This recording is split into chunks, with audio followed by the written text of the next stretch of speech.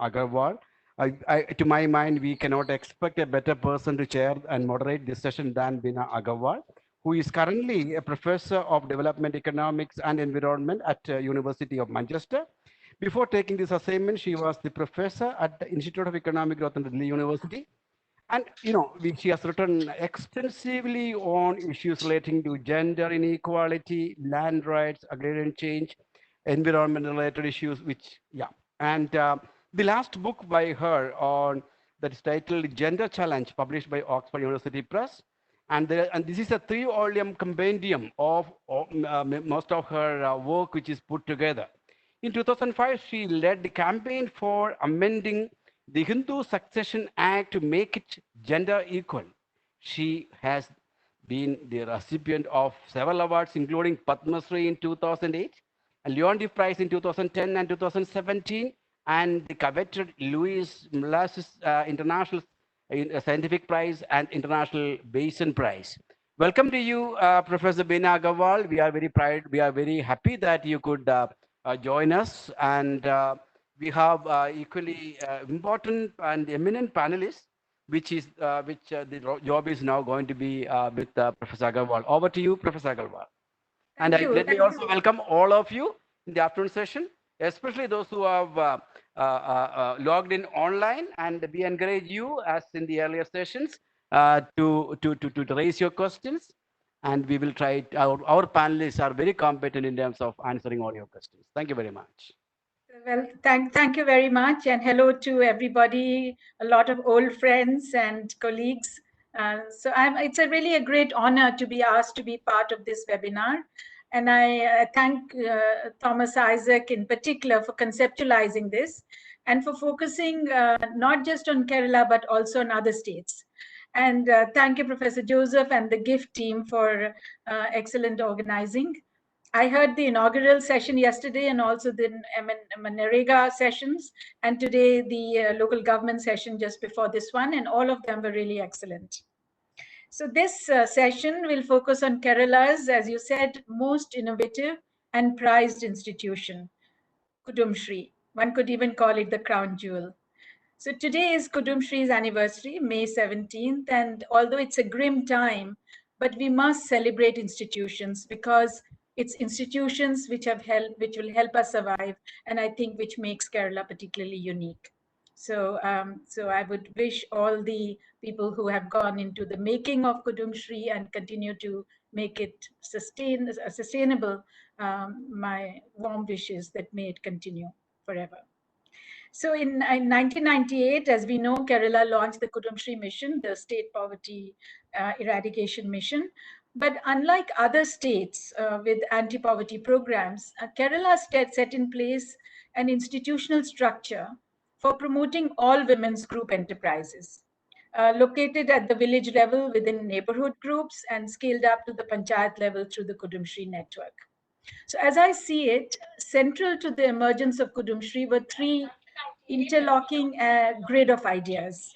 One was, of course, decentralized management. The second was a multidimensional definition of poverty. And the third was a mobilization of grassroots participation through the People's Plan campaign. And as we know, PPC was a mechanism through which the local, left front government sought to involve people in the planning process. I remember Thomas Isaac called it planning up. So participative planning and women's inclusion have been key elements of policy formulation for Kudumbashree and also its group approach. And we know that 10% of budgetary allocation in panchayats has been for the women's component plan, and I think Kerala is unique in that as well. So when in the previous sessions people talk about the importance of solidarity in Kerala's success, I believe people's stake in Kudumbashree is an important part of that. Now, I first visited Kudumbashree in 2011, when Mridul would remember that.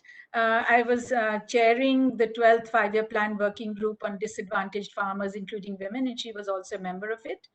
And I was especially interested in group approaches to development and empowerment. and of course decided that we should have field visits instead of making recommendations from Delhi. Sharda Muralidharan was then the ED of Kudumbashree, and she organized visits to meet with several joint liability groups. And I must say, I was very, very impressed because I had been talking for a very long time, for many years, of how important it was for women to pool resources and to cultivate jointly, given how few women own land in India. And even at that time, there were some 40,000 group farms already, and which were really 4 to 10 women come together to cultivate jointly leased land, and they pooled their labor and resources. They borrowed from NABARD, and they shared costs and returns. At the same time, it was clear that there was very little concrete analysis at that point on the relative economics of group farming versus individual family farming. And the Kudumbashree mission was also very interested in such an analysis and were able to fund the research. So I returned later in mid 2012 to do an intensive study to compare group farms with individual family farms in 2 districts, Thrissur and Alleppey. And I wanted to examine a simple question: are group farms more productive and profitable than individual family farms? Do they economically and socially empower women? So with a large research team and with logistical support from the Kudumbashree mission and the cooperation of a lot of people, but I might mention Jagjeevan, Bindu Varghese, Suja Apan at the local level. I collected weekly data, which is a huge enterprise, as you can imagine, for every input and output for 260 group and individual farms, and also qualitative data over 2012 to 14 over these 2 years, and did a lot of interviews with Thomas Isaac, with Sharda Muralidharan, T.K. Jose, Vijay Anand, Mitsa Bakshi, Mridul, among others. And also Manjula, we talked. So what did the analysis show? I was amazed to find that women's group farms had 1.8 times the annual value of output and 5 times the net returns per farm compared to individual family farms. And most of the 95% of the family farms were male managed. And this was despite the fact that women were largely leasing in land, while the male family farmers owned the land that they cultivated. We know that women saved on hired labor, they delivered on contracts, they cooperated in every sphere. And yesterday we were talking about Narega, but it was notable that Narega has been used creatively by many groups, JLGs. They draw upon the program for land preparation on their group farms.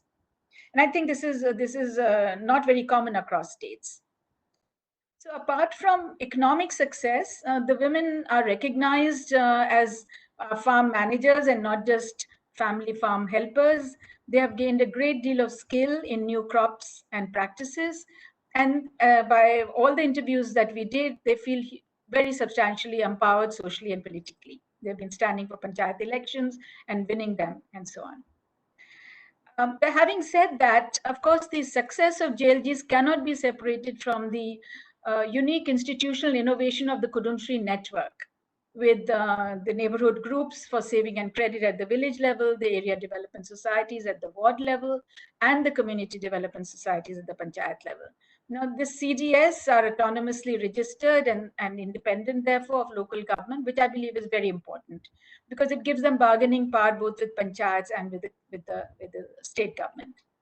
Now, I mention this because there's a lot of discussion today about SHGs doing group enterprises. And of course, this has a great deal of potential, but I do feel that we need to recognize the importance of the institutional spine which is represented by the community development societies.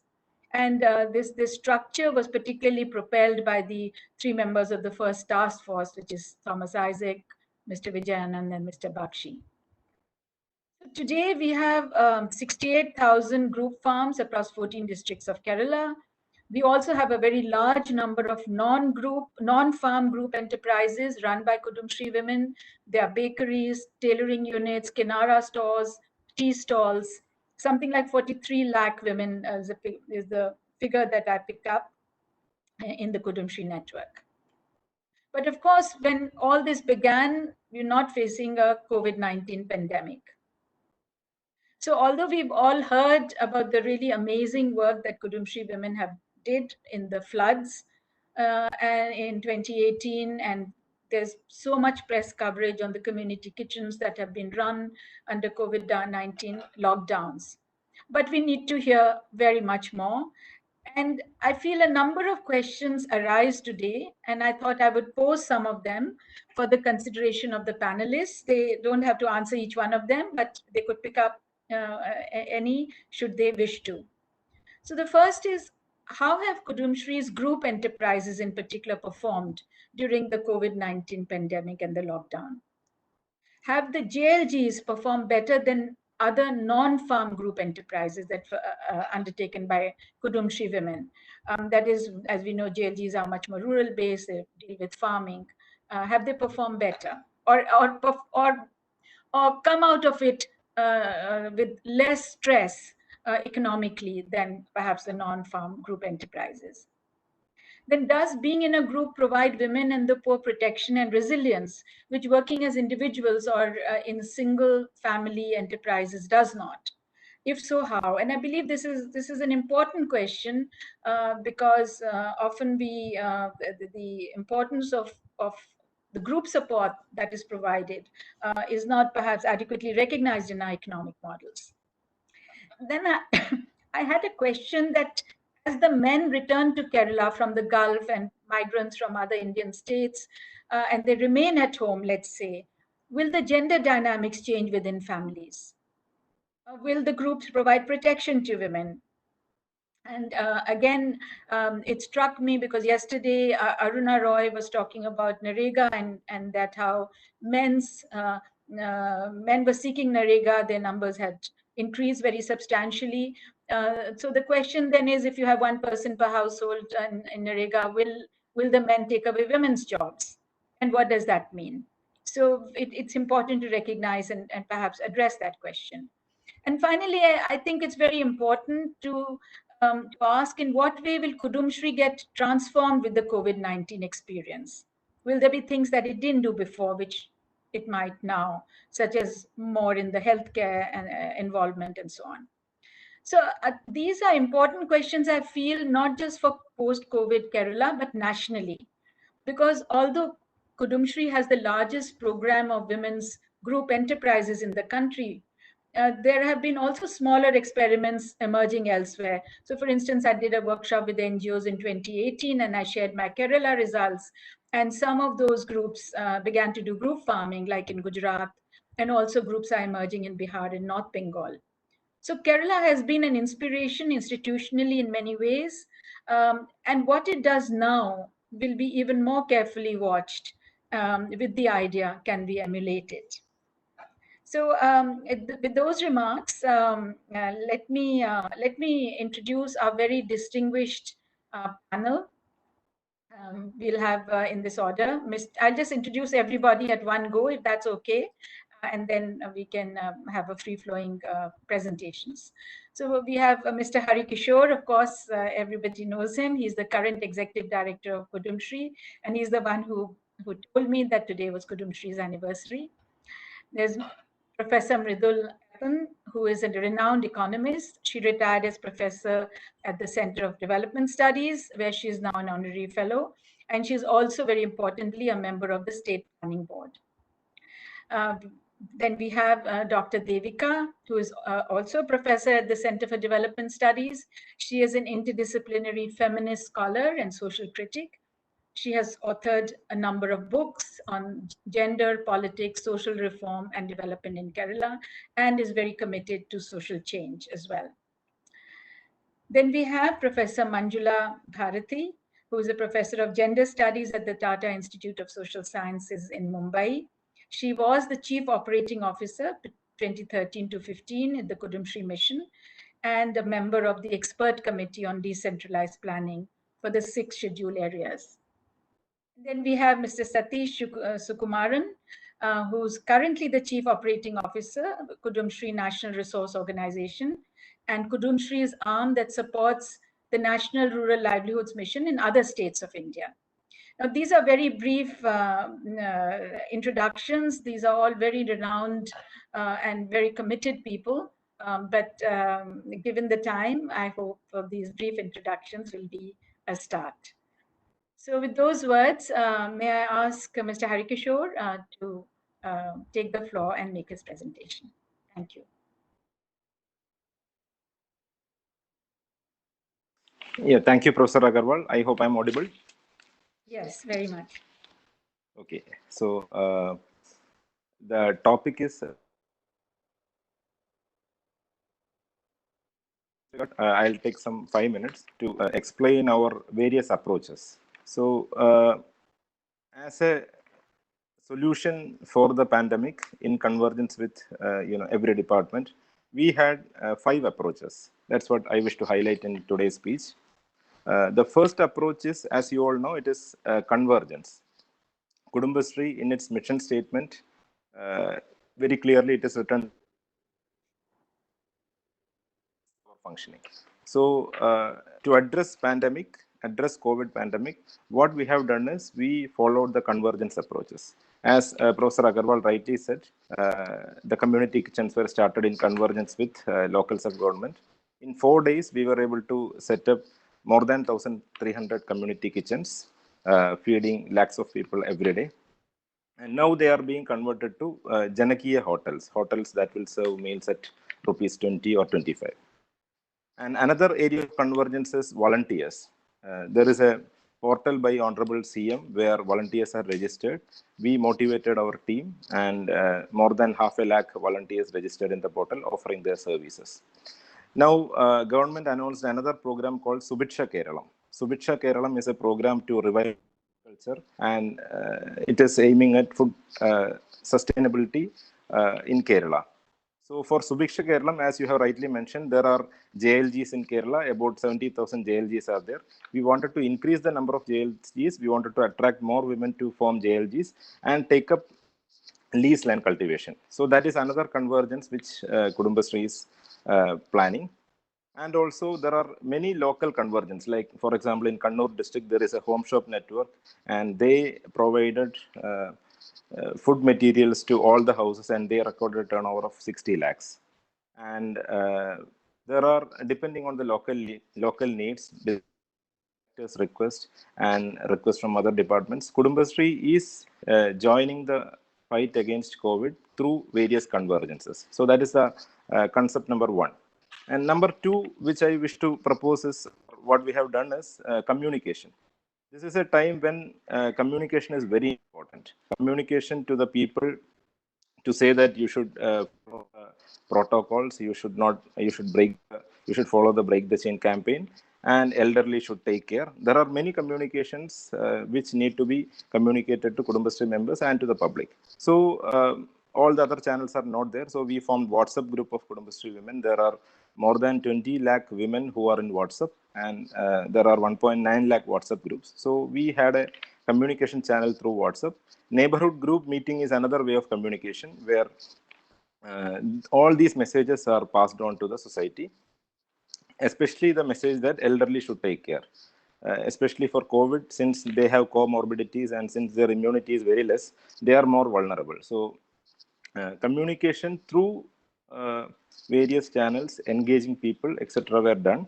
And more importantly, during the almost 60-day lockdown, people were slightly feeling sad and all. So we also introduced engaging people, like online competitions, online creative competitions are also introduced in various districts, even for Balasabha students.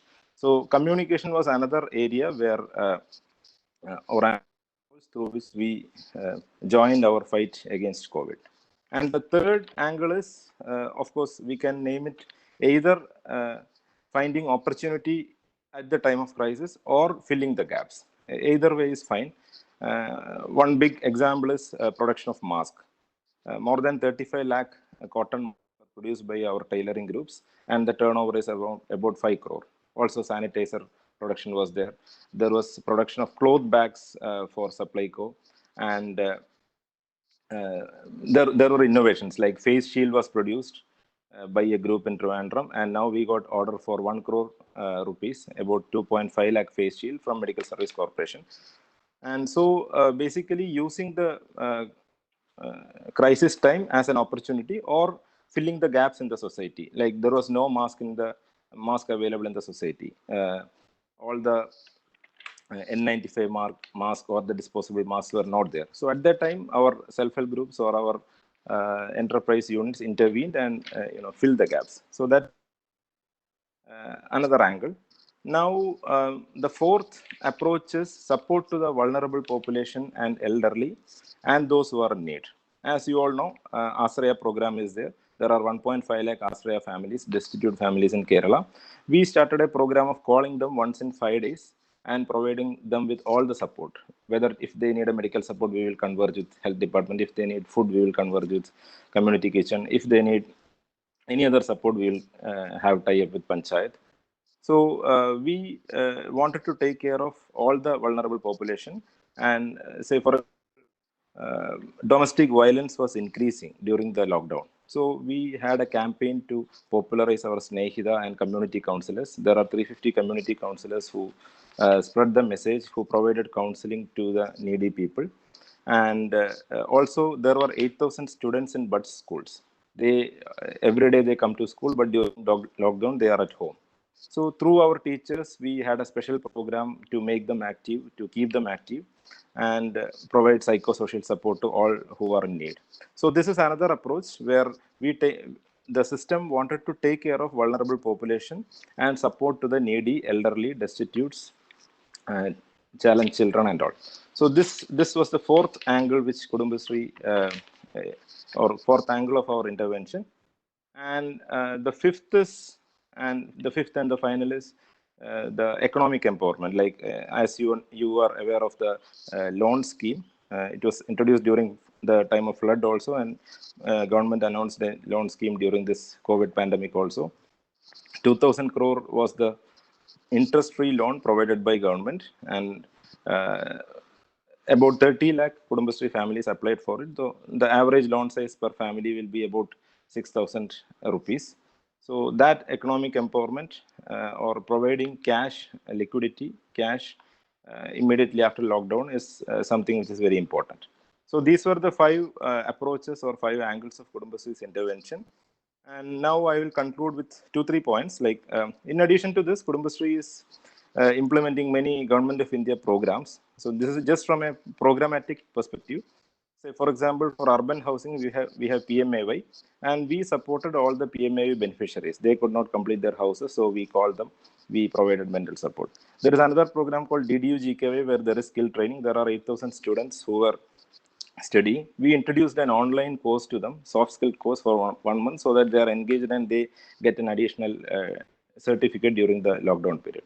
So such interventions were done, and the challenges are also there. One big challenge is neighborhood group meetings could not be held due to lockdown. We tried online meetings and all.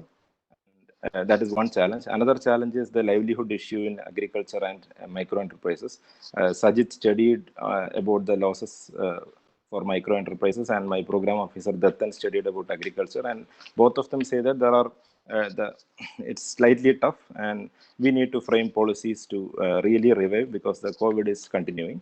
And another challenge is, of course, to take care of elderly and vulnerable population in the coming days. Though there are challenges, yes, we will take it forward. And I'm very happy that the entire process was an empowering process for women. Say, one lady who came to a community kitchen as a volunteer, and she said that, "Ennalum ഞങ്ങളെ വിളിച്ചില്ലേ?" So, which means they are very proud and happy that they are able to contribute to the government, contribute to the society, contribute to their neighborhood during the time of crisis in a small or in any manner. So that active participation and the ability and the fact that Kudumbashree members were active is a real empowerment process, and that is making everyone proud. So these are in nutshell what Kudumbashree is doing. So to summarize once again, one is convergence approach, one is through communication, another is creating opportunities and filling the gaps, another is support to the elderly and vulnerable people, then of course through thrift and credit microfinance. And also there are challenges of neighborhood group meeting There are challenges of our enterprises, and there are challenges in future also. But overall, am I not audible? It's No, you are audible. yeah. So overall, this is the summary of the thought process and the activities which our team is doing, and I'm very proud that we were able to do to the best of our abilities, and it is leading to empowerment of Kudumbashree members and supporting the society in the all possible manner. Thank you very much. Thank you for so succinctly and clearly laying out what are the steps that Kudumbashree has taken and what are the challenges. Of course, underlying each of these very brief points is a huge amount of work and detail, which we don't have time to go into. But I hope at some point at the end of everybody's presentation, you will also tell us in what ways you think Kudumbashree should be transformed in the future, that these same challenges could be more positively addressed. So thank you. And shall we move to Mridul? Professor Shepton, would you make your presentation, please? Thank you.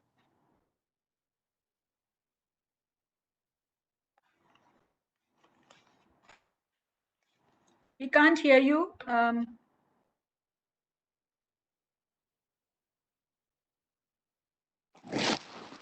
you hear me? Can you hear me now?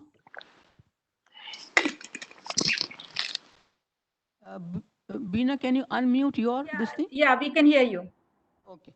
So Thank you. I'm very happy. I'm very happy to be here speaking about Kudumbashree, with whom I have been associated right from the start. Actually, 1998, T.K. Jose made his first presentation in the Center for Development Studies, and we were actually quite fascinated with the whole enterprise. Let me go straight to what I think are the achievements of Kudumbashree, because Hari Kishore has spelled out quite a lot of things, and Beena, you yourself have given us a lot of details. In my view, the biggest achievement of Kudumbashree, together with the decentralization process, which has given reservation to women in the panchayat and other local bodies, is making women visible in the public sphere. That to me is the one big achievement of Kudumbashree. And you see, not only in the public sphere in that sense, in the sense that we used to always talk about the high social development of women in Kerala, but we used to always say that, but they're hardly seen in public spaces. Now we find that definitely this has made women more visible, and which is, I think, a big achievement. Now, of course, they are still not visible late in the night or in some public spaces where we think they should be there. Those are still some hurdles we have to overcome, but otherwise, now they are definitely very visible in the public sphere. Together with the local body members, because, and they have also of course, we are not gone up on the scale in terms of more MLAs and MPs, but at least at the local level, now there are more than 50% women who are members of the local bodies, and many Kudumbashree people have also have won the elections. Now, the second question that I want to raise is, has it empowered women? That's a question which is very often asked about Kudumbashree. Has it empowered women? Now, when I look at empowerment and I look at Kudumbashree and I look at what's happening on the ground, I really adopt Naila Kabir's pathways to empowerment. I think that's the way we should have to look at empowerment.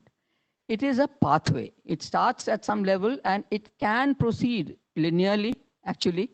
If necessary, it can proceed to a much higher level, to the transformation that we are talking about, or it can stay at a certain level, and then, of course, we have to work hard to make it go to the level we want it to go to. So this individual empowerment, there is absolutely no doubt that has happened in the Kudumbashree members. At the individual level, that they are empowered, more self-confidence, they can negotiate with people, they can negotiate with bankers, they can negotiate with the government departments, they can negotiate with bureaucrats. I mean, absolutely no doubt about it. They can come to public meetings and speak. So there has definitely been an individual empowerment that has taken place. Now, have we challenged the unequal gender relations? Now that, of course, I feel, to be fair, it's not just the task of Kudumbashree. There are many more programs going on by the government where we are trying very hard to do that. What we are calling the gender awareness programs, sensitizing people, doing things which women are not supposed to do, men doing what generally women do, trying to change gender roles. With a whole lot of programs, the government is trying to do that. And what Kudumbashree and we are actually working towards is how do we democratize the household setup? How do we make the household more democratic? Because all said and done, everything springs from there. You see, the spillover into the hierarchical structures in the social and political institutions really take off from the way things are organized within the household.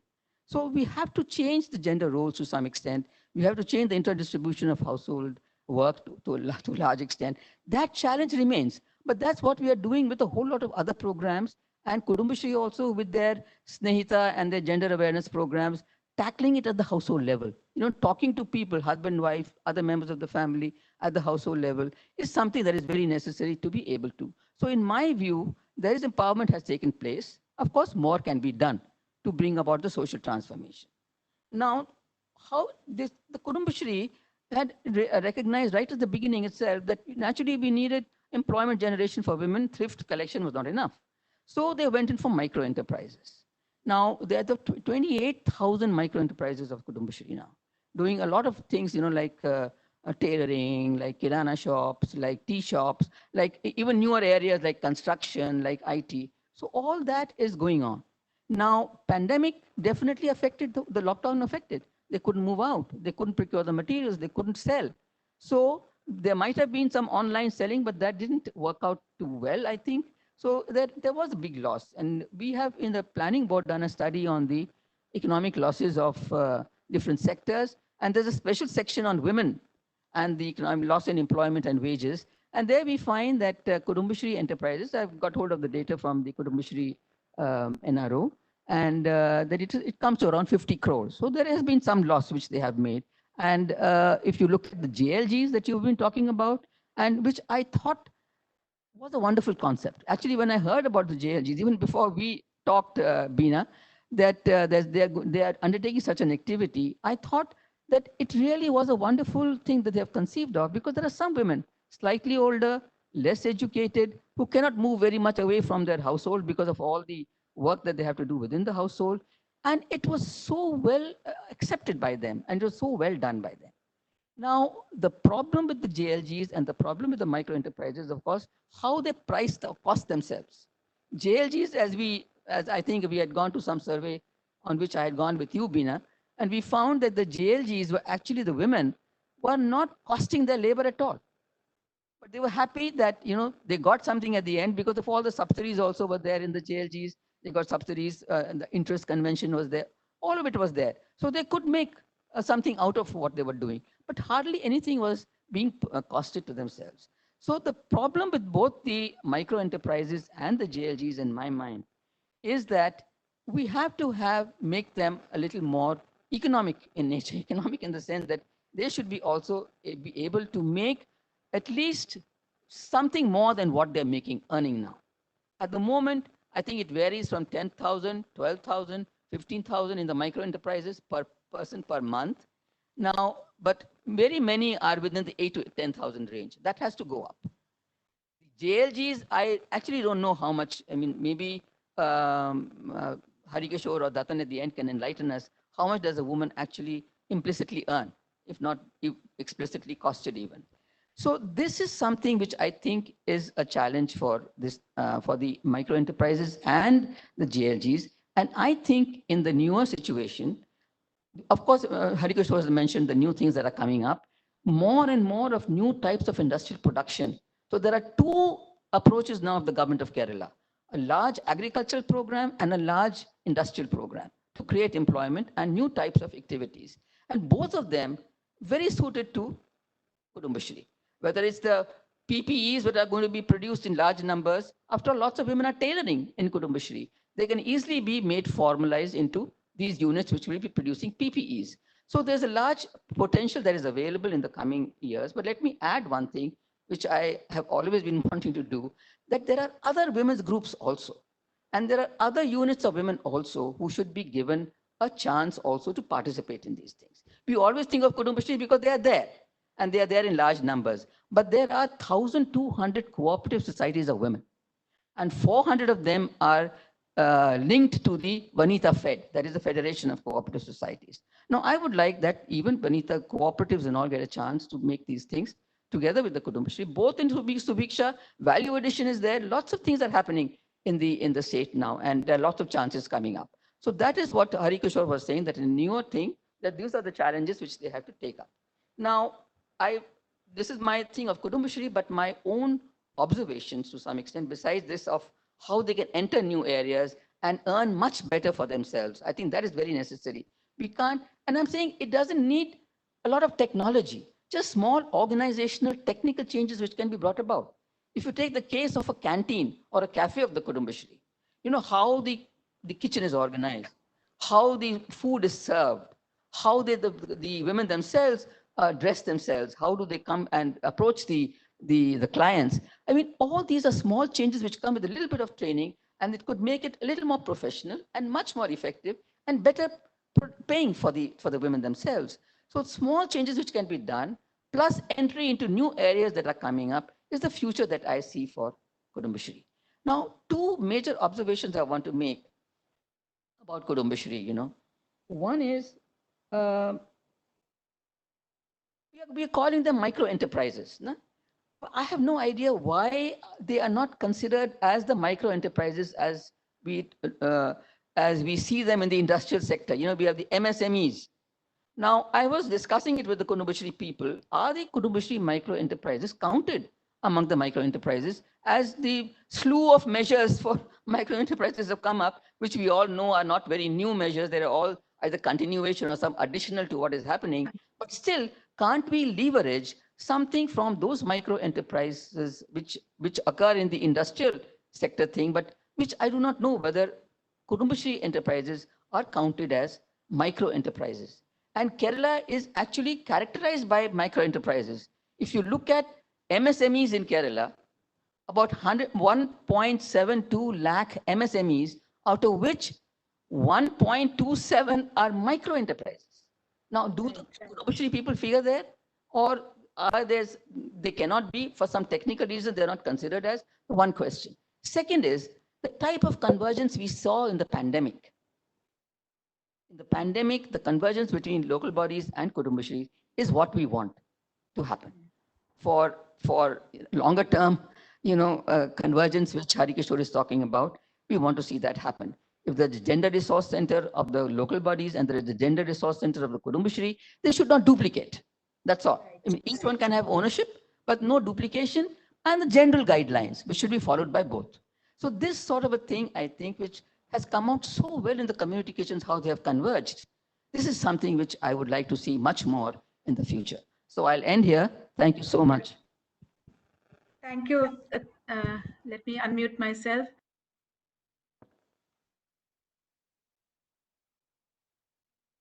Ways forward. I just thought I might add a couple of things from what you'd said in terms of the impact of Kudumbashree on empowerment, because among the things that constantly came up in the JLGs when you talk to the women farmers was that now they were skilled and knowledgeable, and they were recognized as skilled and knowledgeable by the community. And people actually talked to them about new crops because they had been trained. And I think this is very important in terms of how they see themselves in the public space. The other thing which was striking was that if women were absent for some reason and they couldn't contribute labor, I'd asked, well, who contributes instead?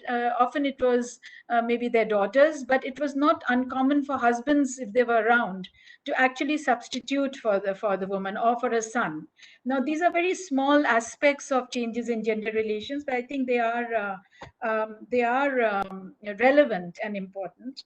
And it struck me while you were speaking that among the new things that could be done were, like, for instance, there's quite a lot of mechanization now in agriculture, and repair workshops. Women could serve as do organize repair workshops of their own, much more agro processing, and so on. But anyway, these are important ideas to take forward. And thank you. So if I may request Devika to make a presentation.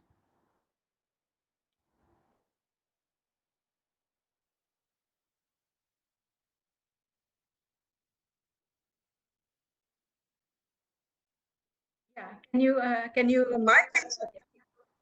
good to see you. Yeah, okay. Can you hear me now?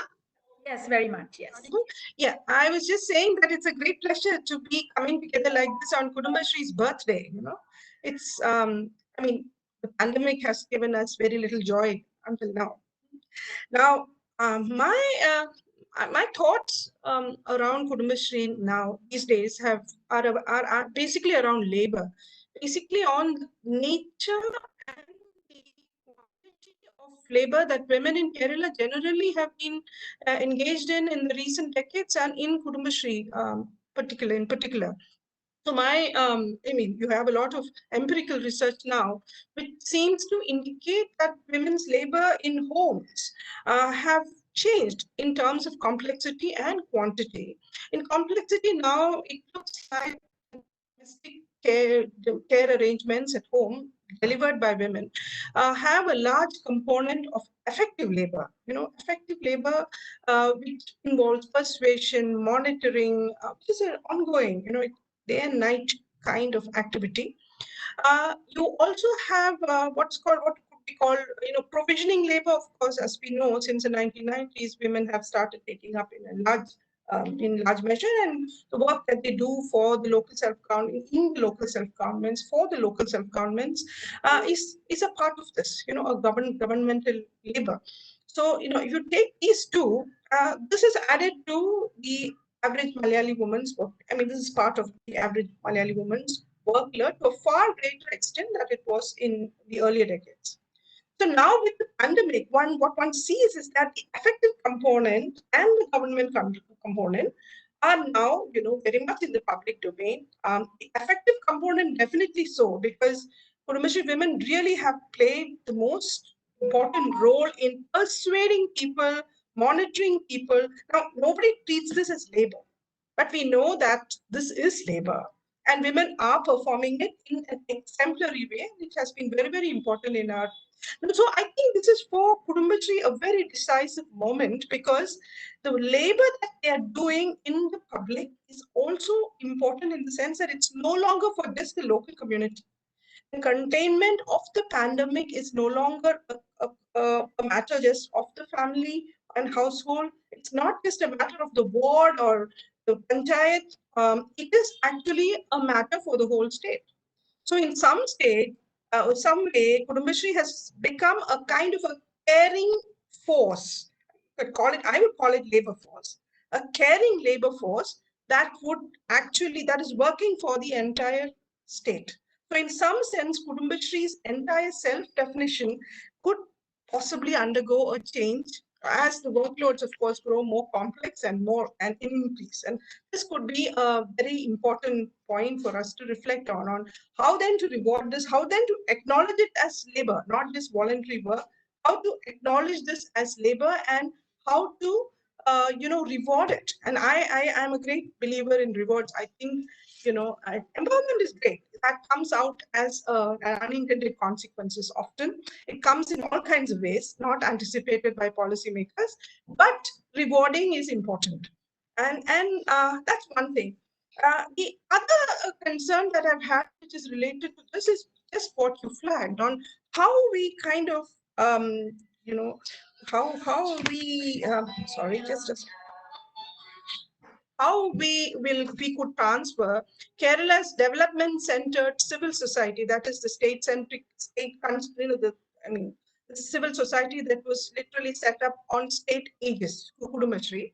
How do we expand it? How do we actually transform it into a body that can actually address the emergent challenges of the new millennium, which we all know is the frequency with which development emergencies have been developing.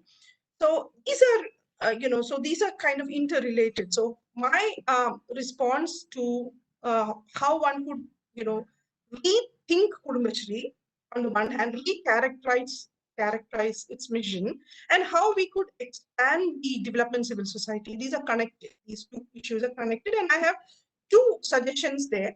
One, of course, that we expand the development civil society by bringing in more sections. Now, Kudumbashree, as we know in Kerala, is really the default public life option for a very large number of women. In fact, married women in Kerala, the average married woman in Kerala Kudumbashree is the default public life option. But that's for married women. Now in Kerala, however, the women who, I mean, younger women, for example, are really a group that is crying out for government attention. They are disadvantaged in many ways. They have much lesser opportunities, not just in employment, but also in public life. They have no voice in that sense. They have very little voice. And they're seriously disempowered by our ever resilient social conservatism. Kerala, for all its fine talk about development, is an extremely conservative place. And this falls mostly on young women, actually. And uh, and therefore, I think the next step that Kudumbashree should take in this direction of changing itself is to reach out to young women and get them, basically bring them into this whole work of public development, this popular development work that we desperately need in when we want to manage development emergencies. So focusing on young women may also be useful to at least partially overcome significant and dangerous kinds of polarization, social polarizations that we have been seeing lately. I mean, Kerala is not the Kerala of 1996. The kind of social polarization that we are seeing now is much more dangerous and virulent than it was when in the heyday of People's Planning Campaign. So focusing on young women, however, might be a way, at least partially, to overcome this kind of polarization. That might bring back development as a ground on which we can build social consensus over and above all these differences. Then see, and I think here we get really bold and take all kinds of calculated risks. And for example, the tribal Kudumbashree, and the Kudumbashree is already doing, responding to, the complexity of society around it. For example, Kudumbashree has a tribal initiative. I mean, it has set up groups for senior citizens, for men, and so on. So, I feel that kind of acknowledgement of the diversity within Kudumbashree that is developing organically should be pushed with a little more conscious planning and take calculated risk. So, for example, the migrant workers coming to Kerala are not laborers, and they're sometimes public discourse is very unkind to them. Uh, but we all know, I think, I'm sure we know that these are people coming with real skills, and sometimes they have very good farming skills, for example, just one of the skills that they have. So, is there some way we can think about, you know, drawing those skills? Is there an appropriate form of mobilization that Kudumbashree could possibly think about that can actually draw the real skills of migrant workers to our system? And if they can be connected into our development network in some kind of a win arrangement, of course, that's a difficult task and it needs a lot more thinking and imagination, and of course, the language barriers to start with. But I think that's the direction we should be thinking on, all these different things. Now, Kudumbashree's tribal initiatives could actually be turned into, a different kind of a Kudumbashree for tribal areas and future for example, the priorities of ecosystem people are significantly different from others.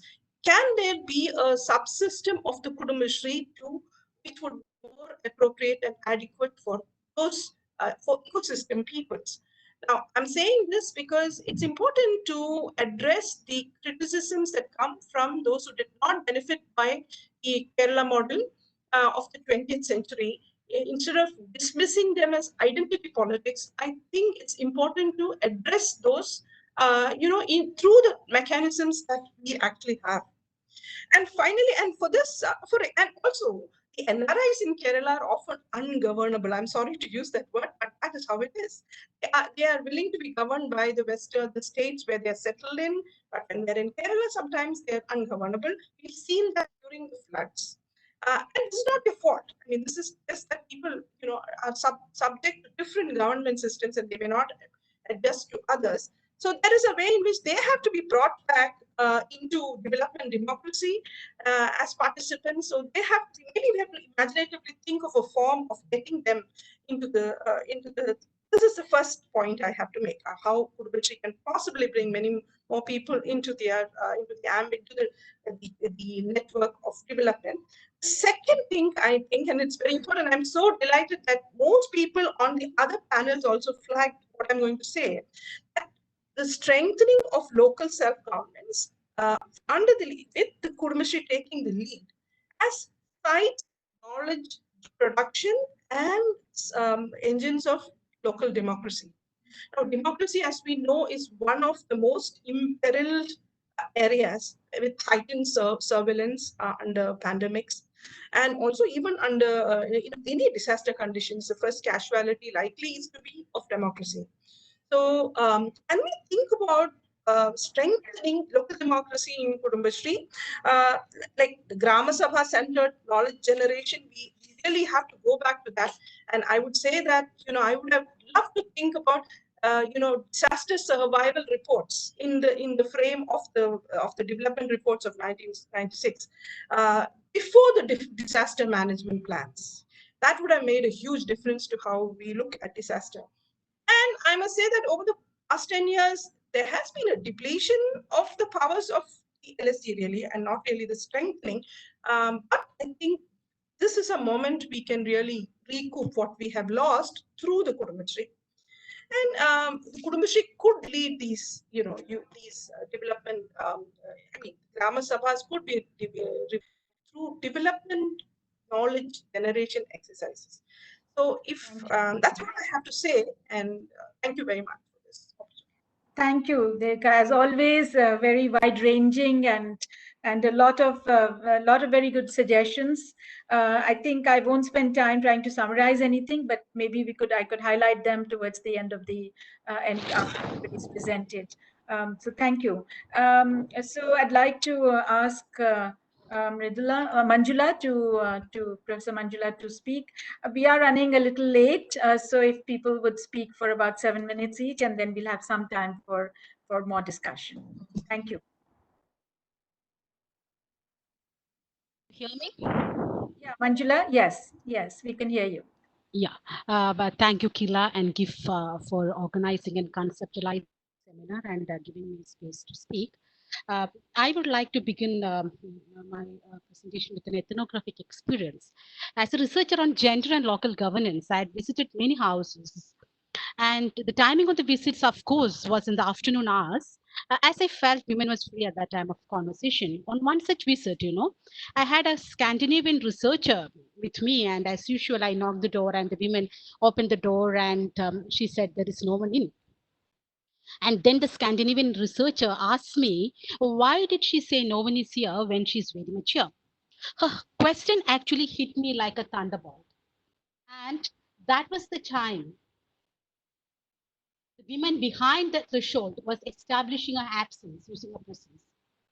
I would like to state that it is this phenomenology of absence women live through the explicit and implicit form make women internalize the invisibility of the self and subjectivity.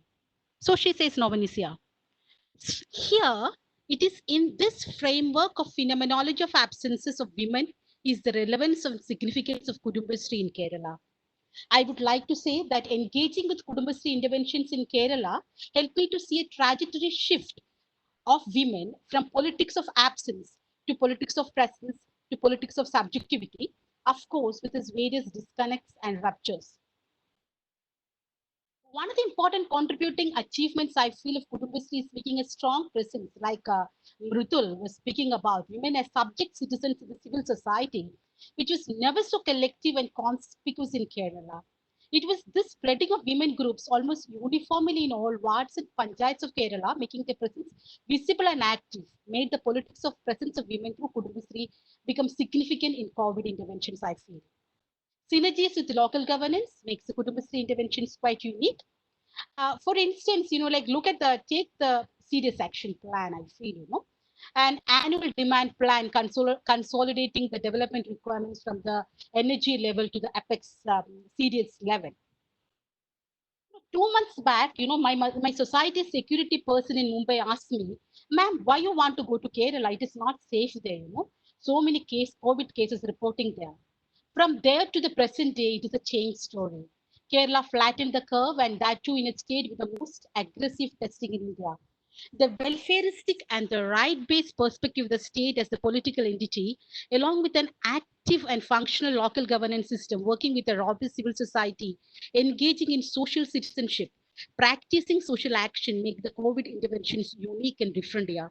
It is here the spectacular intervention of Kudumbashree women during the COVID-19 becomes politically and socially significant, and I feel them as subaltern counterpublics that facilitates gendered citizenship towards a deeper and fuller participation in governance issues. For instance, look what ED, Mr. Hari Kishore of Kudumbashree, spoke in his presentation of nearly, 1.9 lakh WhatsApp group among nearly 3 lakh energies for information dissemination in COVID-related issues, community kitchens, Janagiya hotels, working more in rural areas than in urban areas. A remarkable way of institutionalizing the food supply to the most needy in the COVID times, especially to the migrant laborers and the destitute families and to the elderly people. The intervention of Kudumbashree is one of the reasons for our state interventions to be acclaimed as effective with care and compassion in one of the most depressing times of the history. This Kudumbashree could be viewed both as a framework of analysis and methodology for assessing political changes through a gendered lens in the post-pandemic times. One such could be, I feel, my suggestion to look at the serious action plan which I had mentioned before. I think it is good here to reimagine the serious ADH energy action plans as micro, meso, and nano plans towards effective and quality operationalization of micro level plans of Kudumbashree in synergy with the local government towards the quality interventions in the post-pandemic times. And this actually needs to institutionalize as a unique demand-driven plan, which now I know is mostly a mechanical, quite mechanical, demeaning its organic demand-driven role. And another one which I really want to look at the gender-based violence and then the crime mapping. With 90 countries in lockdown and nearly 4 billion people, I feel, now at home, so the protective measures, the question of gender-based violence is discussed much, and UN Women reports that, like there is a 30 to 40% increase in places like Singapore, America, Australia, I think so. But India too, the domestic violence shows an increase. Even, like we have KISS as helplines, I call, and it has seen a spike in calls almost every day. So it's the case in Kerala. So the deeply entrenched patriarchal values I feel in Kerala, and which is so much coupled, with moral policing and the panoptic gazes in the present day restrict the presence of women, and it is important to look at as the main sides of GBV. And Kudumbashree plays a critical and pivot role in preventing and responding to GBV. And we can see that how can we use this 2 lakh WhatsApp groups now being started to fight the COVID-19. And also, I feel we have to relook the crime mapping interventions of Kudumbashree, which started at the local level. I do feel that more than a mere crime detecting process, crime mapping need to be envisaged as a pedagogic exercise aimed to bring in a critical consciousness among women at the regional level and to engage them and address with multiple forms of vulnerability and enabling them to resist the formal and with the formal and informal institutional structures and collective. And Thank you. Kudumbashree and other formal, informal structures is quite important in that. And the other one which I feel about the Kudumbashree intervention is about looking at the present phase of Kudumbashree and its active engagement in the most vulnerable by providing care interventions. Why can't we think about institutionalizing this in the post-pandemic phase, other than Austria and buts, to make the care economy to become visible face of the local governance? I feel the standard measures of productivity should not be applied here. Care of the children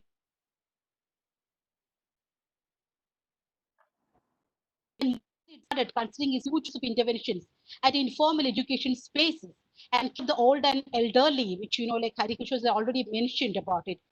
And then about why can't we think about institutionalizing this interventions and and then most importantly I feel the interventions among ST belt, the most marginalized communities in Kerala, and how to make flagship program of Kudumbashree, the sustainable tribal development, as like to make more institutionalized interventions exploiting the presence of Kudumbashree in all the nooks and corners of India. And Thank you. this phase of the care economy, where Kudumbashree can take the leadership role and can make the market speak about compassion and care, along with money and unusual language, but very apt for a state like Kerala, which is highly acclaimed for the public actions and social reforms. So to conceive and perceive energies as nano care units in the local governance in expanding spaces of care economy, utilizing the training components of Kudumbashree. So I had, and I feel, the other one is on IEC interventions. So Kudumbashree, I feel, can thus be a humanitarian phase of the new economic thinking, efficiency service delivery, which needs to be characterized by a philosophy of participation, inclusive democracy, and communitarian perspective at local level with care and compassion, and giving more importance to the care economy. Sorry,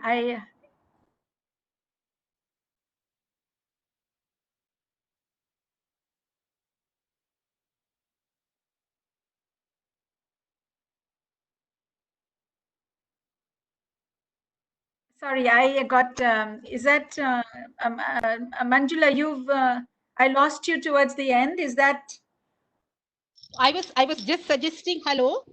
Yes, so, okay, the last bit I heard. I think maybe we can come back because we are just running a bit short in time and we have Mr. Sukumaran to speak. Can you hear me or no? Hello? I think you may request Mr. Sukumaran to start in between. Yes, Mr. Sukumaran, could you make your presentation?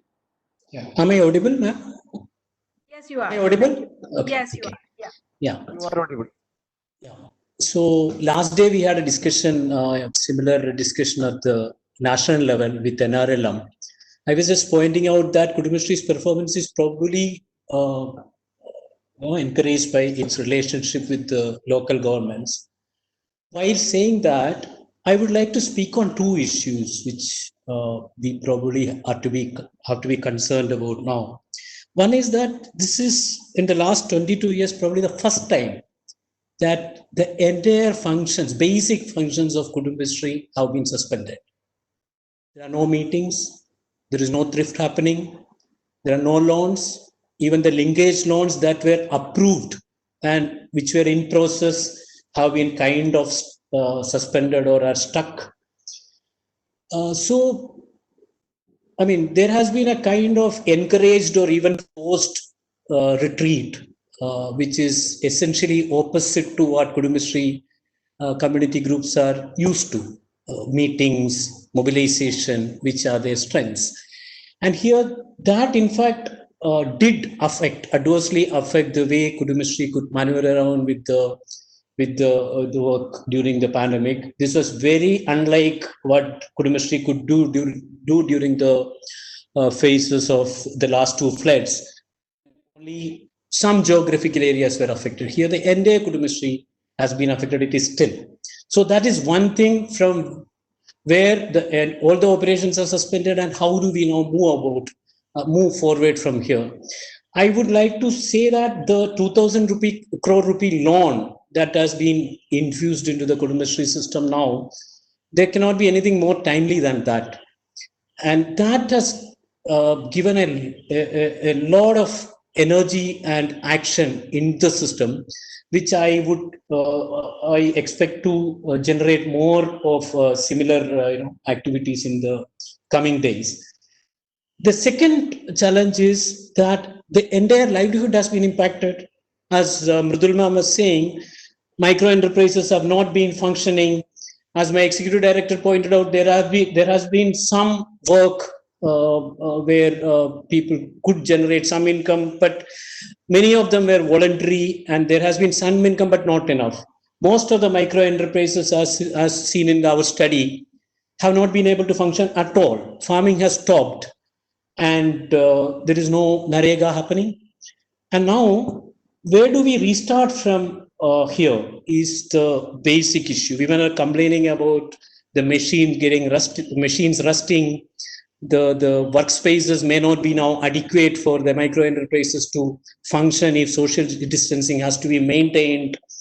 There are serious threats to specific segments like barber shops and beauty parlors and restaurants, Cafe Kudumbashree, etc., where there is going to be a lot of future uncertainties in resuming operations and also reaching a scale which would bring them enough income.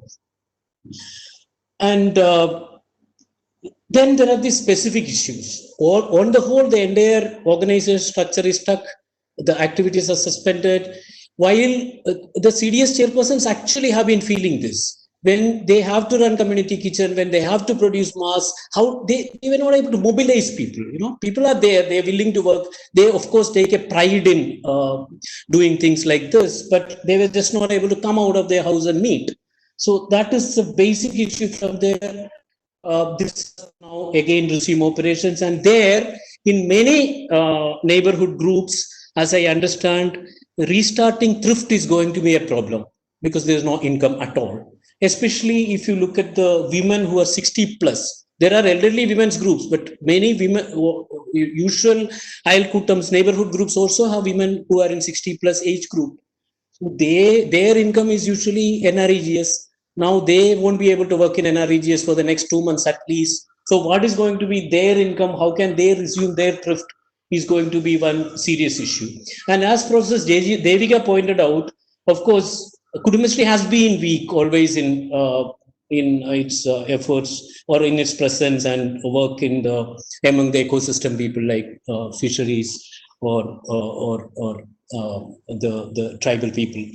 But here now, let me put it as natural dependent livelihoods. When you think of resuming operations in natural resource dependent livelihoods, I think the specificities of the problem will require more thinking and more kind of innovative approaches. So I would conclude by saying that we need to find ways of our organizational activity.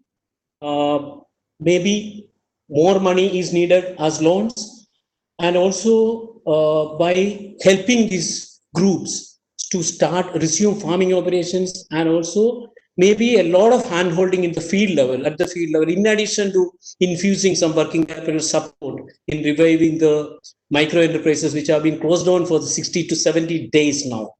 And also a special focus on women, and their integration with NREGS becomes very critical, and another special focus on ecosystem people and natural resource based livelihoods. Thank you. Thank you. We are running a bit late. Do we have any time for questions? One or two questions, Professor Joseph? We have a few feedback coming in from the YouTube. Let me share it with them. Okay, please. Yeah, I thank first of all those who have complimented. Many of them have complimented Kudumbashree for the timely initiative, which of course Kudumbashree actually deserve. Now I thank all of them for that. But now I come with the specific questions. One question is Ravindran has a concern. Okay, in the field of animal husbandry, milk production, in sphere of producing eggs and meat, the presence of Kudumbashree is rather limited. That is it not? That's what he's asking. Now, Thangam Arun, incidentally, our chairperson's colleague from Manchester, he's asking how to enhance the earning potential of Kudumbashree members. In the thing, he is inclined to believe that the current level is lower. Thangam Arun. Yeah, again, he's in Manchester now. Yeah. Oh, he was. Yeah, he is in Essex. Sorry, he was in Manchester. The question is how to raise further the Kudumbashree members' earning potential through more professionalism in developing work strategies and implementing them. Ajit Chako would like to say that more than addressing the immediate financial and physical livelihood concerns of families in the post-COVID and facilitate mere spending by availing post-COVID small loans, what measures can Kudumbashree take so that neighborhood groups bring in huge social economic transformation, economic revival and reconstruction by availing medium or long-term loans and invest them in more productive purposes? These are the kind of immediate concerns. Yeah. So shall we take these and then we'll have some other comments. Yeah.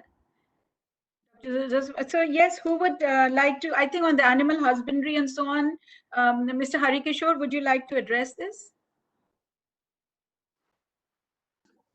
I Yeah, think he Dr. has Agarwal, lost connection. yeah, Ah, I okay, lost the he's there. connection in between, Yeah, and yeah. so I missed the question. What was the question? This was about animal husbandry, the potential of milk production, egg production, animal husbandry. That Kudumbashree doesn't have a huge presence here. So, do you have any comments on that? Has it ever had a huge presence We are in this? already Because 15 minutes late. animal husbandry is very labor intensive. So, has it ever had a huge presence? Yeah, we have two types of livelihood. One is farm livelihood and other is non-farm livelihood. All the micro enterprises are coming in non-farm livelihood, and animal husbandry is a program under our farm livelihood program where we have JLGs on one side and animal groups doing animal husbandry on the other side. Uh, since last I think 5-6 years, we have programs like Kshira Sagaram, Aada Gramam, and recently we have Kerala Chicken, where we are trying to focus more on animal husbandry. The fact is, one, more subsidies required in these animal husbandry programs. So that's why, because of fund shortage, it is not coming forward. But as you know, with the convergence of local governments, where there is a mandate of livelihood for local government, and through the convergences, yes, we can bring in more programs for animal husbandry and for self-sufficiency in animal husbandry sector. And I would like to highlight the fact that most of the families, most of the women wanted to use this sector for their livelihood, because it is very easy for them to do part-time job, and their mobility is also not much affected. They need not travel long, and they can earn good income also. So yes, it's a focus area for us. So, and the other question, because everybody has had already, I think Mridul, Devika have all made suggestions on increasing the potential, earning potential. So did you want to add any aspect or any on earning potential? Because I'll summarize what the others have said. Already overshot by 15 minutes. So I think Okay, so let me make some concluding comments in that case. So first of all, the kind of pessimism which was in some of the remarks, for me, looking from outside into Kerala, I feel that last in 2018 there were the floods, and there was a there was a comeback. There was resilience. So the kind of pessimism that Mr. Sukumar and others have expressed on Kudumbashree, what's happening now the past 2 months, would the experience of the floods not give us hope of resilience? The second thing I wanted to say was that what struck me, because Mridul and Mr. Sukumar had both mentioned the losses that had been made. But when I was looking at Kudumbashree's reports, I was very struck by the fact that the JLGs, only 12.6 or 7% of the JLGs, in fact, made substantial losses, and all of the others, although they didn't earn as much as they could, actually survived. And for me, that was if 87% of the JLGs who wanted to, who were harvesting in the Rabi season, could actually sell their crops, including vegetable crops, I thought that was a remarkable achievement. So I see on the other side of the coin, really, and it seems to me that the issue of convergence, which Mr. Harikishore mentioned, and also others mentioned, is very key here, because in that report that Kudumbashree has produced, the JLGs were able to sell locally to local supply chains, as well as to the community kitchens. A lot of them sold to community kitchens or donated to kitchens. So there was a convergence between the women as farmers and women as contributors, huge contributors to the pandemic effort. And it meant that they didn't lose their crops. If you look at northern India, farmers were throwing away their vegetables and tomatoes and so on, because they had nowhere to sell them. Whereas here, because of the convergence, you could use that produce. So for me, that was also very striking. And the third was, I was wondering whether this is not perhaps the time to rethink transformation of food systems. There is a lot of international discussion now on agroforestry, agroecology, and Devika and Manjula had also mentioned, bringing in other systems of knowledge, tribal knowledge into as both as systems of knowledge, but also as ways of including them and bringing them an income, I would imagine. And then everybody's talked about the need to transform towards new enterprises. So some of these would be upgrading existing enterprises rather than calling them micro enterprises. But otherwise, it could also mean modern skilling. They've been so innovative so far, Kudumbashree women. So whether it's agro industries or it is mechanical equipment, perhaps the younger women, which Devika was mentioning, might be more interested when it requires technical skills. They're educated, they would have gone to college, and they would have many more technical skills, IT related skills. So perhaps that's the direction in which we might want to think of future occupations for the next generation of women, both who are in Kudumbashree, but also the others that Mridul reminded us, that there are also women who are not in Kudumbashree and who are parts of cooperatives who need to be drawn in. So I think there's no way I could cover this very rich discussion. It will go on, but I want to thank all the participants and speakers. Thank you very much for Mr. Harikishore, Mridul, Devika, Manjula, and Mr. Sukumaran for this. And again, thank you, Thomas, for organizing this, for inviting me to be here. And also thank you, Professor Joseph. Yeah, thank you, Professor Bina Agarwal and the wonderful team for such a what is called a remarkable deliberations. You brought so much, and I think it's a great birthday gift to Kudumbashree. I don't think that you could have done better. Thank you very much. I gave you tacitly 10 minutes. You took 10 more minutes, but it's okay. Okay for Kudumbashree. No problem. We started 5 minutes late. Really? So But women are very good at keeping time in this way. No issues. No issues. You did a wonderful job. No issues. No issues. Thank you. It's after all for Kudumbashree. No issues. Thank you. Okay. We will start the next session. Yes. Where is Dr. Ken Herla? He's learning from there. Okay. Yeah. Okay. Thank you. Okay. Next is going to be the most important session. In fact, that is what is going to make Kerala the what is called the real stories from the battlefield, as it is rightly titled. These are going to be the real world experiences coming from the world, which is going to be shared by none other than Professor K.N. Harilal. K.N. Harilal is currently the State Planning Board member and also professor at Center for Development Studies. And, he has been associated right from the mid-90s with the Professor Thomas Isaac. They were the big team making big changes in Kerala with respect to what is called people's planning process. Okay. I'm sure Professor Harilal is there. Hello. Yes, You heard all what I said? Yes. I'm Okay, here. okay, then it is over. I know that you must have been waiting. So thank you very much for joining, and welcome to all of you, the panelists. And some of them are recorded, and we are going to have reflections on the session by Dr. A.V. Jose, our former director and honorary fellow honorary professor at the GIFT.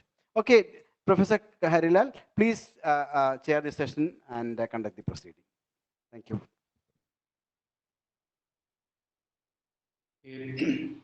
Good afternoon, everybody. I'm very happy to join all of you. I've been listening to many of these sessions. I missed only 1 or 2 sessions. Now we are reaching the fag end of this 2-day webinar. But as Professor Joseph rightly said, these 2 sessions are going to be very important, because we are going to listen to presentations from the battlefield. The real leaders of Kerala's fight against the pandemic will be making presentations. Yesterday, I had an opportunity to speak to Mr. Panikkar and Tulasi teacher. In fact, I contacted them to clarify some doubts. Both of them were very busy doing the work related to the fight against pandemic. Teacher was very busy arranging an institutional quarantine center in her panchayat for 20 people. She was explaining how she was trying to buy beds and other things which are required for the quarantine center. And Mr. Panikkar sir, we call, he was busy in an accident site. There was an accident in his panchayat, and he was attending to problems related to that accident, funeral, etc. So we are going to listen to these people, and therefore, I don't think I should be making a long presentation. I will be very brief. I'll just highlight one or two general points. First of all, I should thank. Introduce Panikkar and Tulasi. Who are they? Introduce. Tulasi teacher is the president of the Gram Panchayats Association in Kerala, and Mr. Panikkar is general secretary of the Gram Panchayat Association. In fact, no, they are running the battle, running the show in their respective panchayats. But apart from that, they also guide us. They also guide the state government regarding policies, regarding our circulars, regarding orders, negotiations with the finance department, finance minister to get their due share. All these things happen, and they lead from the center as well as at the battlefield. Now, coming to my brief remarks, first of all, I should thank Professor Joseph and Dr. Joy for giving me this opportunity. This has been a wonderful webinar, and one major contribution of this webinar will be that it will help us establish the role of local governments in disaster management. I remember many sessions on disaster management that happened in government and in the planning board before 2 years. In fact, there were only casual mention about local governments. The administration was not ready to really acknowledge the importance of local governments in disaster management. But that perspective changed with the floods. I believe that a lot of discussion on the role of local governments during the flood disaster might have happened earlier. I'm not going into the details. But see, the local governments were taking over the responsibility of managing the flood situation. And they have automatically become center of coordination of all activities at the local level. Officially, in the disaster management plan, they were not there, but they were in the center of all activities at the local level. They were coordinating, in fact, all agencies which were involved in the disaster, like line departments, various agencies like Kudumbashree, and the district planning committee, district administration. If somebody had a problem, they will be immediately contacting the local leadership, local panchayat. So they sort of establish their role in disaster management during the floods during the last 2 years. After the floods, in fact, there was no doubt about the role of local governments. Everybody agreed that they will have to play the key role at the local level as coordinating all agencies in managing disaster. So when the COVID pandemic broke out, See, there was no debate on this question. Nobody was contesting their role. Automatically, all agencies sort of accepted the leadership of local governments at the local level. But no, probably from the discussions that had taken place here, this is not very well recognized at the national level. This seminar probably will help us establish this role, because it's very important from the point of view of national level policies. The Disaster Management Act and other aspects at the national level will have to be corrected. The local governments will have to be given a very important role in the Act and other related instruments. And it's also important to consider local governments in the devolution of resources in managing disaster. SDRF and other funds, and also the Finance Commission now. When the Central Finance Commission award is given, the role of local governments in disaster management will have to be recognized. Now, I have only one more point to mention here. That is about the future role waiting the local government. In fact, many of the local government leaders, and of course the government is also aware of this, it is too early for us to celebrate the achievements of the first and second phase. We have done quite well during the first and second phase, there is no doubt about it. People are appreciating this from abroad, from the national level, within the state also. The fight that we have done during the first and second phase, coordinating all agencies in the government, including local governments, that is being recognized. But we should be also aware of the fact that the job is remaining. It's not even half done. The days coming are really going to be challenging because the non-resident Keralites are coming back in big numbers, and we have the problem of a high proportion of vulnerable population, and we will also have the problem of the guest workers coming and going.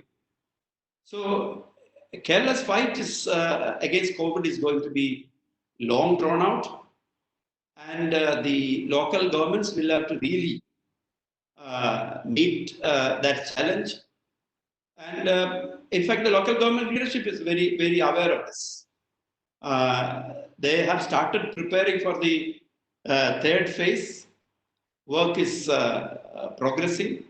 But along with that, as Dr. Isaac was mentioning in the opening session, the flood is going to come. Monsoon is coming. Pre-monsoon preparations work is in progress in local governments. Apart from that, we should also be expecting a flood kind of situation this year.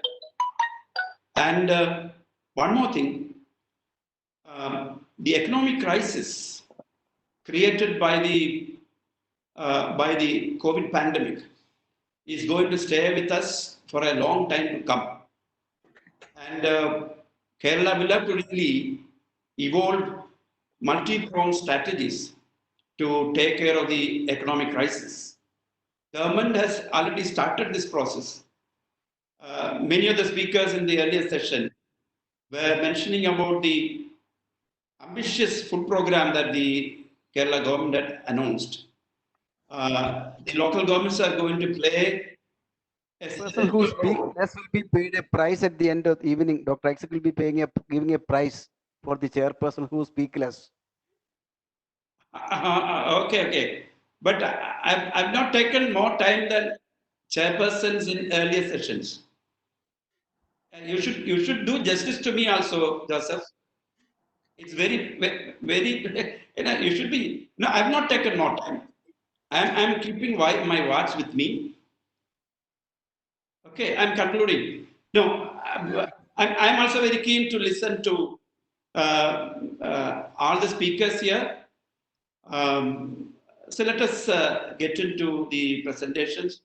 And in fact, I might have taken 1 or 2 minutes more, but I thought no, many of the presentations here are recorded presentations. The organizers would have arranged those presentations in such a way that we have enough time for discussions. Sorry for taking more time, Dr. Isaac. No, please, you should take a lot of time at the end. No, you should take. Sorry, I didn't want to disturb you. It's okay. Let us get into the presentations. No problem. I know it.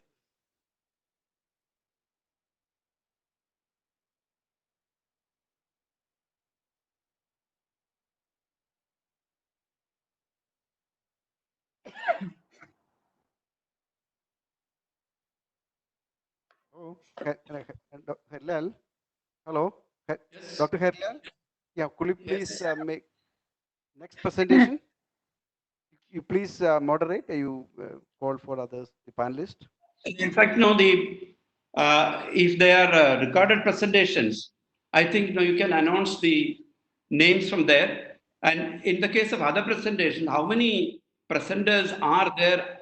I don't know. So you can allocate time. You can allocate. There are 7. Dr. Advocate Sheena Sinal Kumar, President. Yeah, please put it up. Presentation. It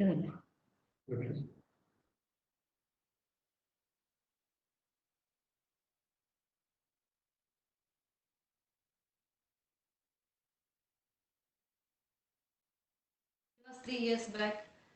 There is a highly innovative project called Ardrami Aryad was implemented by Aryad Block Panchayat with the initiative and foresight of our beloved MLA and Finance Minister of Kerala, Dr. T.M. Thomas Isaac, without whose suggestions and advices, the project would not have been fulfilled. It is high time that we realize the true essence and importance of this project when our world is gravely hit by the outbreak of COVID-19. Aryad Block Panchayat in Alappuzha district is introducing an innovative model to intervene in the matter of complete and sustainable health project for the well-being of the general public in our area. Area of Aryad Block Panchayat consists of 80 wards, 41,498 houses, and 1,67,965 inhabitants. Our intention is to secure the health of entire people in our area under the scheme Ardrami Aryad by using all machineries and institutions under the block panchayat.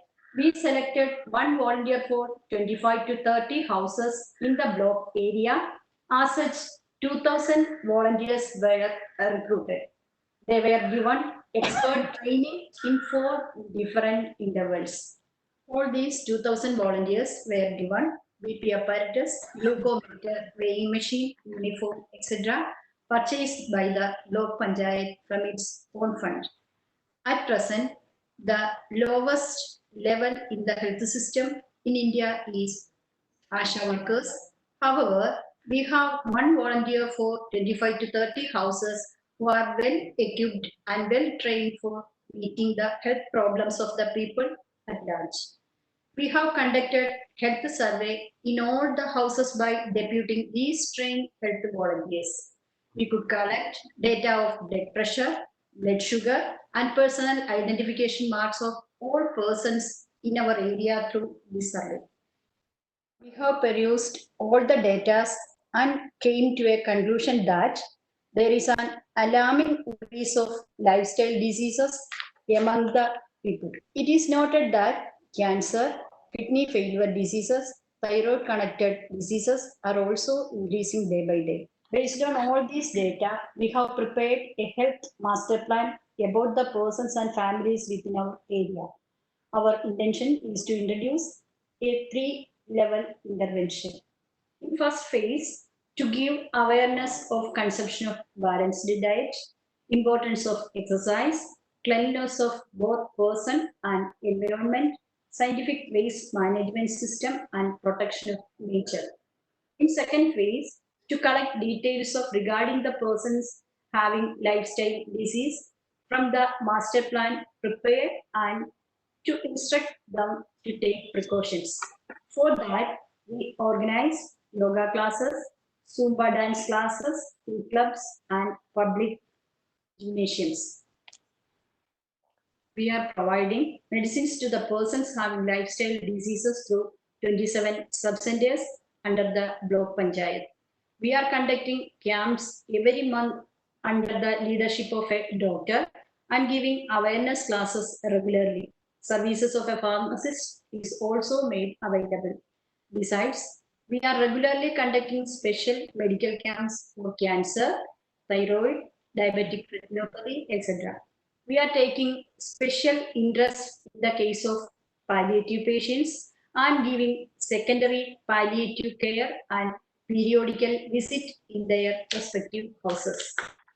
We have appointed 3 physiotherapists for secondary palliative care and paying them honorarium from the plant fund of the block panchayat.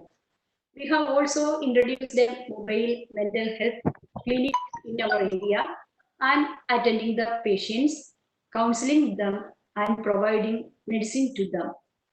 Ardhami area project and its activities such as collection of health data of people have been quite advantageous in the present scenario of COVID-19. The master plan prepared by our panchayat about the health details of our inhabitants is very much beneficial for us to locate and give medical support to them during this COVID period. We could collect details of people abroad, guest workers, number of persons have 65 years of age, antenatals, children below 5 years, persons with diseases, the facilities for quarantine in houses, etc. as speedy as possible under the project of Adrimi area. As part of the project, we have started quarantine support centers in all 80 wards and started COVID control centers in all the 4 panchayat and in block panchayat to provide quarantine and reverse quarantine facilities, food and water for the required and telemedicine programs. Adami area project has become an aid act against the pandemic COVID-19. So let us stand together to fight against this. Thank you. Thank you very much.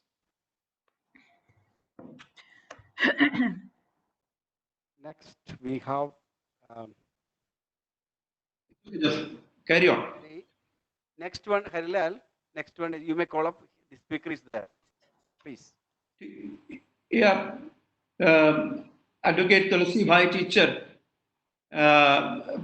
President of the Grama Panchayat President's Association, will now speak.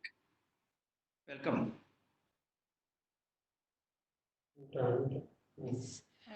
Thank you so much. I am very happy to join and share our experience here in Kaladi. Now I am presenting here not as the president of Grama Panchayat Association, but as the president of Kaladi Grama Panchayat, because these lockdowns took upon here itself, and we are contacting with other Grama Panchayats with emails and other for telephone messages. We are giving suggestions and rules of the government to others with the emails and telephone messages. So here, actually, local bodies are in the forefront from the very beginning of COVID-19 itself. When the first case reported at Trichur, government was, we all know, very vigilant, and they gave much instructions and details how the local bodies should act upon. So from that phase itself, local bodies acted according to the directions of and suggestions from the government. So as Grama Panchayat Association President, I can say we tried to coordinate the work of Grama Panchayats by giving instructions according to the rules from getting from the government and by emails and the phone calls. So here in Kaladi, before lockdown itself, we started the campaign. First we started the campaign of Break the Chain with the help of several boards and leaflets. Thousands of leaflets we giving instruction and to the each and every household, family, and several boards depicted. And at every places like shops, bus stand, waiting sheds, common gathering place, we provided with hand sanitizer and we made facility for the provision for hand wash, etc. But after 1 week, lockdown came, entirely different experience. As far as I am concerned, it was a new experience and also to all. Advised all them to sit at home. Lockdown, it is lockdown and sit at home. That was our Herculean task. It was a very great task we have done. No transport system, it is true. But people used to turn around with the help of cycle, motorcycle, or even by walking. But with the help of police and many other officers, volunteers, we have made intervention in that matter and advised them to accommodate with the lockdown. After 2-3 days, we can see that it came in a right path, we know. Then secondly, we concentrate in the disinfection process with the help of fire force and police. As you all know, again lockdown came, we all concentrated in the functioning of community kitchen. It was a new experience, sure, to all. It was a new experience to all. And we conducted People's Kitchen also with the help of Kudumbashree people. As all said, Kudumbashree played a prominent role for the peaceful and efficient conducting of community kitchen and People's Hotel. With the help of elected representatives, and elected representatives in every ward distributed the lunch and dinner for, here in Kaladi, as I know, for 600 people every day for 35 days, lunch and dinner. And for migrant laborers also, we kept them. Migrant laborers were happy to express that we kept them secured by giving food and other needs, especially medical help, with the help of ASHA workers, Kudumbashree people, and volunteers, etc. We managed to monitor and assist all this process and also the quarantine centers. Here we have got from the lockdown itself more than 500 quarantine people. Now we have 39 people are here from other state and from foreign countries also. And on Monday onwards, we are starting institutional quarantine center in the Sanskrit University. And with the help of other departments, the local body, Kaladi Grama Panchayat, is coordinating all the process for the successful conducting quarantine centers. And we monitor the quarantine people also. Now we are preparing and planning to implement the Subiksha Keralam project of Government of Kerala. It was very helpful. As already said, it was very helpful to Kaladi Grama Panchayat also. The community disaster management plan we prepared after the flood we faced in 18. So for the Subiksha Keralam project of Kerala, we are now trying to make it a success, and every Grama Panchayat advice given to every Grama Panchayat to conduct a survey about the barren land and also about the cultivated land. And so actually the main lesson we learned from COVID is that make Kerala, even every Panchayat, self-sufficient. So to make it self-sufficient, the Subiksha Keralam project, to make it a success, it will be very helpful. And the importance of this program, actually there should be a convergence. As everybody said, every department should join together. Irrigation, agriculture, and local bodies should join together. And I am sure if there is a convergence and every local bodies can make it a success, I am sure about that. We have to follow now a new way of life, like social distancing, hand sanitation, washing hands, everything. So local bodies have to take an important role, or they have to prepare even projects for that, to make the people aware about this new way of life. And again, So each and every home, now we are giving leaflets again for that. Now we are giving mask and sanitizer for in each and every family for that. So actually, after flood, we have the community disaster management program. So we in every panchayat they have got the survey details about the vulnerable people, about the children below 10 years, the above 60 and 70. That actually that survey helped a lot in this COVID period. The ASHA workers, the health workers, they can identify the vulnerable people and they can they give them advices, they can give them medical help and everything. So that survey, that plan or that advice from the government is very beneficial in this COVID period, COVID-19 period for the local bodies actually. But now it is going on like this. And again, we are starting our community kitchen for the quarantine people. We are monitoring the quarantine people with the help of police, and the disinfecting functions are going on with the help of fire force. And our day-to-day businesses are also, we have started, Ram Panchayats have started. But in the future, actually, in the future, local bodies have to take more and more responsibilities. I think like that. In the post, maybe there, a post COVID period. 50% migrant laborers are gone to their places. At the same time, as Harilal sir said, thousands of our brothers and sisters returned to Kerala from other states where they were migrant laborers.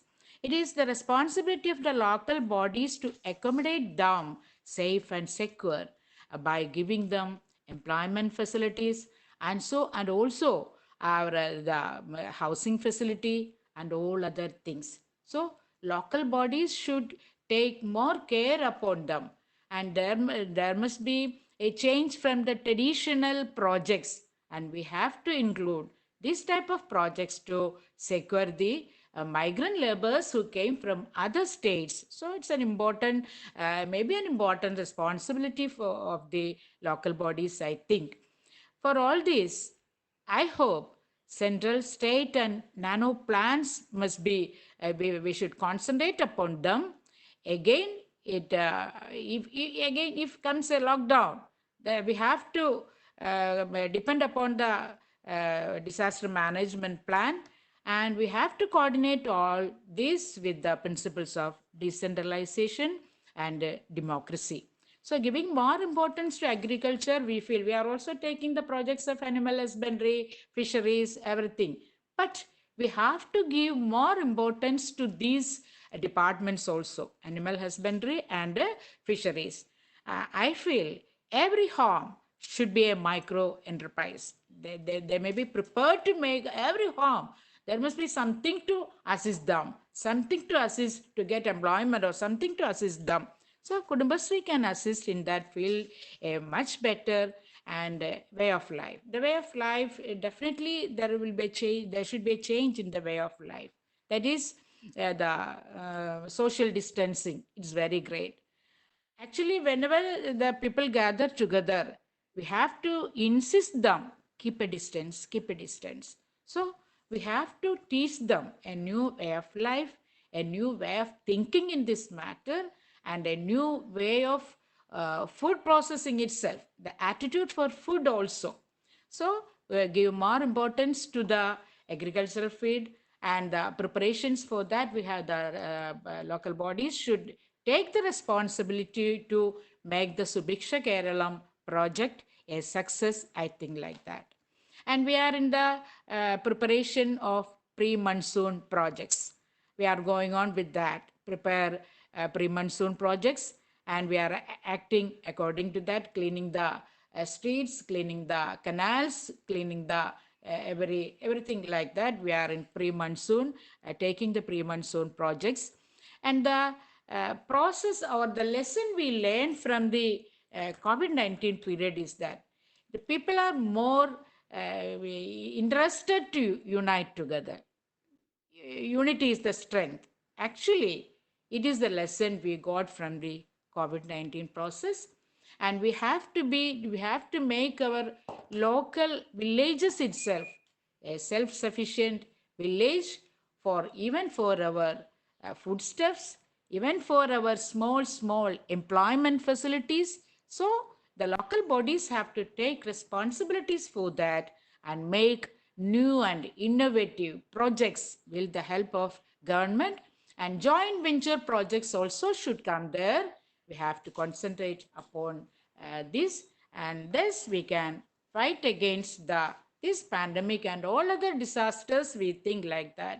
So give more training and give more and more regulations to the local bodies to act upon these, and we will join together and fight against this pandemic and every disasters. I think like that. Thank you so much.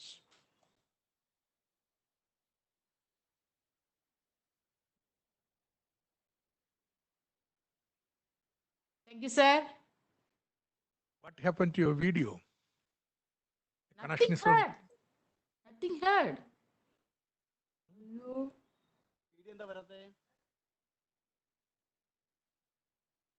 No video. Can you hear me? സ്വരം മാത്രമുള്ള video ഒന്നും ഉണ്ടായില്ലേ? Video ഉണ്ടായല്ലോ, ഞാൻ എന്റെ ഫ്രണ്ടിൽ തന്നെ ഉണ്ട്. ശരി, ഓക്കെ. അവർ connection. What happened to me? ഞാൻ എന്നെ കണ്ടു എന്ന് വിചാരിച്ചാണ് പറഞ്ഞതെല്ലാം. ഇല്ല ഞാൻ കണ്ടില്ല, സ്വരം മാത്രം ഇങ്ങനെ കേട്ടോണ്ടിരിക്കുകയാണ് തുളസി. What happened? I don't know, sir. Okay. Good. കണ്ടില്ലെങ്കിൽ നന്നായിട്ട് സംസാരിച്ചു. Thank you, sir. Thank you so much. Okay, we'll move on to the next speaker. Yeah. Advocate Vishwambara Panikkar, please.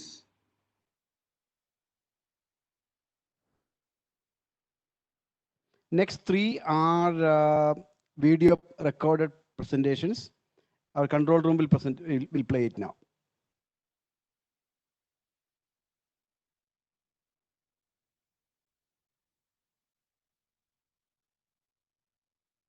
It's about Indalmanna.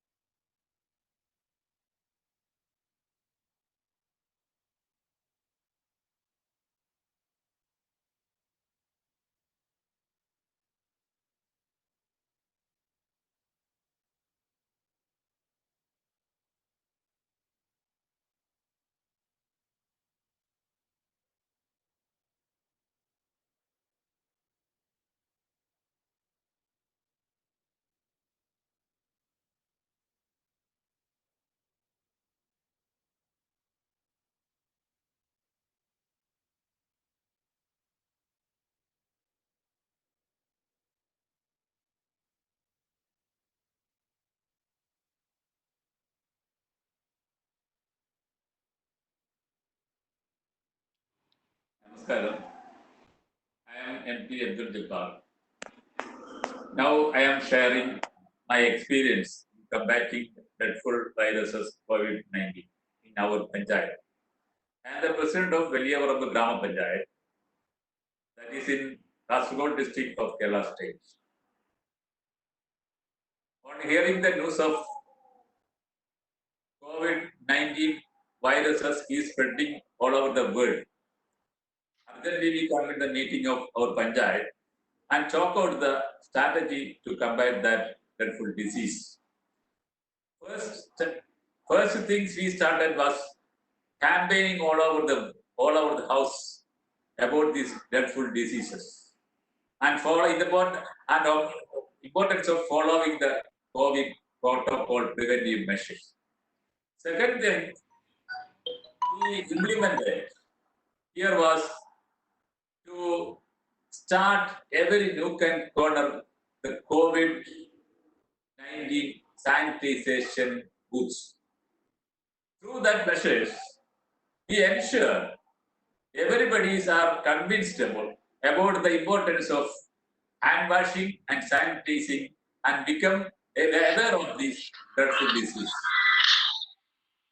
Third thing, our island is a beautiful island. Our Panchayat is island Panchayat.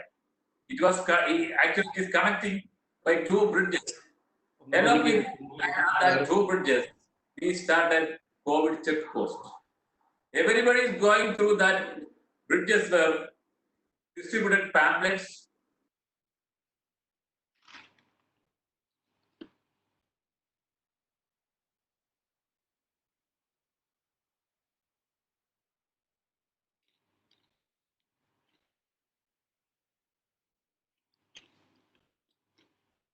Kerala state, starting institutional quarantine camp.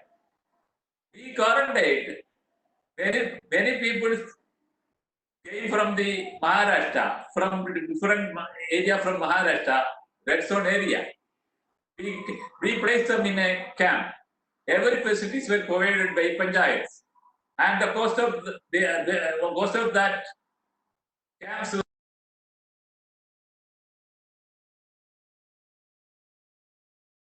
Another important things that we were taken is to felicitate the real heroes of this war. Who is the real heroes of this war? I will say the health workers are the real heroes of this. They rush to the forefront of this war, risking their life. Risking their life. Many health workers were sacrificed their life for this noble cause. I pay my homage to that resting soul of that great heroes. Taking all these drastic measures, Veliyavarambu Panchayat became one of the COVID-free Panchayat in a district which is reported red zone district. I oblige, I thanks everybody, that to every person, every organization, political parties, social organization, voluntary organizations, and various departments, above and all, health department and its committed health workers. I thanks everybody. Their great service for this cause. The war is not yet over. World Health Organization is saying that dreadful this virus will be here for some more times. So everybody should be careful about it. Nobody should going outside of their house without wearing mask. Every should be follow the COVID protocol preventive measures. We can protect from this. We can prevent this dreadful virus. We can protect ourselves from this dreadful virus. We have to protect ourselves. We have to follow the COVID protocol preventive measures strictly. Then only we can protect from this disease forever.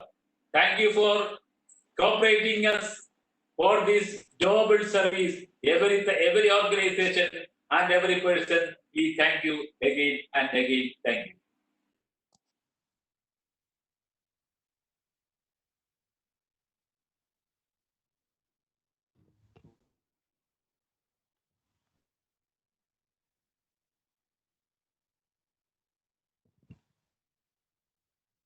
Next one is Sri M.D. Abdul Jabbar, President Valyaparambu Grama Panchayat.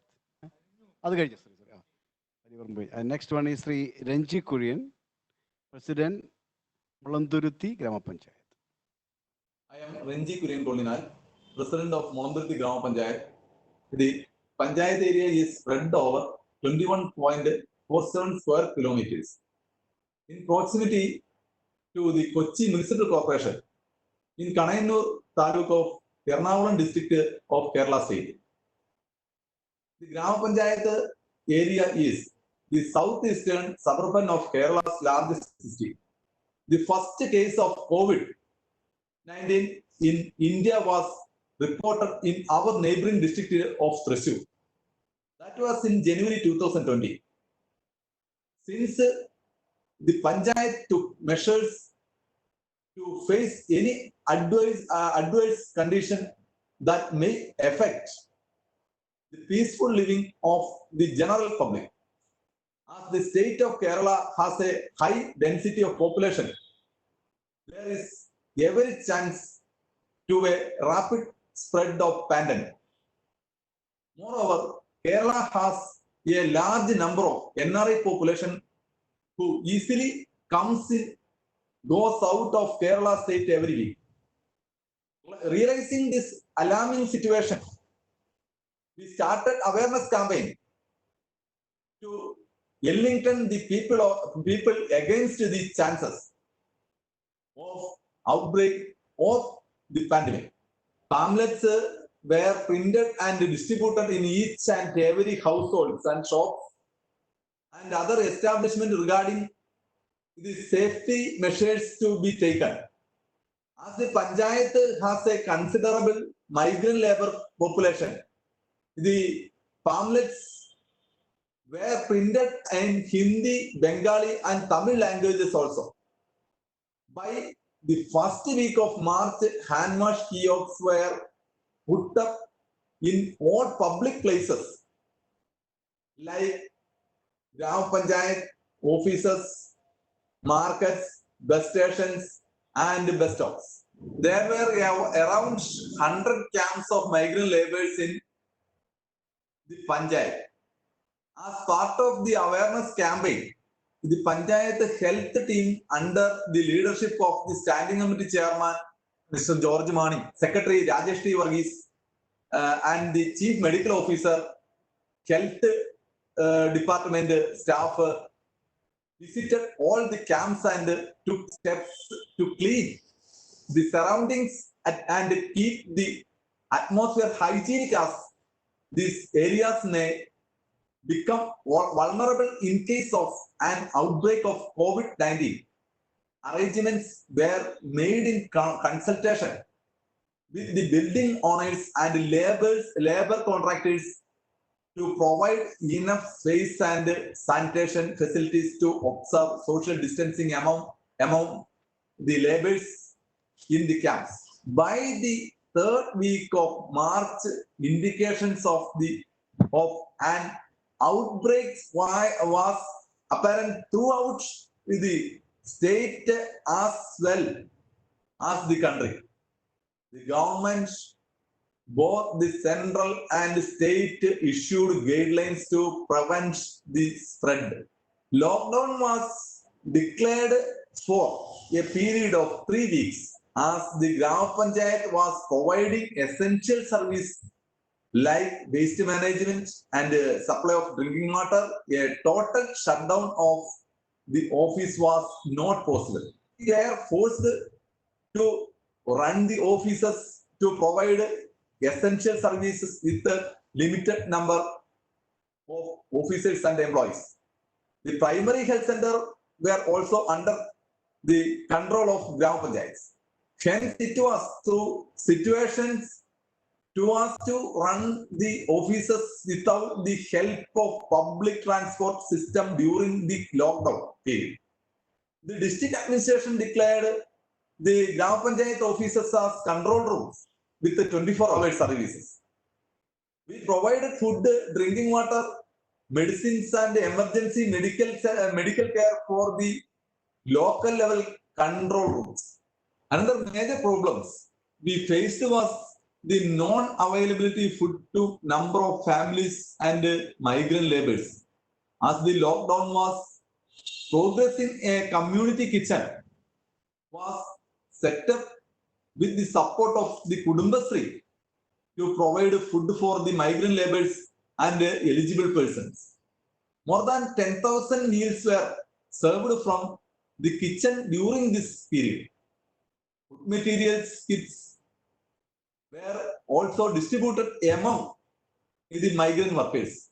Combined meetings of police, health and fire force departments were convinced to work out the strategy to follow during lockdown and post-lockdown period. The Panchayat collected the details of the non-residents Keralites who came to the Panchayat during the period, quarantine during the period. Quarantine arrangements were made for those who stayed back in Kerala.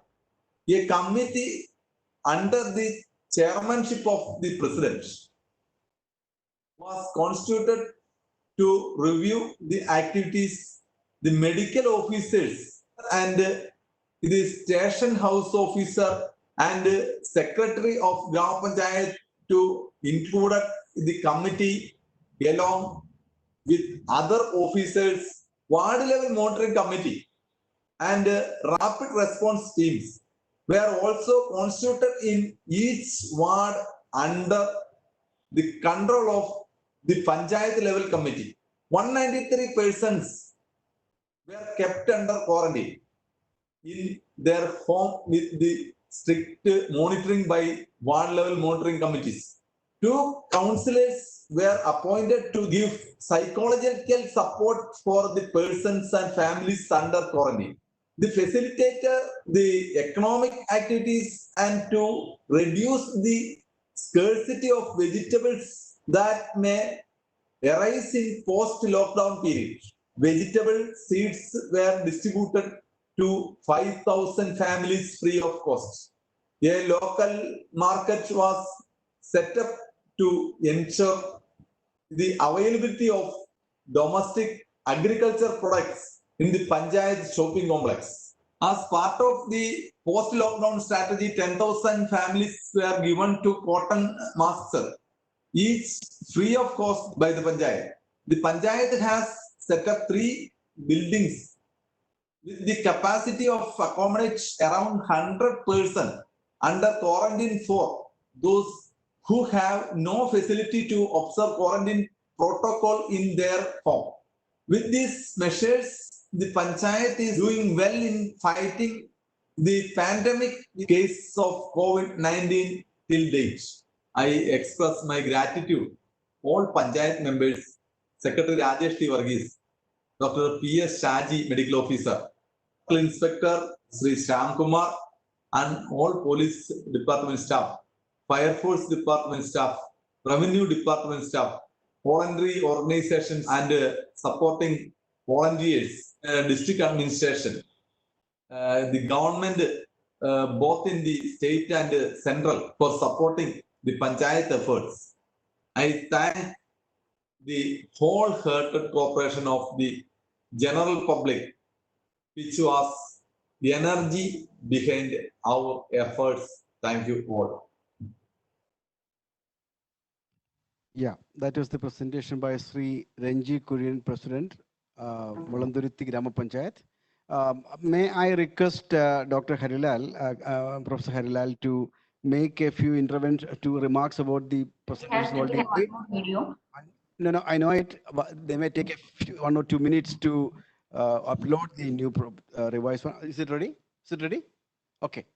Okay. Now then we have. Welcome everyone. We have from Muhammad Salim, Chairman, Perindalmanna Municipality. Welcome everyone. I am the chairman of Perindalmanna Municipality in Malappuram district in Kerala. I would like to share with you my realization that a local self-government play a central role in preventing measure of COVID-19. In the wake of country's announcement of lockdown, a local self-government has been proven to play an important role helping the helpless people and also in preventing the spread of epidemic. I believe that Kerala's success in preventing the spread of the epidemic, taking precautions measure, overcoming the impact of lockdown, in caring for the people who have lost their livelihood is because all the available opportunities of decentralization has been effectively used the maximum. Let me highlight some of the important role undertaken by the local self-government in the implementing the unwavering scientific and precious decision of the Kerala government by directly meeting the people affected, educating them, standing by them in this hour of crisis. The epidemic has not infiltrated into my municipality, which consists of 34 wards with a population of almost 50,000 people. This is because we prevented it with all our might. We held a special council meeting and constitute a strong rapid response team at the municipal and ward level. Rapid response team at the ward level was given a task of creating awareness to each and every individual in the municipality. This included awarenesses for the necessity to the wash hand and the wear mask, which broadly came under the program titled Break the Chain. We installed 56 booths in different parts of municipality for washing the hand with soap. We effectively arranged quarantine facility with the home for 56 people who came from the abroad, other part of the country. The ward level rapid response team monitored their progress every day. They were given tele-counseling with the help of eminent doctors. We decontaminated all the public spaces. We issue strict order asking people not to come out their houses. We permitted only 36 essential goods selling shops to function in the municipality. We also set up help desk to deliver essential goods and medicines from the shops to needy. The volunteers of the rapid response team has carried out almost 5,680 door delivery till the day. Community kitchen was set up by the municipality on March 24 itself to provide free food for the destitute, the homeless patients, economically backward people, health workers involved in the fight against COVID-19, and the guest laborers as well as.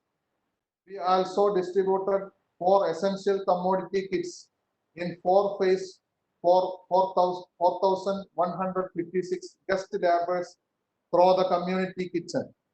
For the natives, we have been provided 4,882 breakfasts, 52,378 meals, and 24,484 dinner for the last 54 days through the community kitchen.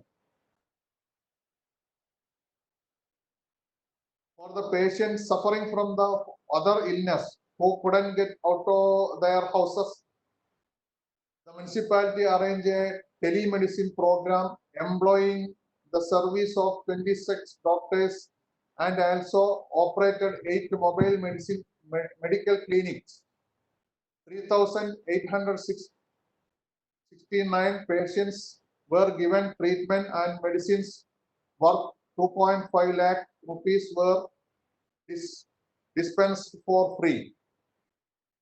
Free medicine for 2 months were also home delivered to 2011 patients, which included 95 cancer patients, 21 kidney patients, 15 kidney transplanted patients, 26 patients undergoing dialysis, and almost 1,854 old age patients.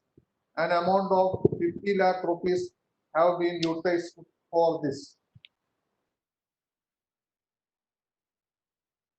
We have also provided food to the animal and stray dogs 2 times a day for 51 days in 28 different localities. The municipality also door delivered the free ration and commodities to 11,260 ration card holders in the phased manner. Apart from this, the rapid response team volunteers also helped in making special arrangement in the ration shop to avoid crowding and maintain social distancing. In an attempt to bring respite for the shopkeepers, the municipality waived rental for 323 commercial shops under ownership for 2 months, which would cost of 32 lakh rupees. An Abhay Kendra, which provided food, medicine, and care, has been set up to take care for 32 homeless people for the past 2 months. In order to avoid people wasting away their time during lockdown, the municipality distributed 12 variety of vegetable seeds to 30,800 households free of cost to cultivate vegetable crops. Besides this, painting, poetry writing, story writing competition, singing, dance, and music competition were conducted using online platform, thereby making the lockdown period a period of creativity. Online motivation class were also held for the students. Under the aegis of Chief Minister's Helping Hand Loan Scheme, the municipality also provided interest-free credit to 3,724 people, amounting to 2.25 crores rupees, who have lost their jobs and livelihood. A new door delivery supply system named Jump Cards was set up under the Kudumbashree unit, whereby the members of the unit can work from home. There are 3,220 people who were working other states across India, expatriates in my municipality. Among them, 532 people are willing to return home. We are waiting for their arrival and have arranged 700 rooms with all the facilities in order to ensure effective quarantines and their safety. Individuals and various organizations have contributed 26 lakh rupees for the functioning of community kitchen and provision of medicine. Along with the amount, the municipality and government have spent an amount of 5.25 crore for the conduct of the above mentioned activities. 34 councillors, 98 officials, and 268 volunteers have worked day and night in this preventive and disaster management program.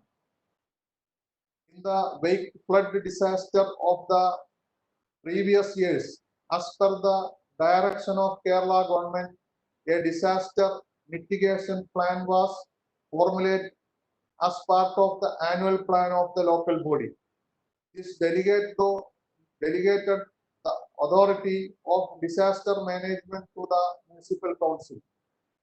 All these measures have strengthened our response to current situation. Above all, the state ministry, under the tense and efficient leadership of the Chief Minister Sri Pinarayi Vijayan, Minister of Local Self-Government Sri S.E. Maideen, and Minister of Health Srimati K.K. Shailaja has provided us strength to confront this epidemic in our municipality. This will be a topic for study in future and will be recorded in the annal of history. There is no doubt about it. We shall overcome. Thank you. Yeah, Dr. Harilal. Professor Harilal, the chairperson, now we have a few, I would like to bring to your attention a few suggestions and few questions. Having the questions are, the question is Mr. Vilappil Faisal. He has been giving very long comments. Thank you very much. I think I can make out a question from you. In our each panchayat, how many people know practical first aid activities? How many people know? Oh, sorry. I'm extremely sorry. There is a reflection from Dr. Jose. Professor Jose. Please go ahead. I'm sorry. Sorry. Dr. Joseph, KJ Joseph, the director, was so excited about the wonderful outcome of these deliberations that he forgot to observe the strict protocols involved. That's a minor offense.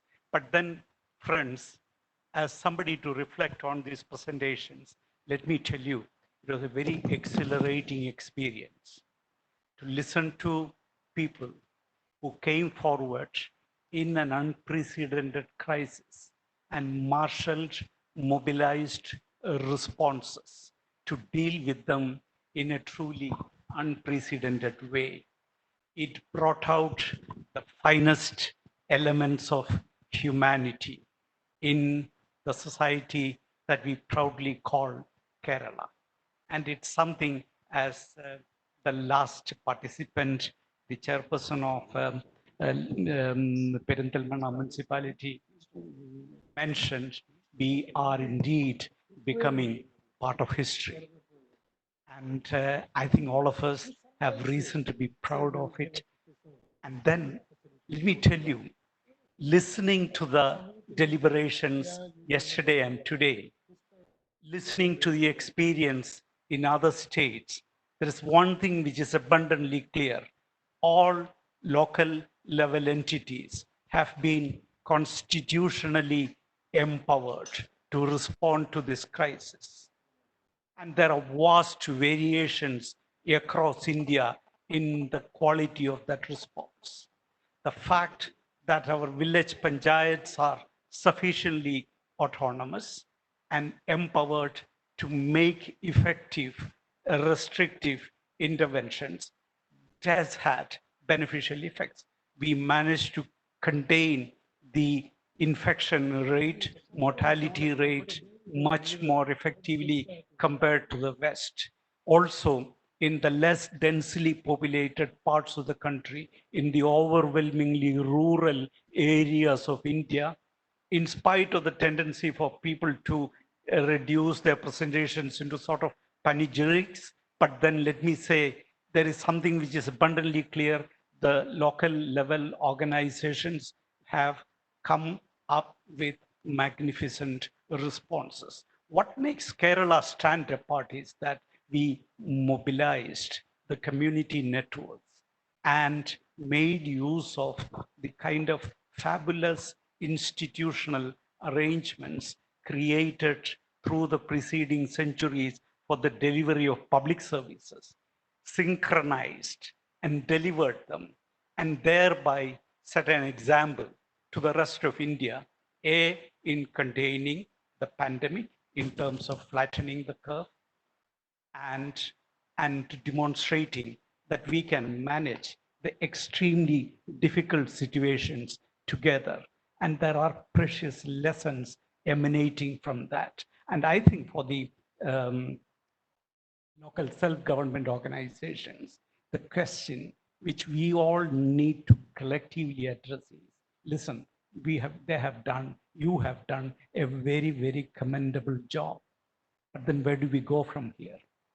I think the difficult times demand that we retool, re-engineer ourselves to play a far more positive, effective role in responding to the challenges which are going to emerge. Like yesterday, that that representative representing Gujarat was making it clear that the virus is just beginning to enter the village. India is poised for a disastrous encounter, underprepared. And I think the kind of vigil and a response we have marshaled, organized so far will certainly stand us in good stead, but I think much more thoroughly prepared have we got to be in the days to come. And I think to this end, the village self-government organizations have got to take on new roles and responsibilities in tune with the demanding times. They have got to emerge as the repositories of information, managers of a vast surveillance network, dispensers of welfare at the local level. And I think the village self-government, local self-government organizations have got to have the kind of concern and care for the welfare of all. That's more easily said than done, but there are far more practical things to be done in that direction with the support of the state government.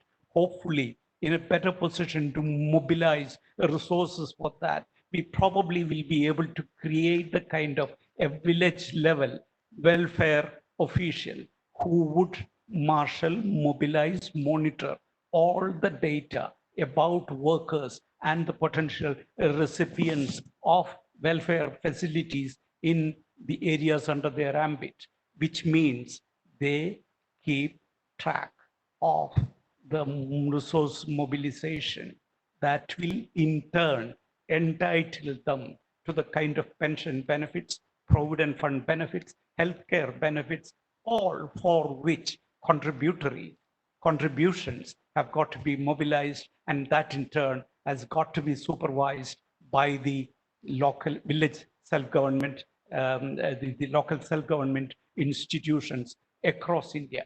Perhaps this is what is going to make us different. This is why it's going to give us the kind of a permanent place in history that we took care of the needs of all people in the world of work when they withdraw from active participation in work.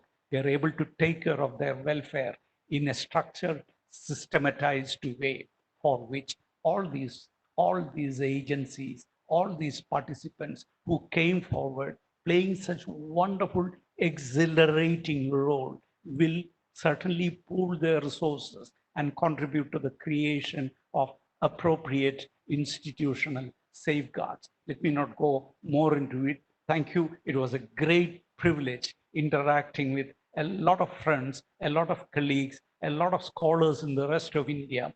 And I must thank Dr. Thomas Isaac for having pioneered this venture, because he, having been instrumental in the development and in the design and development of this local level planning authority, which he has been very much the brain behind, had a lot of interest in creating this, generating this pan-India dialogue around this institutional structure. And I think it was a by far fruitful enterprise venture. And I think I thank all people who took part in that, and special thanks to the local self-government organizations and their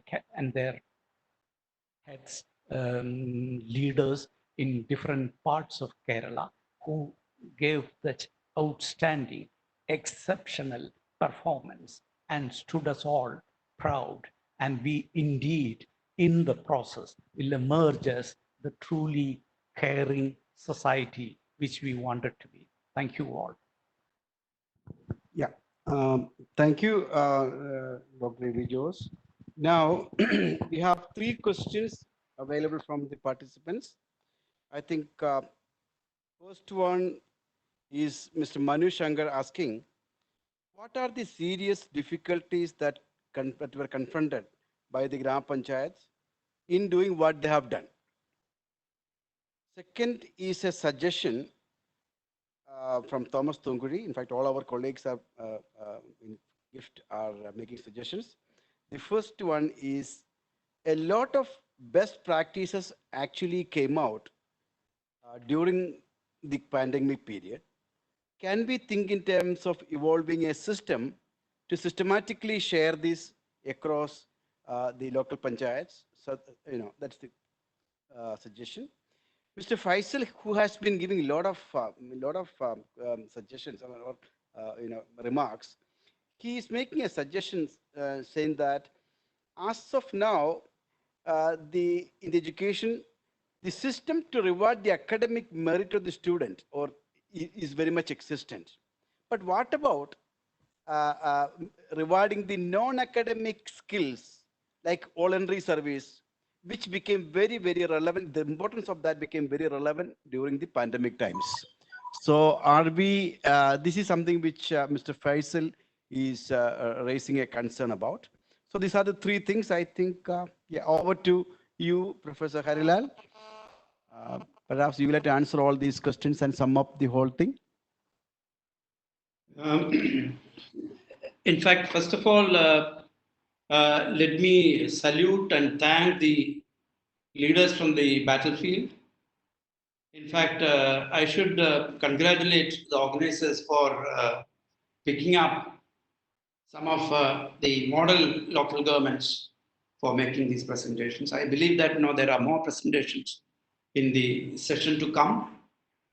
I'm not saying that these are the only model local governments in Kerala. There are large number of such model local governments. But I should say that the presidents, leaders of local governments did not really get much time to prepare for these presentations. In fact, given time, they will be able to really make very detailed presentations, giving lot of data, on their experiences, anecdotes, etc., etc. In fact, we should encourage them to make detailed video programs and other presentations. And as Mr. Muhammad Salim from Perindalmanna municipality, chairman of the Perindalmanna municipality, suggested, we should be encouraging GIFT, KILA, Center for Development Studies, and other research institutions should be encouraging detailed documentation of what had happened in the local governments in their fight against COVID pandemic.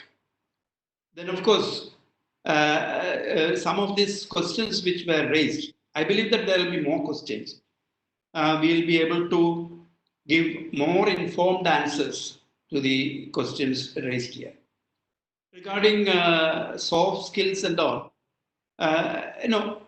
we have problems of shortage of skills, but as most of the participants will know, most of our local bodies are having rich human resources, skills with appropriate skill sets. And in fact, many local governments have people with varied skills working with them, like ASHA workers, health workers belonging to the department, but under the supervision of local governments. We have the palliative care establishment. I don't need to mention all those potential resources available with the local governments. But I insist on this point that let us go for very detailed documentation of what we have achieved, where we have failed, where we'll have to fill the gaps, etc.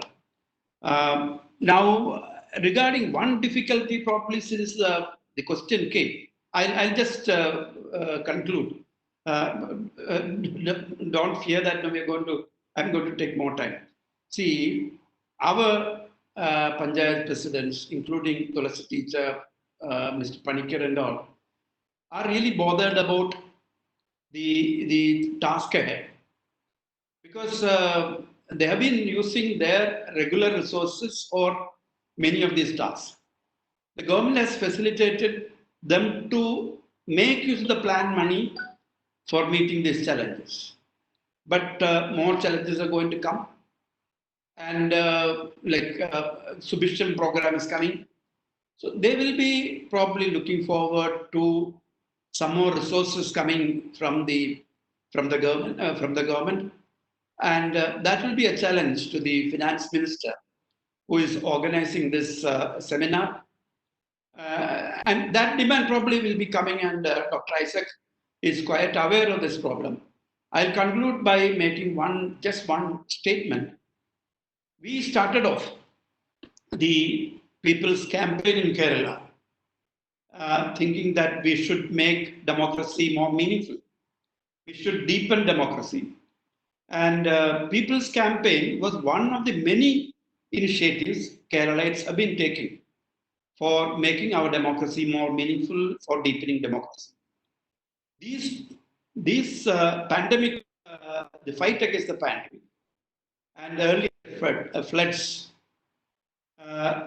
told us, made it clear that our experiment with decentralization has really made democracy more meaningful in the state. It has really deepened the institution of democracy, and that gives us more confidence to go ahead in dealing with the third phase of the pandemic, in dealing with development issues that are going to come, in dealing with the flood and other disasters that probably will come because of no fault of ours, because of climate change and other things.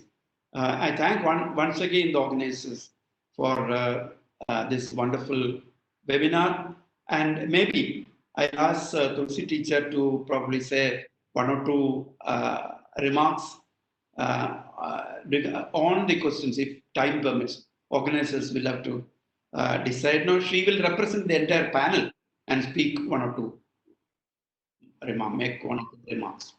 Can you hear me? Yeah, we are hearing you. Please. Can you see me now? Video is clear? Can see you. Yes, very much. That's right. Yes. There are certain questions like, what are the challenges faced during the period of this? First of all, some of them are to admit lockdown rules. That was the important the situation we faced first time, but accommodated with that. Secondly, some of the opinion like, oh, what is COVID? Nothing to fear, like that. Again, we clear all that and managed with. A third challenge, really, it was those who are in quarantine. Some of them, those who are in quarantine, home quarantine, to go outside and turn around.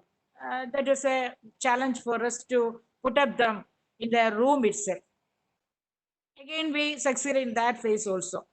Again, the other phase the other challenge we faced is that to manage the migrant laborers, their food and everything, it was a challenge to us. Food, we will give rice and curry for them, they will throw it away, and they need their own food.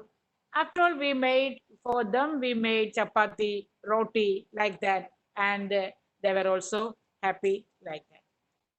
These are the only challenges, no, nothing else there. Every coordination was there, police help was there, fire force help was there, Department of Health Department is very helpful, Kudumbashree, Asha workers, everybody very helpful with us.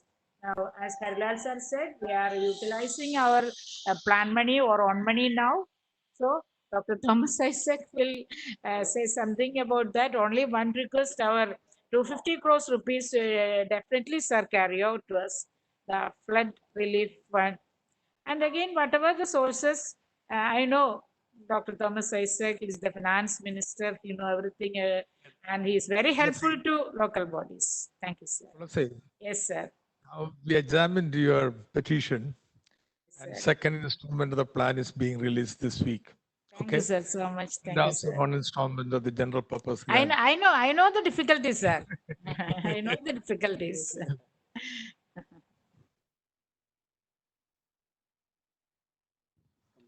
The difficulties. Yes. Are you through? Yes. Anyway, we are arranging Okay, thank everything. you, ma'am. Anyway, we are arranging everything for the surveillance, everything for the institutional quarantine, everything for to fight against COVID-19. Now we are with that. Yeah, regarding the finances, with the Panchayat Association President, Secretary, and Block Panchayat Association and District Chamber, Municipal Chamber, Office Bearers, we will have a video conferencing done so that total clarity is there, what money can be used, should not be used, and so on. I am for permitting you to decide the priority for the plant fund, unrestricted, for the COVID mitigation purposes, spending from that. And don't worry about the plan one. Let's see how the year go by. Already you are permitted additional 30% from the plan allocation for the spillover projects. We can look forward for greater help. And we'll have a video conferencing done. Okay. Great. Thank you. Thank you so much. Okay, let me thank the chair and the modelists and the panelists for such a very illuminating discussion, and the reflection by A.B. Jose was equally enlightening. So I think let us now move to the next session, the penultimate session on the, but again from the field level experiences. So this session is going to be chaired by Dr. T.N. Seema, Executive Vice Chairperson, Haritha Kerala Mission, and also former Member of Parliament. I understand that Dr. Seema is there. Dr. Seema, hello. Dr. Seema, hello. Yeah. Over to you. Thank you very much, and we welcome you to this session, and kindly chair the session and moderate the proceeding.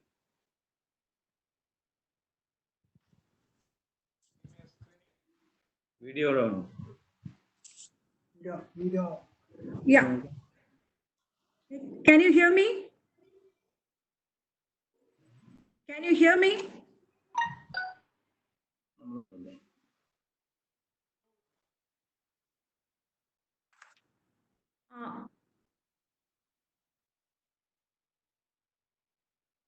Hearing you. Are you No, Seema ma'am, you're audible. We can see you, we can hear you. Go ahead. Okay, okay. Thank you. I think our panelists are here.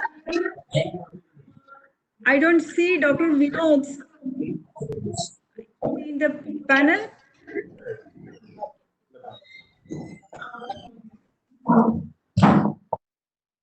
Okay, I think we are late enough, so we can start the session now. Okay, and thank you very much for this opportunity. I feel privileged to be part of this webinar. In the last session, we have seen tremendous work done by self-governments in dealing with COVID-19 pandemic.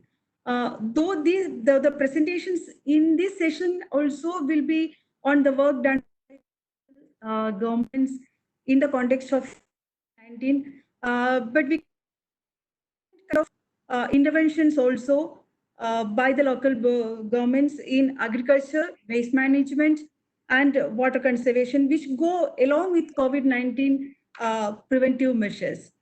So actually, these experiences underline the willpower and determination of the local governments to achieve their planned set of goals while combating deadly crisis.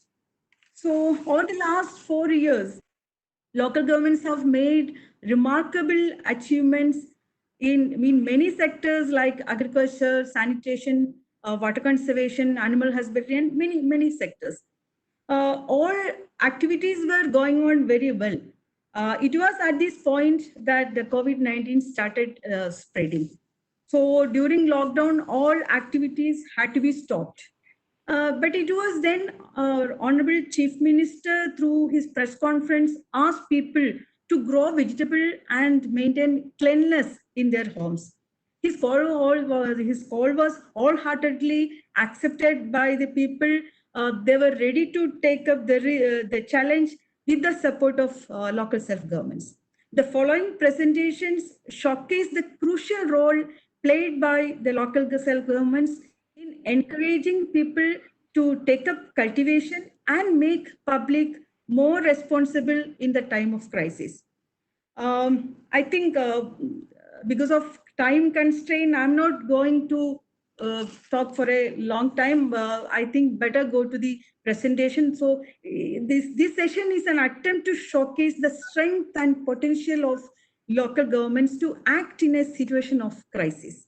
I hope it would be beneficial and interesting for all the participants attending this seminar. So these presentations will be in video form. We have all respected mayors, presidents, chairperson, all are in our panel. They can respond to the questions after the whole presentation.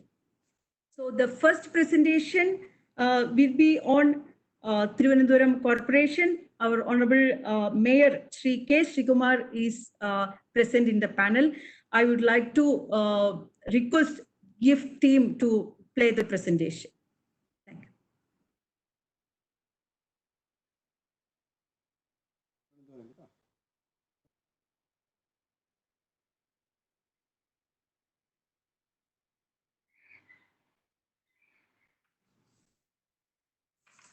Corporation of the state of Kerala has been leading a series of programs to ensure care and protection to citizens during the uncertainties of this corona crisis.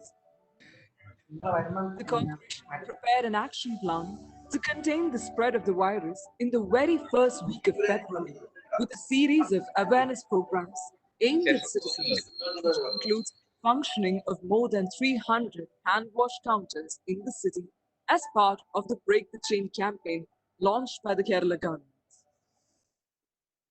This program was one of the critical components in checking the spread of the disease. COVID-19 രോഗപ്രതിരോധ പ്രവർത്തനങ്ങൾ നടത്തുന്നതിന് വേണ്ടിയുള്ള കാര്യങ്ങൾ ഫെബ്രുവരി മാസം ആദ്യം മുതൽ തന്നെ തിരുവനന്തപുരം നഗരസഭ ആരംഭിച്ചതാണ്. അതിലേക്ക് ആവശ്യമായിട്ടുള്ള ആക്ഷൻ പ്ലാൻ തന്നെ തയ്യാറാക്കിക്കൊണ്ട് അതോടൊപ്പം തന്നെ മാസ്കും സാനിറ്റൈസറും അത് നൽകുന്നതിനാവശ്യമായിട്ടുള്ള കാര്യങ്ങളിലേക്ക് മുന്നോട്ട് പോയി. നഗരത്തിൻ്റെ പ്രധാന കേന്ദ്രങ്ങളിലെല്ലാം തന്നെ ബ്രേക്ക് ദി ചെയിൻ പ്രോഗ്രാമിൻ്റെ ഭാഗമായി കൈ കഴുകുവാനുള്ള സൗകര്യം ഏർപ്പെടുത്തുകയും 300 കേന്ദ്രങ്ങളിലാണ് അത്തരത്തിലുള്ള നടപടികൾ നഗരസഭ സ്വീകരിച്ചത്. The Thiruvananthapuram Corporation also prepared 1,500 liters of hand sanitizers with the help of the state excise department and the drugs control department. The awareness programs led by the Thiruvananthapuram Corporation persuaded the public to wear masks, and the municipal corporation also ensured the availability of masks through production of more than 2,000 masks through its micro-entrepreneurs. The corporation, in partnership with Image, a professional organization with experience in hazardous waste management, also devised and implemented programs for treatment of used masks and gloves. Color-coded bags were placed at hand wash counters and police stations for collection of used masks and gloves.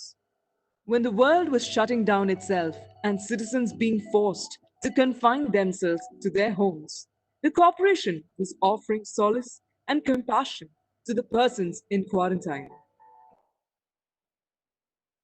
A total of 2,000 volunteers enlisted themselves in 100 wards to ensure supply of essentials. Thiruvananthapuram, the capital city, is a host to many persons from other states, and the corporation provided food to all her guest laborers through community kitchens in 25 health circles. In a survey conducted by the corporation, there are 9,684 guest workers, and the corporation distributed food and food kits comprising food grains to 8,705 persons who faced difficulties in getting food. To prevent the spread of the disease, 295 guest workers living in unhealthy conditions were provided better accommodation. The initiative of the corporation to provide protection and care to persons living in the outskirts of the society was lauded by all as timely and compassionate. The compassion of the municipality was not limited to providing food to human beings, but also to care to offer food to dogs.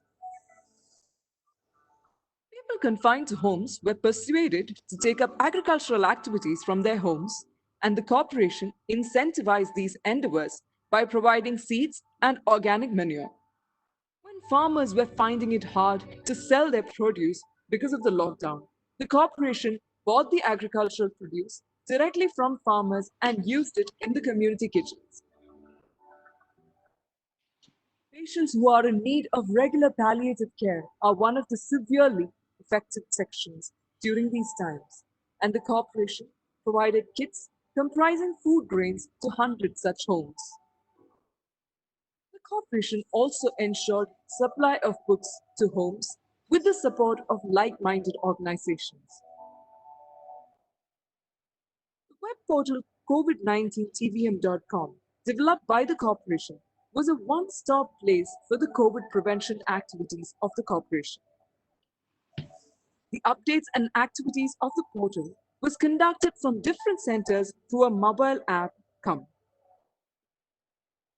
The Thiruvananthapuram Corporation is standing tall and confident and is presenting one of the top models from Kerala in the containment and prevention of COVID-19. All this while practicing physical distancing and social harmony.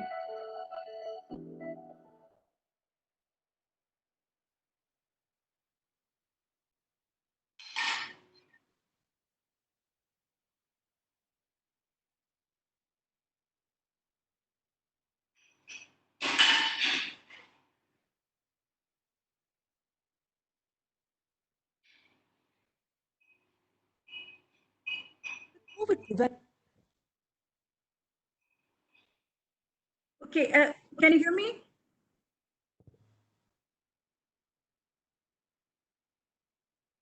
Measures are being effectively done in the Ponani municipality. Next, we are The hearing about situation Ponnani. was assessed early in the second phase of the corona spread.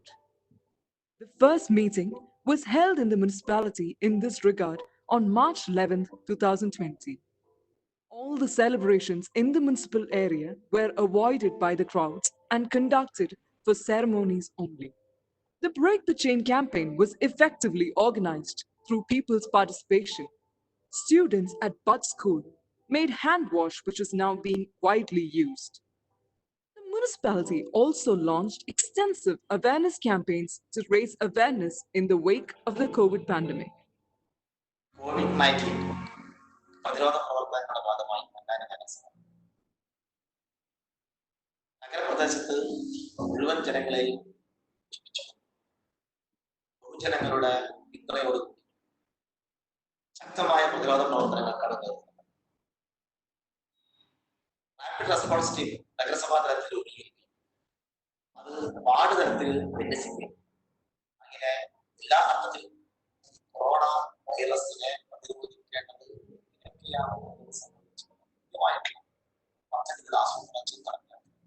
അതോടൊപ്പം തന്നെ വിജയിക്കുന്ന ഈ പദ്ധതി അല്ലെങ്കിൽ corona പ്രതിരോധത്തിന് നേതൃത്വം നൽകി വരുന്ന ആളുകൾക്കെല്ലാം ആശ്വാസം നൽകുന്ന ജനങ്ങളുടെ വലിയ പിന്തുണയാണ്. Initially, 124 people were in corona isolation, and later it increased to 173. Telecounseling has been started to reduce mental tension to those who are in isolation and quarantine. Police and trauma care units have been vigilant. Rapid response teams have begun work to coordinate activities along with ward level teams. The Jungar service in Bharatapura has been stopped to reduce the spread of the disease. Strict restrictions were placed on the activities in the fishing harbour. The auction of fish and sale of outside fish was banned. In addition, the Harbour Management Committee was established to monitor the situation. The Janata curfew was effectively implemented on March 22nd in the Panani municipal area. Houses, public places, and guest workers' dwellings were cleaned. Data collection of guest workers was conducted. A round-the-clock call center was established in Ponani to clear all the doubts regarding the COVID pandemic. With the support of the fire force and the health departments, disinfection was done at the main centers of the municipality. Sanitizer kiosks were set up in major centers. Home delivery systems to deliver medicines and other essential items to households was also established. Community kitchens have been in operation since March 23rd. A shelter has been opened for those unable to return home due to lockdown. Food kits were distributed to over 700 guest workers. Free rations were distributed among the community members by strictly adhering to the social distancing protocol. The municipality also provided food for birds and animals in the wake of the lockdown. A help desk was launched for expatriates. In cooperation with the Kudumbashree and the Agriculture departments, vegetable cultivation has been started in more than 5,000 households. The municipal council meeting was held via video conference since social distancing is one of the mandates of the lockdown period.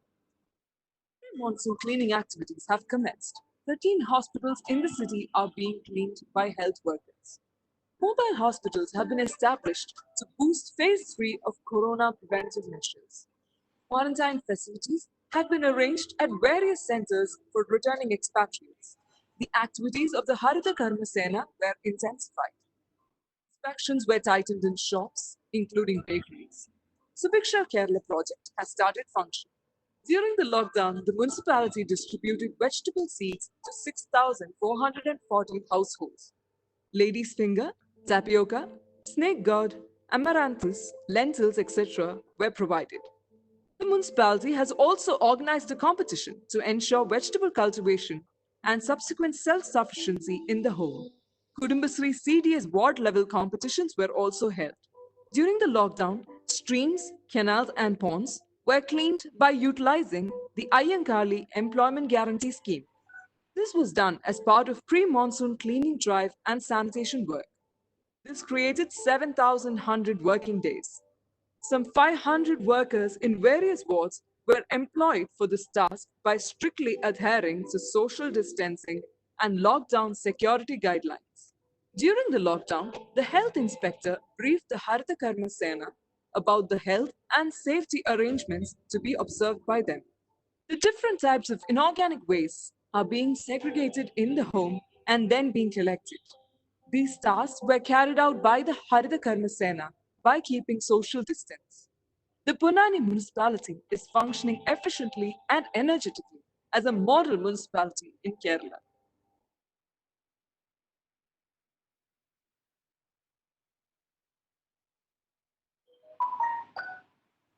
Dr. Seema, could we proceed with the Nedumangad Block Panchayat? Yeah, shall we? Yeah. Nedumangad.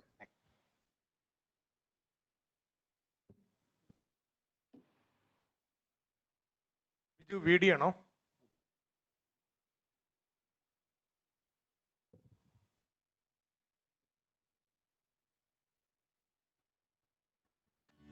The Nedumangad Block Panchayat has a unique place among local self-governments of the state for its sustainable agricultural practices and innovative strategies in rural development. This block panchayat has been able to implement innumerable projects which can be emulated by other local self-governments during these COVID times. The Block Panchayat was able to create awareness on this COVID epidemic in the citizens from the very beginning itself through billboards, posters, etc. Covid കാലത്തും Nedumangad block പഞ്ചായത്തിൻ്റെ ജൈവഗ്രാമം മാതൃകയാവുകയാണ്. ബഹുമാനപ്പെട്ട കേരളത്തിൻ്റെ മുഖ്യമന്ത്രിയുടെ നിർദ്ദേശപ്രകാരം ഹരിത കേരള മിഷൻ്റെ പിന്തുണയോടുകൂടി ഈ Covid കാലത്ത് ഏകദേശം ജൈവഗ്രാമത്തിൻ്റെ നേതൃത്വത്തിൽ 10 ലക്ഷം നടീൽ വസ്തുക്കളാണ് ഉൽപ്പാദനം നടത്തിയിട്ടുള്ളത്. അതിൽ 6 ലക്ഷത്തോളം തൈകൾ ഇതിനോടകം തന്നെ വിതരണം ചെയ്ത് കഴിഞ്ഞിട്ടുണ്ട്.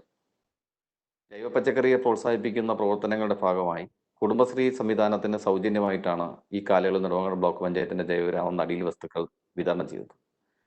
ഇപ്പോൾ 4 ലക്ഷം തൈകൾ വീണ്ടും തയ്യാറായിട്ടുണ്ട്. നെടുമങ്ങാട് ബ്ലോക്ക് പഞ്ചായത്ത് തുടർന്ന് വരുന്ന ജൈവ പച്ചക്കറി കൃഷിയുടെ ഭാഗമായി കോവിഡ് കാലത്ത് 12 ഏക്കർ ഭൂമിയിലാണ് നേരിട്ട് ജൈവ പച്ചക്കറി കൃഷി ആരംഭിച്ചിട്ടുള്ളത്.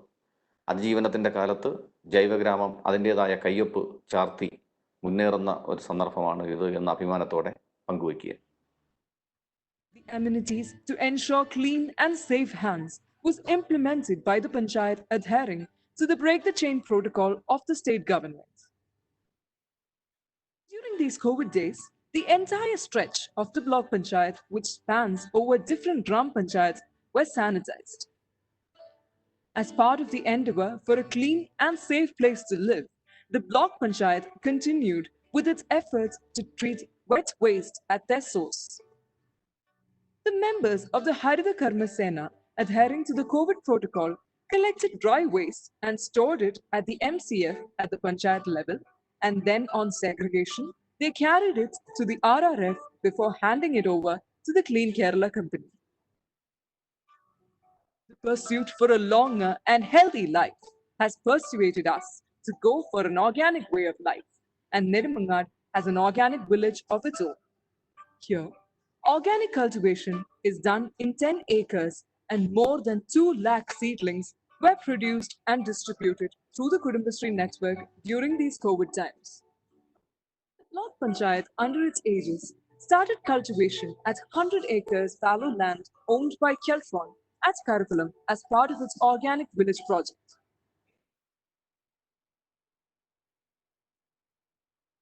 The community kitchen was a much needed social affirmation by the state to offer food to its citizens who were stranded in life amidst the lockdown.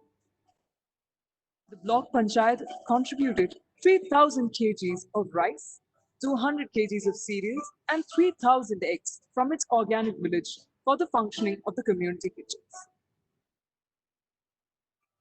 The Block Panchayat also organized a one-day pre-monsoon sanitation program and urged the people to get involved at their residential and community level. Waterlogged areas, which are breeding grounds for mosquitoes, were cleaned and disinfected.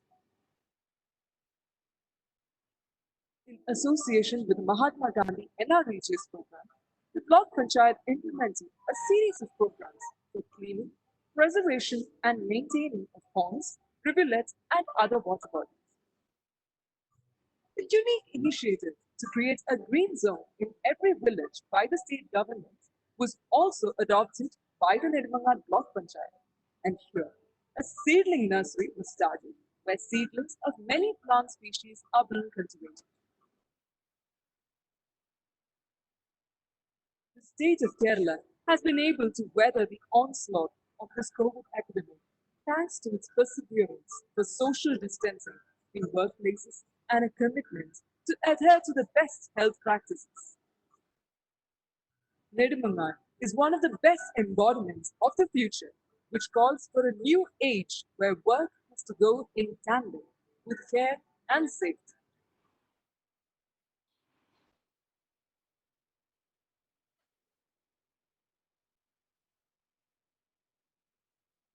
Dr. Seema, shall we now present the presentation from VALEDICTORY Grama Panchayat? Yes, please. VALEDICTORY Gram Panchayat in Kasaragod district has a dedicated force of farmers who are famous for reaping golden harvests in spite of very adverse conditions. The people of the Panchayat are primarily engaged in agriculture, and the Harita Mission has played a major role in their activities. Up until recently, drought was a major challenge for Bereduka.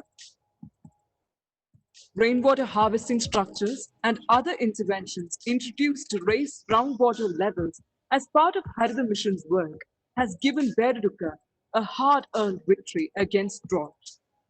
The Harita Kerala Mission's work has also enabled the revival of traditional water harvesting structures of Kasaragod, such as Pallangal and Thurangal.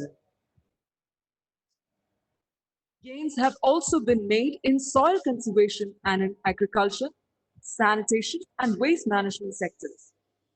ലോകം തന്നെ ഭീതിയോടെ കഴിയുന്ന ഒരു കാലത്ത് എങ്ങനെ കോവിഡിനെതിരെ പ്രാദേശികമായ ബദലുകൾ തീർക്കാം, ജനകീയമായ പ്രതിരോധ അതിജീവന നടപടികൾ സ്വീകരിക്കാൻ പറ്റുന്നതിനെ സംബന്ധിച്ചാണ് ഞങ്ങൾ ഒരു ഗ്രാമപഞ്ചായത്ത് എന്നുള്ള നിലയിൽ ഞങ്ങളുടെ ചെറിയ വിസ്തൃതമായ പ്രദേശത്ത് ഞങ്ങൾ ആലോചിച്ചു. Even at a time when the world was numbed due to the COVID crisis, Bereduka was able to carry on these activities under the guidance of the Harita Kerala Mission, making it a part of their story of resilience. Farmers were one of the sections of society most affected by the COVID crisis. They faced not just loss of livelihoods, but also issues of not being able to sell their produce. A lot of vegetables which would have been normally used in temples, etc., were going to waste. At the time, the Panchayat intervened to try and sell the produce. The Panchayat made arrangements for selling vegetables using mobile vegetable carts which could deliver the vegetables to people's doorsteps. On top of the challenges posed by COVID, dry summer winds also affected their banana crops badly. Such crops which were destroyed were collected by the Panchayat and converted into chips, a value-added product. And they were marketed and sold under the people-friendly banner of Beregam chips. The agricultural sector also provided immense support to the community kitchens during this time. Agricultural produce produced as part of the Harita Mission's interventions were collected and utilized in the community kitchens. The organic rice called Beregam rice, produced as a part of the fallow landless Beregam scheme, was also used in the community kitchens. കാർഷിക രംഗത്ത് ഒരുപാട് പ്രവർത്തനങ്ങൾ ഞങ്ങൾ സംഘടിപ്പിച്ചു. തനതായ ബദലുകൾ ഒരുക്കിക്കൊണ്ടു Bedakam rice പഞ്ചായത്തിൽ ഇപ്പോൾ ഈ വറുതിയുടെ കാലത്ത് വിൽപ്പന നടത്തിക്കൊണ്ടിരിക്കുന്നു. പഞ്ചായത്ത് തന്നെ കൃഷി നടത്തി തരിശുരഹിത ഗ്രാമം പദ്ധതിയുടെ ഭാഗമായിട്ട് ഉണ്ടാക്കിയെടുത്ത ഒരു മികച്ച വിജയത്തിന്റെ തുടർ പ്രവർത്തനങ്ങളാണത്. അതുകൂടാതെ ബേഡകം പച്ചക്കറി, ബേഡകം കുടകൾ, ഇങ്ങനെ സമാന്തരമായി ഒരു നമ്മുടെ നാട്ടിൽ ഗ്രാമീണ ബദലുകൾ ഉയർത്തുക എന്ന ഒരു പരിശ്രമം ഞങ്ങൾ നടത്തുകയുണ്ടായി. ഇപ്പോൾ പ്രവാസികൾ തിരിച്ചു വരുന്ന സന്ദർഭത്തിൽ അവരെ ഉൾപ്പെടുത്തി അഗ്രി യൂത്ത് എന്ന പേരിൽ പ്രത്യേകമായിട്ടുള്ള കാർഷിക സേനകൾ രൂപീകരിച്ച് സുഭിക്ഷ കേരളത്തിന്റെ പദ്ധതികൾ നടപ്പാക്കാൻ വേണ്ടി പോകുന്നു. More recently, activities as part of the Subhiksha Kerala scheme of the state government has also commenced in the Bereduka Panchayat as Subhiksha Beregam. Poultry farming, manufacture of value-added products, etc., which were being done through integrating the Mahatma Gandhi NREGS and the Swayam Paryaptam Grama Paddhati, or the self-sufficient village scheme, has been going on in spite of the pandemic. Under the scheme titled Beregam Bhakshya Samriddhi Leke, or Beregam's Journey into Food Prosperity, each neighborhood has been mandated to carry out agricultural activities in a minimum of 50 cents. This has also been going on in full swing during the COVID times. The work of farmer groups, activities under the Bhakshya Samriddhi Ward Paddhati, a scheme aimed at ensuring food prosperity at the ward level, has also not been affected by the pandemic. The Harita Mission and the Farmers Welfare Department have distributed 19,000 vegetable saplings and 21,000 seed packets as part of the Jeevani scheme, and agriculture has thus been taken up during this COVID time. A people-centric program titled Nammal Nannagam, or Let's Become Better, was done during this time for preventing the spread of disease through unhygienic conditions. The Bereduka Grama Panchayat is implementing and taking forward the Harita Mission's plans and programs wholeheartedly, all the while ensuring adherence to the COVID-19 protocol and upholding the need for physical distancing and social unity.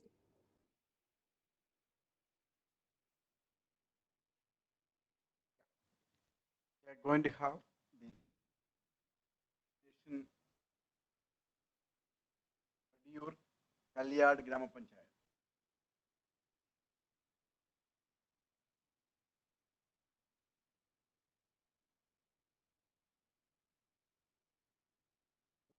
The Padiyur Kalyad Gram Panchayat of Kannur district has successfully exemplified all the activities of the Harita Kerala mission.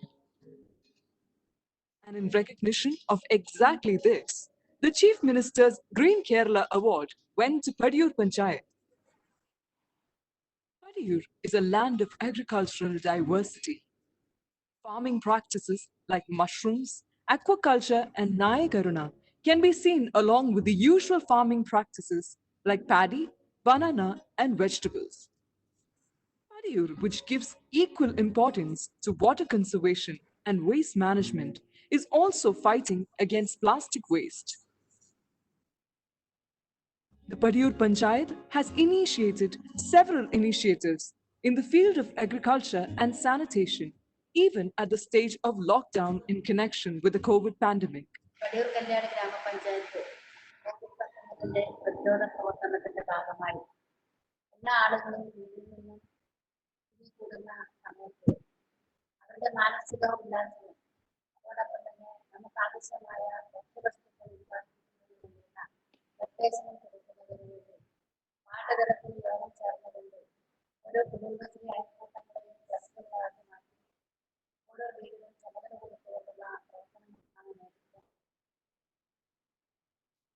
Padiyur has proven that agricultural prosperity is possible with social distancing and without the mass exodus of people.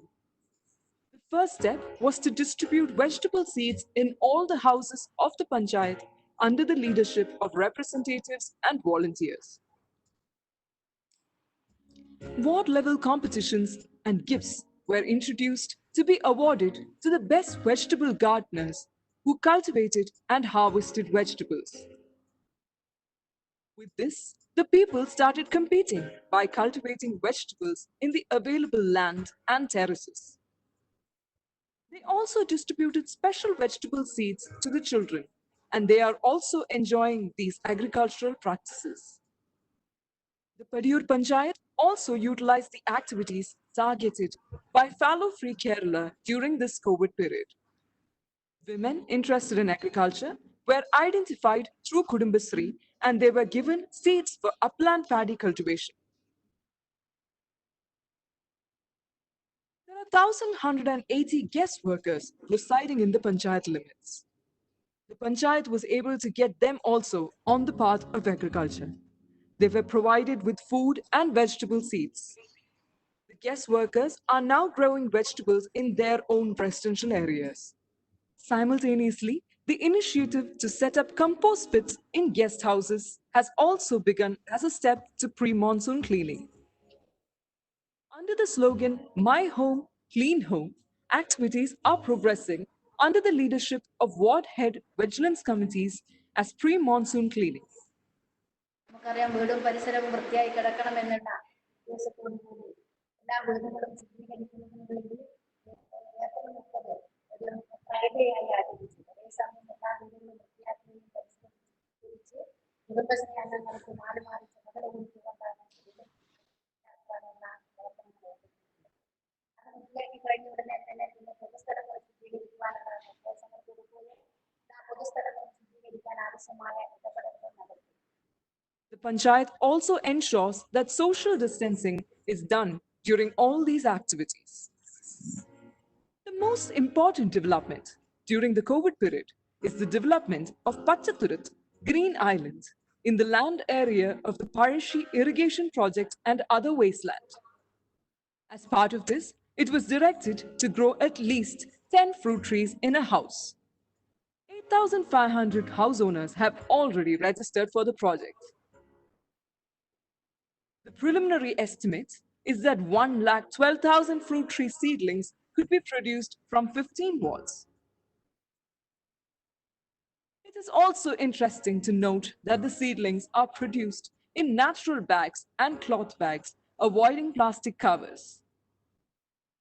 By June 5th, the seedlings will be ready for transplanting. The people of the Padiyur Kalyat Panchayat are embarking on a new area of green enrichment of Padiyur by implementing various activities during this COVID period in accordance with the lockdown protocol and by maintaining social distancing. Yeah.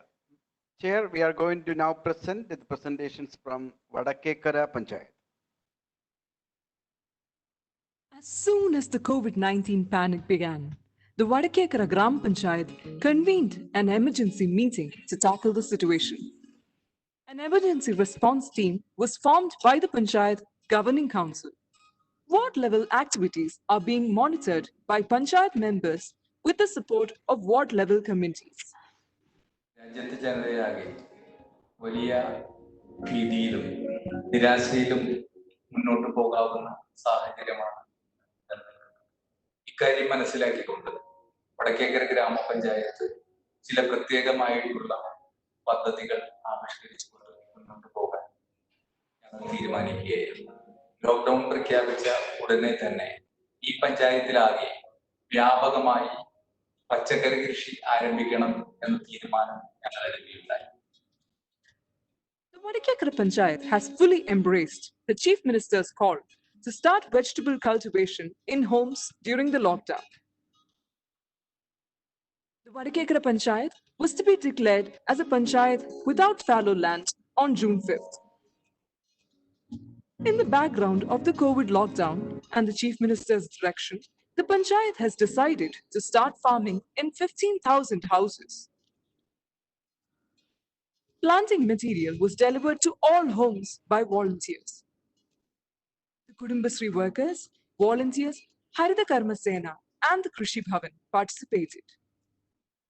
Amazing operational excellence continued. Young people started farming in small groups. All the family members are now farming together. Youth movements, shrines, community movements, and NGOs were all involved. The cooperative sector also came as a relief to the people. All these activities were performed following the COVID-19 protocol. For this, a coordinating committee will function with the Panchayat President as chairman and the agricultural officer as general convener for the smooth running. These committees will track the market for agricultural products. There was also a competition organized for home cultivation. The Panchayat was actively involved in the Break the Chain campaign. As part of the campaign, provisions were set up in 20 wards, bus stands, and sidewalks. Extensive awareness work has also been conducted for the practice of hand washing with soap and water and its importance. Under the leadership of the Harita Karma Sena of the Vadakekara Gram Panchayat, there is a venture to produce and supply sanitizers, lotions, cloth bags, and masks for prevention of the coronavirus. Steps are being taken to distribute face masks to all the households. Disinfection was carried out at important places of worship, bus stops, and auto stands. All these activities was led by the emergency response team. Extensive awareness campaigns were also conducted by the Panchayat for COVID-19 prevention. This involved the participation of artists, painters, students, and workers. The achievement of the Vadakekara Panchayat is the success of collective action. The function was coordinated by the Panchayat Governing Council, Employee Cooperation, Emergency Response Team, Krishi Bhavan, Health Workers, Asha Workers, Anganwadi Workers, CDS, and the Kudumbashree.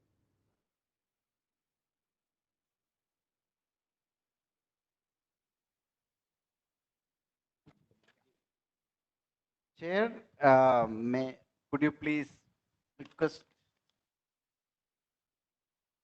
CP Vinod? One more Chair, could you presentation. please hear me? There's one more. Yeah, Oh, there is Kumli. one. Kumli. Yeah, that's right. Yeah, Kumli. Last one, Kumli.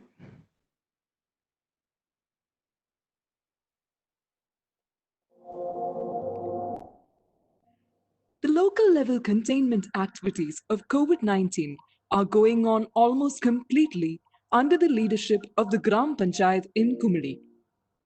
Even during the period when all the offices and establishments remained shut, as per the direction of state and central governments, the elected representatives and officials of Kumli Gram Panchayat were on the field with enough precaution for extending help to the people of Kumli Gram Panchayat. With an area of 816 square kilometer, Kumali shares the border with Tamil Nadu state. It is to be specially mentioned that even during the lockdown period, activities related to waste management, maintenance, protection and cleaning of water bodies and agricultural development were given the topmost priority. The Kumli Gram Panchayat realized that the pandemic and the lockdown has increased the duties and responsibilities of local self-governments. Among these responsibilities, proper management and disposal of waste are very important, and the Kumli Gram Panchayat has been doing a great job in this area. The town and adjacent areas are being disinfected regularly, and biodegradable wastes are being collected from the town area and the thickly populated Rosa Pukandam area daily by the sanitation workers of the Gram Panchayat. The segregated waste from the community kitchen and from camps of guest workers are also being collected daily. These wastes are being taken to the waste management plant run by the Clean Kumli Green Kumli Society under the Kumli Gram Panchayat. The sanitation workers and the workers in the waste management plant were given special training and precautionary devices like masks, gumboots, and gloves. Along with these activities, the pre-monsoon cleaning was also started with a view to avoid epidemics like dengue and chikungunya. Covid പ്രതിരോധ സമയത്ത് ഏതാണ്ട് 2 മാസക്കാലമായി കുമളി ഗ്രാമപഞ്ചായത്തിന്റെ മാലിന്യ സംസ്കരണം സാധാരണ ദിനങ്ങളെക്കാളും വളരെ കൂടുതലായി കണക്കാക്കിയിരിക്കുന്നു. കാരണം കോവിഡ് പ്രതിരോധ രംഗത്തിന്റെ ഭാഗമായിട്ട് ക്വാറന്റൈൻ സെന്ററുകൾ 3 കുമളി പഞ്ചായത്തിൽ തുടങ്ങിക്കൊണ്ട് അവിടെ താമസിപ്പിച്ചിരിക്കുന്ന ആളുകളുടെ പൂർണ്ണമായിട്ടും മാലിന്യം നീക്കം ചെയ്യേണ്ട ഉത്തരവാദിത്തം കുമളി ഗ്രാമപഞ്ചായത്തിനാണ്. ഒപ്പം കൂടാതെ സാമൂഹ്യ അടുക്കള കുമളി ഗ്രാമപഞ്ചായത്തിൽ തന്നെ തുടങ്ങാൻ ഏതാണ്ട് മാർച്ച് 26 തന്നെ കുമളി ഗ്രാമപഞ്ചായത്ത് തുടങ്ങിക്കഴിഞ്ഞു.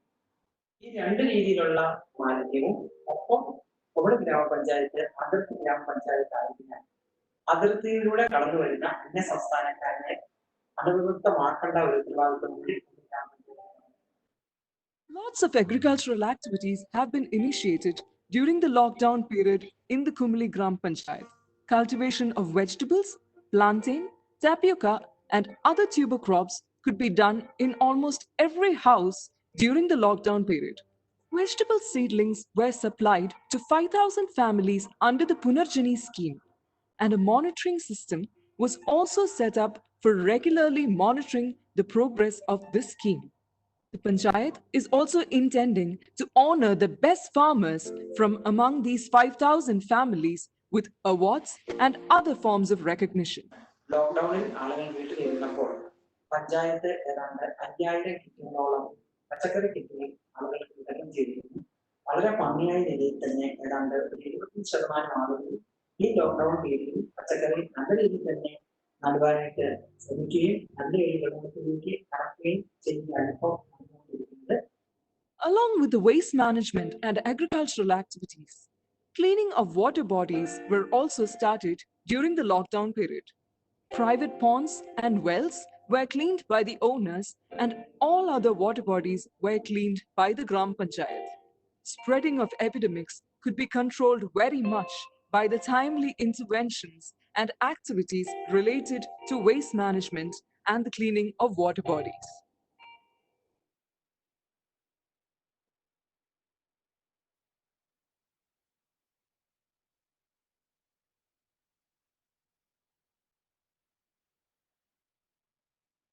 Yeah. Seema, start on. Now our video presentation is over. I got a message from Mayor Trivandrum Corporation. He wishes to share his remarks. I would request him to comment on the presentation. അതിൽ തിരുവനന്തപുരം നഗരസഭ ഈ COVID-19 കാലഘട്ടത്തിൽ നടത്തിയ പ്രവർത്തനങ്ങളുടെ ഒരു വീഡിയോയാണ് ഞങ്ങൾ തയ്യാറാക്കിയിട്ടുണ്ടായത്. അതിൽ 10% കാര്യങ്ങൾ പോലും ഇന്നത്തെ ഈ പ്രസന്റേഷനിൽ വന്നിട്ടില്ല എന്നുള്ള കാര്യം ആദ്യമേ ഞാൻ സൂചിപ്പിക്കുക. അതിൽ ഏറ്റവും പ്രധാനപ്പെട്ട കാര്യങ്ങളായി വരുന്നത് ഒന്ന്, ഇതിന്റെ ആരംഭഘട്ടത്തിൽ തന്നെ കമ്മ്യൂണിറ്റി കിച്ചൺ ആയിരുന്നിരുന്നാലും പിന്നെ നമ്മുടെ ബ്രേക്ക് ദി ചെയിൻ പ്രോഗ്രാം ആയിരുന്നാലും അതിനുശേഷം നമ്മുടെ ക്വാറന്റൈൻ സെന്ററുകളും അതുപോലെ തന്നെ നമ്മുടെ പിന്നെ ക്യാമ്പുകളും എല്ലാം തന്നെ തിരുവനന്തപുരം നഗരത്തിൽ ഏറ്റവും വലിയ അളവിൽ വന്നിട്ടുള്ളതാണ്. ഇപ്പം നിലവിൽ 33 ക്വാറന്റൈൻ സെന്ററുകളാണ് പ്രവർത്തിച്ചു വരുന്നത്. അതോടൊപ്പം തന്നെ 335 കേന്ദ്രങ്ങൾ കൂടി നമ്മൾ കണ്ടുവച്ചിട്ടുള്ളതാണ്. യാചകരടക്കമുള്ള ആളുകൾ തിരുവനന്തപുരം നഗരത്തിൽ 330 യാചകരെ പാർപ്പിച്ചിരിക്കുക. വനിതകൾ ഉൾപ്പെടെയുള്ളവർക്ക് പ്രത്യേക ക്യാമ്പ് ആണ് ഞങ്ങൾ ഉണ്ടാക്കി കൊടുത്തിട്ടുള്ളത്. അതോടൊപ്പം തന്നെ അതിൻ്റെ ഒരു ഘട്ടത്തിൽ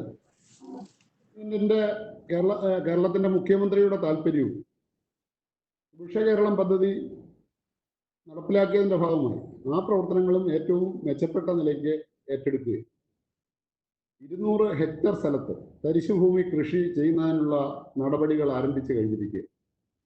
ഇതിനകം തന്നെ 5 ഹെക്ടർ സ്ഥലത്ത് തരിശുഭൂമിയുടെ കൃഷി ആരംഭിച്ചു കഴിഞ്ഞു. നഗരസഭയുടെ നേതൃത്വത്തിൽ 1 ലക്ഷം ഗ്രോ ബാഗുകൾ തയ്യാറാക്കി കഴിഞ്ഞിരിക്കുക. 25-ാം തീയതി മുതൽ വീടുകളിൽ 1 ലക്ഷം ഗ്രോ ബാഗിന്റെ വിതരണം നടക്കുകയാണ്. അതിനു പുറമെ വിത്തും വളവും 20,000 വീടുകളിൽ ഇതിനകം തന്നെ എത്തിച്ചു കഴിഞ്ഞിരിക്കുക. ബഹുമാനായ കേരളത്തിലെ ഫിനാൻസ് മിനിസ്റ്ററാണ് അതിന്റെ ഉദ്ഘാടനം നിർവഹിച്ചത്. ഈ കാലഘട്ടത്തിലെ ഏറ്റവും പ്രധാനപ്പെട്ട ഒന്നായി മാറിയിട്ടുള്ള വിപണി, കർഷകർക്ക് അവരുടെ ഉൽപ്പന്നങ്ങൾ വിൽക്കാനുള്ള വിപണി ഇല്ലാത്തൊരവസ്ഥ വന്നതാണ്. അതിനുള്ള സൗകര്യം തിരുവനന്തപുരം നഗരസഭ ഉണ്ടാക്കുകയും 7 ദിവസവും പ്രവർത്തിക്കുന്ന നാട്ടുചന്ത ഈ നഗരത്തിൽ പ്രവർത്തിച്ചു വരികയാണ്. ഒരു വലിയ ടാസ്ക് തന്നെ ഇതുമായി ബന്ധപ്പെട്ട് ഏറ്റെടുത്ത് ഞങ്ങൾ മുന്നോട്ട് കൊണ്ടുപോകുക. COVID-19 പ്രതിരോധ പ്രവർത്തനങ്ങളുടെ ഭാഗമായിട്ടുള്ള മെഡിക്കൽ എയ്ഡ്, അതും മൊബൈൽ മെഡിക്കൽ യൂണിറ്റുകൾ ഡോക്ടർമാരുടെ നേതൃത്വത്തിൽ 3 എണ്ണം ഇതിനകം തന്നെ പ്രവർത്തിച്ചു വരിക. നഗരസഭയുടെ പ്രവർത്തനങ്ങളിൽ ഇതെല്ലാം തന്നെ ആദ്യം 24 മണിക്കൂറും പ്രവർത്തിക്കുന്ന കോൾ സെന്ററും ഹെൽപ്പ് ഡെസ്കും ഈ കാര്യങ്ങളിലെല്ലാം തന്നെ ക്രമീകരിച്ച പ്രവർത്തനമാണ് മേയറുടെ ചുമതലയിൽ തന്നെ IT സെല്ലിന്റെ പ്രവർത്തനം നടന്നു വരികയാണ്. ഇതിനകം തന്നെ 26 ലക്ഷത്തിൽ പരം ആളുകൾക്ക് ഭക്ഷണം നൽകി കഴിഞ്ഞിരിക്കുക. 26 ലക്ഷം ഭക്ഷണ പൊതികൾ കമ്മ്യൂണിറ്റി കിച്ചണുകളിലൂടെ നടപ്പിലാക്കിയിരിക്കുക. പക്ഷെ അതെല്ലാം തന്നെ ഓൺലൈനായി രജിസ്റ്റർ ചെയ്യാനും അത് വിതരണം ചെയ്യാനും കഴിയുന്ന തരത്തിലുള്ള കാര്യങ്ങളാണ് ചെയ്തുകൊണ്ടിരിക്കുന്നത്. ഇതിൻ്റെ ഒക്കെ ഭാഗമായി വരുന്ന ഒരു വലിയ സാമ്പത്തിക കാര്യവും നിലനിൽക്കുകയാണ്. അതെല്ലാം തന്നെ ആളുകളുടെ സഹായവും മറ്റു കാര്യങ്ങളും ഒക്കെ തന്നെ ഇത്തരം കാര്യങ്ങൾ ഉണ്ടാക്കിയെടുക്കുവാനുള്ള പ്രവർത്തനവും വരുന്നു. നഗരത്തിലെ ഈ പ്രവർത്തനങ്ങൾക്ക് 2800ഓളം വരുന്ന വോളണ്ടിയേഴ്സ്, ആ വോളണ്ടിയേഴ്സിന്റെ പ്രവർത്തനവും കാര്യക്ഷമമായി ഉയർന്നു വരികയാണ്. ഈ ക്വാറന്റൈൻ സെന്ററിലെയും അതുപോലെ തന്നെ വീടുകളിൽ പാർക്കുന്ന ക്വാറന്റൈനിൽ കഴിയുന്ന ഹോം കെയറിന്റെ ആളുകളെ നിരീക്ഷിക്കുവാനും ഒക്കെ അതുമെല്ലാം സംവിധാനങ്ങൾ ഈ നഗരസഭയുടെ നേതൃത്വത്തിൽ ഓൺലൈനായി തന്നെ നമുക്ക് ഈ കാര്യങ്ങളിൽ ബന്ധപ്പെടുവാനും ഹോം കെയർ നടത്തുവാനും ഒക്കെ കഴിയുന്ന തരത്തിലുള്ള ശ്രമങ്ങൾ നടക്കുന്നു. വീടുകളിൽ ആവശ്യക്കാർക്ക് മരുന്നടക്കം ആവശ്യ വസ്തുക്കളടക്കം എത്തിക്കാനുള്ള പ്രവർത്തനങ്ങളാണ് ഈ ഏറ്റെടുത്തിരിക്കുന്നത്. അപ്പോൾ ആ നിലയ്ക്ക് ഈ കാലഘട്ടത്തിൽ ആളുകളുടെ ഏറ്റവും ബുദ്ധിമുട്ടുള്ള ഒരവസരത്തിൽ അവരെ സഹായിക്കുവാൻ കഴിയുന്ന തരത്തിൽ പ്രവർത്തനങ്ങൾ നഗരസഭയുടെ നേതൃത്വത്തിൽ നടക്കുകയാണ്. മാസ്കുകൾ 5 ലക്ഷം മാസ്കുകൾ ഇതിനകം തന്നെ നിർമ്മിച്ച് കുടുംബശ്രീ യൂണിറ്റുകളാണ്. നഗരസഭയുടെ കീഴിലുള്ള കുടുംബശ്രീ യൂണിറ്റുകളെ കൊണ്ട് 5 ലക്ഷം മാസ്കുകൾ നിർമ്മിച്ച് നഗരസഭ തന്നെ നേരിട്ട് ആളുകൾക്ക് വാർഡുകളിൽ വിതരണം ചെയ്യുക. ഇത്തരം കാര്യങ്ങളിലെല്ലാം തന്നെ ഒരു കൂട്ടായ പ്രവർത്തനവും ഉദ്യോഗസ്ഥരെയും മറ്റുമൊക്കെ തന്നെ സഹായവും സഹകരണവും ഒക്കെ തന്നെ കാര്യത്തിൽ ഉണ്ടാവുകയാണ്. അതാണ് എനിക്ക് ഇതിൻ്റെ കൂട്ടത്തിൽ ആഡ് ചെയ്ത് സൂചിപ്പിക്കുക.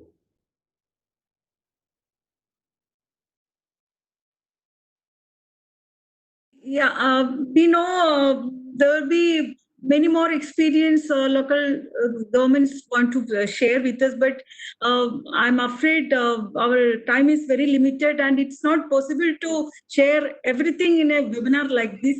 I think Dr. Isaac will be arranging some other opportunity for us to share all this exciting experience. And in our panel, Sri C. Ramachandran from Bedadka Panchayat couldn't attend that seminar because they are having heavy rain. They are having some network problem. All other panelists are here. We have, I think, we have, if any panelists would like to share their comments, please do it shortly. Very.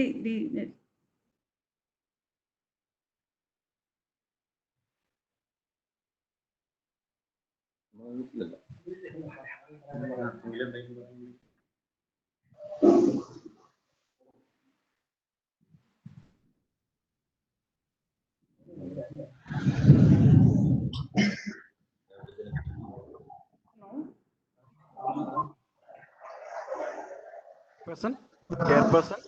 Hello. Hello, Chair. Would you please, hello. Hello. Hear us? Chairperson? Are you to hear us? Yeah. There is Dr. C.P. Vinod, Chairman, giving a reflection on all the presentations. Would you please ask him after that? Okay, I think there will be no chairperson of the local government commission, and they have been examining the ways of integrating all the cadres and departments. Say there are three areas: Panchayat department, rural development department, urban department, integrating them. That is the work of the commission. The chairman Vinod should be around. Hello. Hello. Hello. Am I audible? We are hearing you. Please go ahead. Thank you, sir. Thank you, Kila, for giving me a chance to speak during this webinar. So because already our local government leaders have spoken in length, and we have seen the cases from various panchayats and blocks and municipalities. And in Kila also documenting many of the stories. So I don't want to go into details because there are many details in their all presentations. But I would like to reflect upon 3 points, which I find maybe as an insider, outsider perspective, how I see it. Because we have institutions, we have for last 25 years been there have been decentralization process on move, and many institutions are on the ground. And but I want to focus on 3 points, which I see that for the exceptional works during this Corona time, what kind of energy, which are the sources of energy that actually coming from, and then motivate the people, and how actually get them into action, especially local governance. And the first point which I try to, because we don't have much time, so I would say that there is a new found synergy between state government system and local government system. And this new synergy is not something accidental. I find that it actually in 2016, when we began this new People's Plan campaign, second phase as we call, because it was with CM inaugurating and all the local government leaders assembled. And continuously we can see that there is a kind of systematic and continuous and sustained engagement with directly with local government institutions, and that kind of a very kind of room for conversation has been already created. And along with that, we have seen that there are Panchayat President Associations and Block Panchayat President Associations, this powerful local government association, municipal chamber and mayor's council. So there is again a kind of this conversation space is again a very sustained manner being maintained between these two systems through these associations, which is actually a very unique feature of Kerala, that we have this very powerful associations. Then what happened, that what I observed, that the creation of a kind of political trust, which we saw just now, that how Panchayat President Association leaders are now interacting with our finance minister, the kind of trust they have on the government and vice versa. So this particular political trust which created during this built upon for the last maybe 4 years, and then held during this pandemic to create a kind of energy for the institutions to respond to in a very organic manner. So that's an example. The case is that the community kitchen. If you see that in 25th, CM now made the announcement, and then on the 26th, around 43 community kitchen already came, because on the 26th official order came from government. But before that, people set up the community kitchen, and next day the number rose to 400, and then it's something a quick response to the state system. This is based on this particular the political trust that that's created. And then second point, which I would like to highlight, this the role of women in local politics. We have this number is, we know that 417 out of 941 Panchayat presidents are women. And again, we have 41 Panchayat municipal chairpersons are women out of 87. So a kind of feminization of politics is happening at the local. So we know ASHA workers and other including ASHA workers and other women, Anganwadi workers, and Kudumbashree is very important. And then how in the morning, Vijayans are making the comment that how social democracy and political, how the social and political fields are created at the local, where they can switch over that from social to political and political to back to social. So this create a kind of feminization of politics, if we call it like that, and that's something very important, and it's something in contrast with what state level mirroring of local normal local male dominant politics. So this is a kind of we have to see how it is evolving, and we can see that the different style of even in the our health minister, how she has been accepted by the people. So the possibility of this politics to take it forward, the role of women in local politics and how the politics can get changed. And this is also an agenda that we can take forward. And third point is that communication. And I remember that in 2016, Vijayan sir actually called a meeting of all decentralization activists in Kerala. And we actually discussed how we can create a kind of communication technology to mobilize people for enhance the participation in Gram Sabha and Ward Sabha.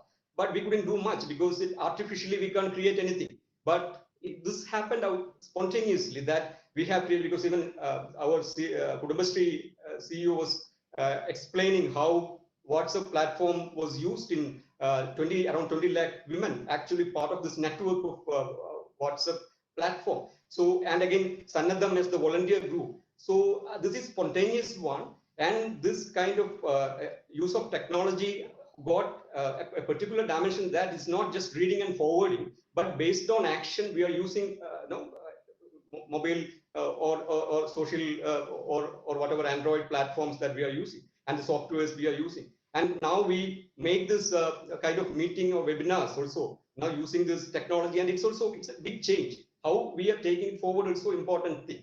And the first part, this political synergy that has been created between state and local, I find that's very important. Why my question is that to our local government leaders, that we have these 4 associations. Why can't they come together? Why can't they come together at the local that constitute their own consortium? Because block panchayat and gram panchayat and municipality and even corporation can come together and work together as leaders. So in an emergency situation like this, something happened, but how can we sustain it? So this political synergy, we should take it forward. And then I find the work that we do regarding the integration of this 5 departments is very important. And then because the departmental divisions which actually make them act them differently, or make them a separation among themselves. So that can be solved. So we feel that we can work towards implementing after implementing this integration of 5 departments. I think situation can be it will be very conducive for these associations also to come together, even work together towards local economic development. So I don't take much time. Then this technology and women side and this new synergy, how it can be taken forward. This is something which I want to highlight at this moment. Thanks for giving me the opportunity, sir.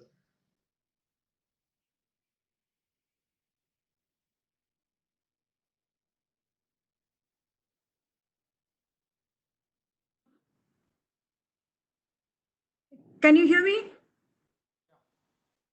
Yeah. How much time do we have for one more comment? Is there any time left? There is definitely time limit. If anyone of the panelists wants to say 1 minute, yes, then you can speak. Okay. Same. Yeah, I got a request from Sri Ambrose KM, President Vadkekara Panchayat, to make some comments. Sima, you should translate him because a lot of people from outside the state are watching. You please do it, comrade. Hello. കേൾക്കാമല്ലോ? കേൾക്കാം, സംസാരിച്ചോളൂ. ഞാൻ തർജ്ജമ ചെയ്യാന്നാ പറഞ്ഞത്. നമസ്കാരം. എന്തായാലും ഇത്തരത്തിൽ ഏറ്റവും താഴേക്കിടയുള്ള ഭരണ സംവിധാനങ്ങൾക്ക് ഒരു അവസരം ഒരുക്കിയതിന് ആദ്യമായി ഇതിനോടും ഇലയോടുമുള്ള നന്ദി രേഖപ്പെടുത്തുകയാണ്. ഞങ്ങള് ഈ പാൻഡമിക് പീരീഡിൽ വളരെ ഗൗരവതരമായിട്ടാണ് ഈ വിഷയത്തെ കാണാൻ തുടങ്ങിയത്. ഇതിൽ പരാമർശിക്കപ്പെടാതെ പോയത് അതിഥി തൊഴിലാളികളായിട്ടുള്ള 328 പേര് നമ്മുടെ പഞ്ചായത്തിലുണ്ടായിരുന്നു.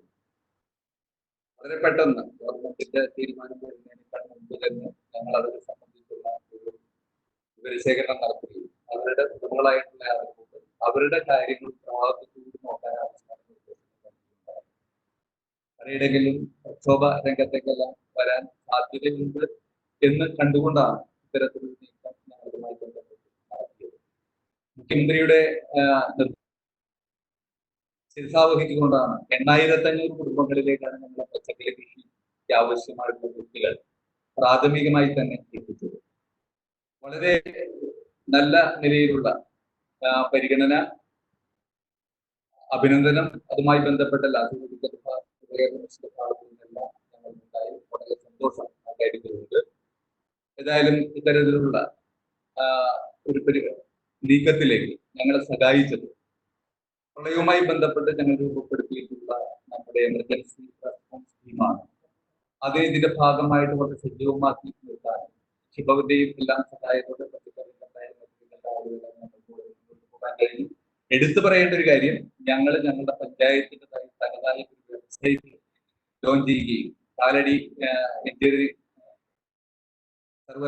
കാലടി സർവകലാശാലയുടെ കീഴിലുള്ള എഞ്ചിനീയറിംഗ് കോളേജുമായി ബന്ധപ്പെട്ട കഴിഞ്ഞത്.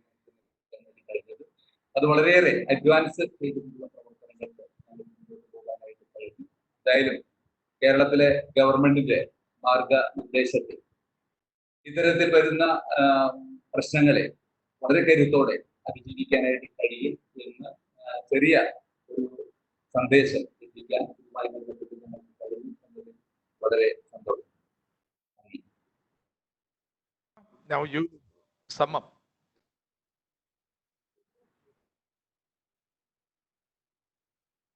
Exciting session. Thank you very much, all panelists who have. Actually, they are not happy with the time. They want to explain many more things they have done during this, not only this time, but for the last 4 years. So, from these deliberations, we see that no doubt that COVID-19 has increased the responsibility for local bodies from prevention to rehabilitation. But as we saw in these presentations, local self-governments are geared up to find alternatives. They are proactive towards working hard to achieve self-sufficiency, and they are brave enough to experiment innovative ideas even during a crisis. I think we need to study much more into the activities of local self-governments happening in Kerala. I think there are many more experience we can share here. These are not the only examples. There are many more experience from local self-governments, but we can't do it here. And this experience provide the state and its citizen more confidence and hope that not only we can overcome this crisis, but also end up with better options for safer and healthier condition in society. So we depend upon local self-governments. They are functioning real local governments, and I think we have a rich history of experience of 25 years of decentralized planning. And thank you all champions of that movement, including Dr. Isaac, Sri Manishankar Iyer, and everybody. And I would like to thank Dr. Vinod for his valuable comments. I think we can conclude this session, and we all are waiting for Dr. Isaac's concluding session and what he is going to say about the way forward. Thank you. Thank you very much. Thank you, Dr. Seema. This was a very enlightening session. Even a fraction of what they actually did in the field were presented through the videos. And the Kila, and we are committed to provide you with more opportunities to display what you have done. Thank you very much once again. And we are now moving to the last session, the valedictory session, which is going to be chaired by Dr. Joy Lemon. And you know that what we have seen, our success in handling pandemic was in fact a return to the huge investment that we have made in mid-90s through people's planning, and that was spearheaded by none other than our current finance minister. And we cannot get a better person than Dr. Thomas Isaac to kind of sum up what we have talked, what was deliberated upon last 2 days, and the possible way forward. So I invite Dr. Joy Lemon to chair the session. And yeah, please, Dr. Joy. Thank you, Dr. Joseph. Good evening to all.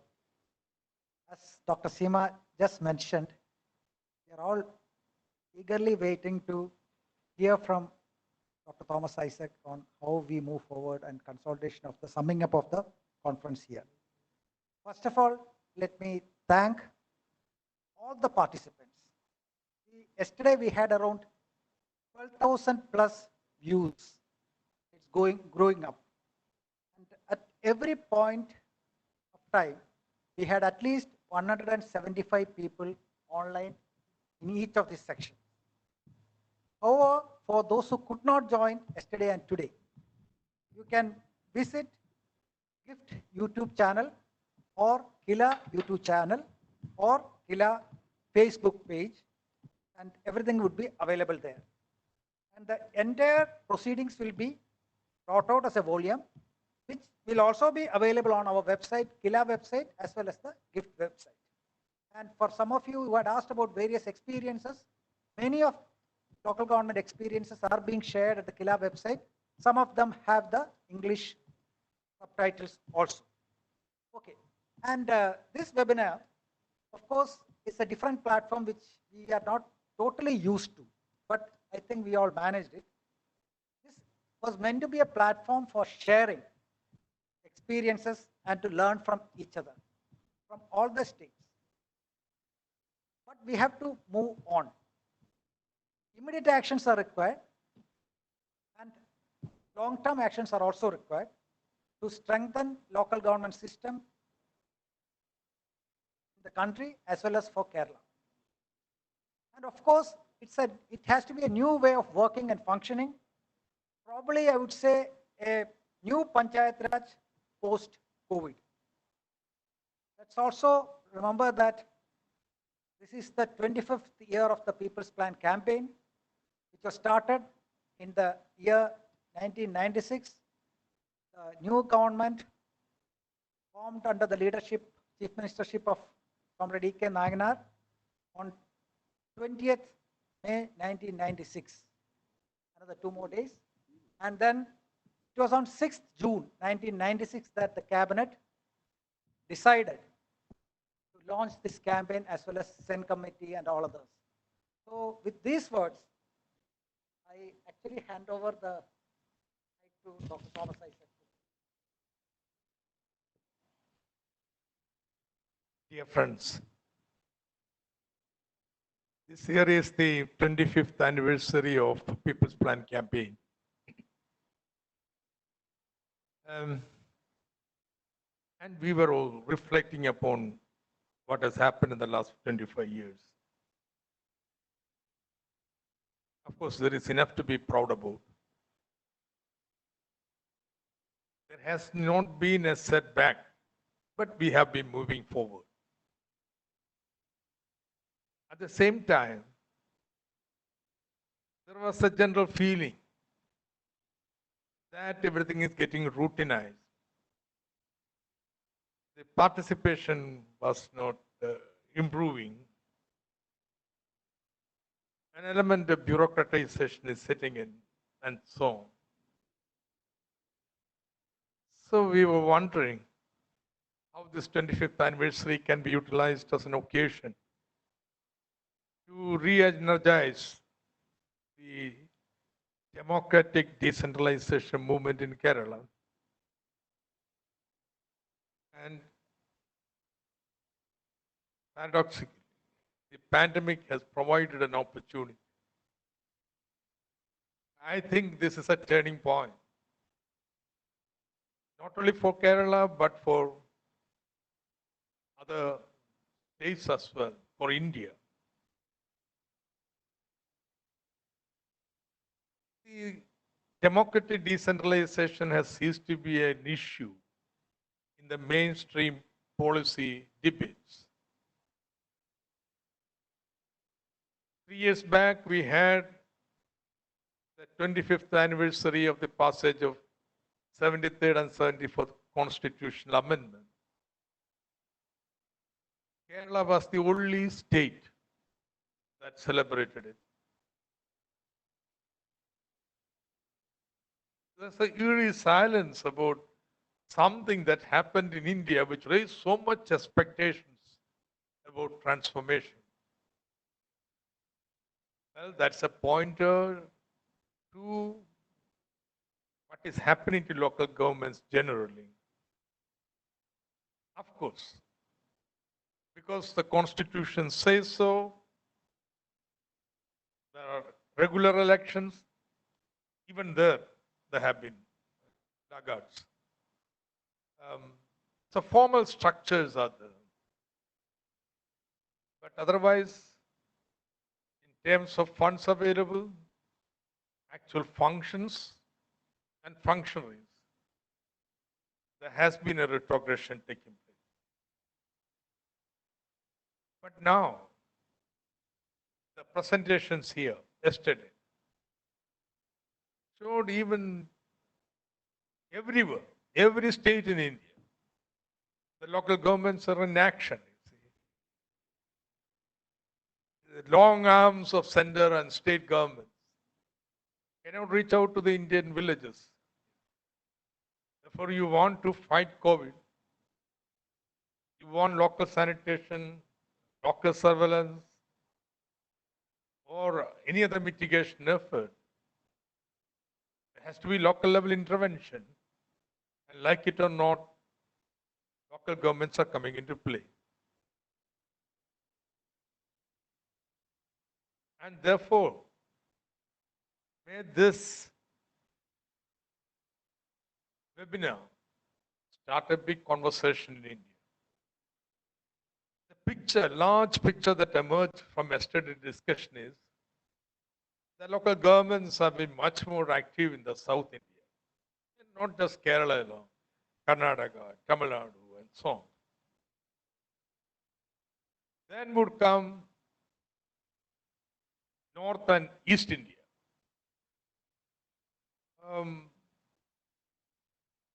Lot of interesting events taking place.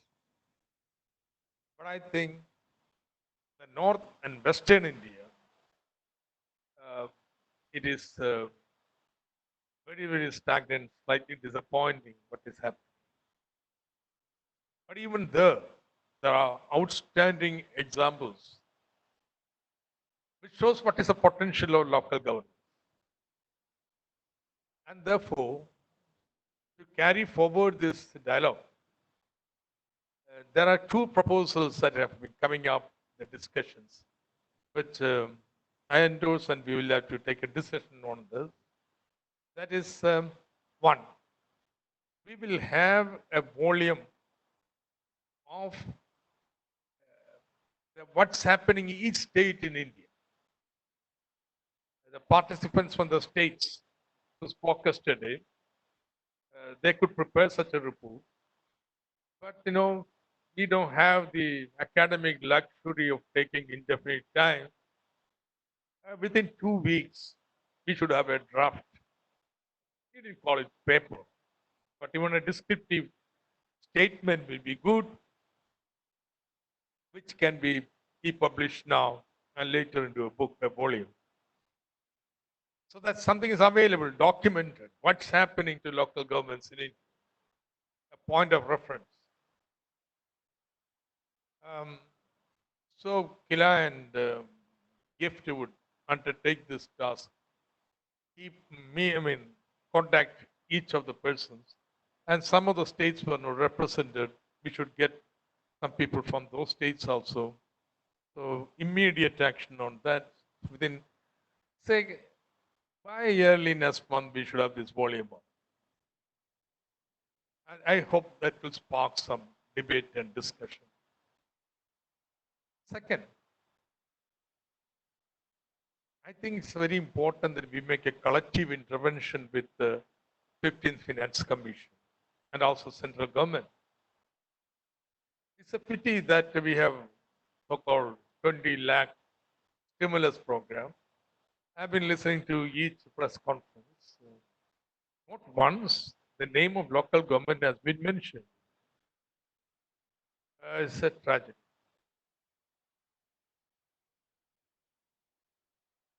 Particularly in the India second edition, local government has become, almost totally neglected. And therefore, I think I propose Raghu, Vijayanand, and any other person who is willing to contribute, M.N. Roy, Meenakshi Sundaram, draft a memorandum to the Finance Committee, which we shall submit, and requesting for additional finance for the local governments. Now there is no tradition of having interim reports in between. Whatever has been submitted is the final report for 2021. But For the rest of the next 5 years, the report is under preparation, and I'm certain this is going to take more time. And therefore, we should make an intervention to ensure there is additional money made available to the local government. These are two things that come out of yesterday's discussion. And today we have been discussing about Kerala experience. That's been extremely rewarding. I'll start with the Panchayat panel presentations. Marvelous. I think for outsiders, there's only a flavor of what's happening on the ground in Kerala. Each of the panelists could have spoken. Perhaps language is a problem, but they have so much to say, so much to share. And particularly Seema Harida Mission team, congratulations, the last session was very well systematically arranged with videos and so on. So you asked this discussion should continue. I know Kila has a program of Facebook Live once a week, no? Every day evening, okay. Yeah. But that would be in Malayalam. What I propose something in English, so that outside persons, outside state also are inspired to explore what could be done with through the local governments. So now Kerala every Sunday is a lockdown, total lockdown day. None of the participants here can really go out and do any other activity. Everybody is supposed to stay indoors. In fact, this we have come to the skid. I mean, here in GIF, with special permission of government. Yeah, we receive an order permitting us to travel and stay. Come here. Even the ministers are expected to stay back at home. Secretariat is totally down. My press conference was here. It's just in the outside. So that being the case, let's explore the possibility of having continue a series of presentations on Sunday. Let's see the material available, how soon they can be produced. But it will have to be in English so that other outsiders can understand what's happening. We can take on what the Kila Facebook Live, select panchayats from there. And I know most of panchayats have videos and other documentations. Those who are outside must have seen our panchayat offices. They are all ISO certification. Okay. I tell you, our local government offices are the best government offices in Kerala. Even most of the departments would be very jealous of the kind of facilities that the local government offices do have.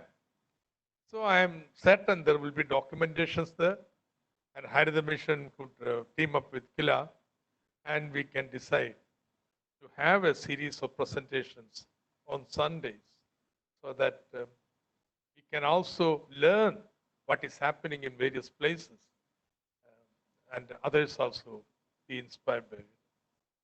So that's my response to Seema's request. Yeah, we'll do that.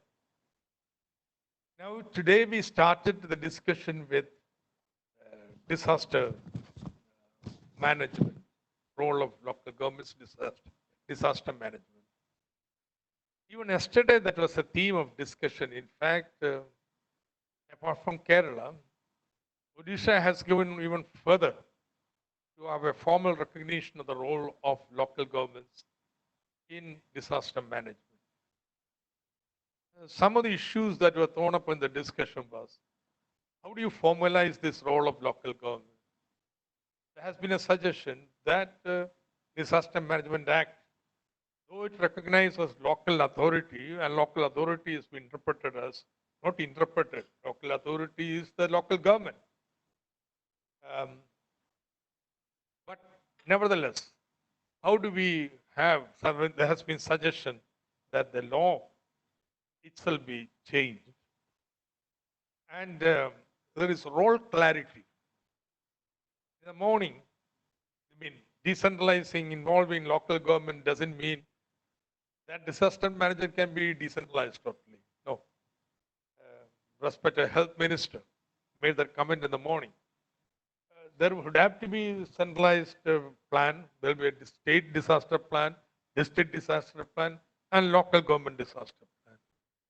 And local government disaster plan would have to be within the framework of the district disaster plan, management plan. And that would have to be in the state level disaster management plan within the framework. And in every pandemic or health emergency or natural emergency, there would be advisories and guidelines from the top. Nobody can deny all that. But nevertheless, what Manishankar Ayerji always says about the activity map, what is to be done at the local level, what would be done at the district level, what would be done at state level. I think we have to do the activity mapping and a clear understanding of that. Now the discussion on Kerala brought out, and also other states yesterday, the important role of local governments in disaster management. As Harilal said, has established the role of LSGs in disaster management, the pandemic. Now, looking back on Kerala, I think there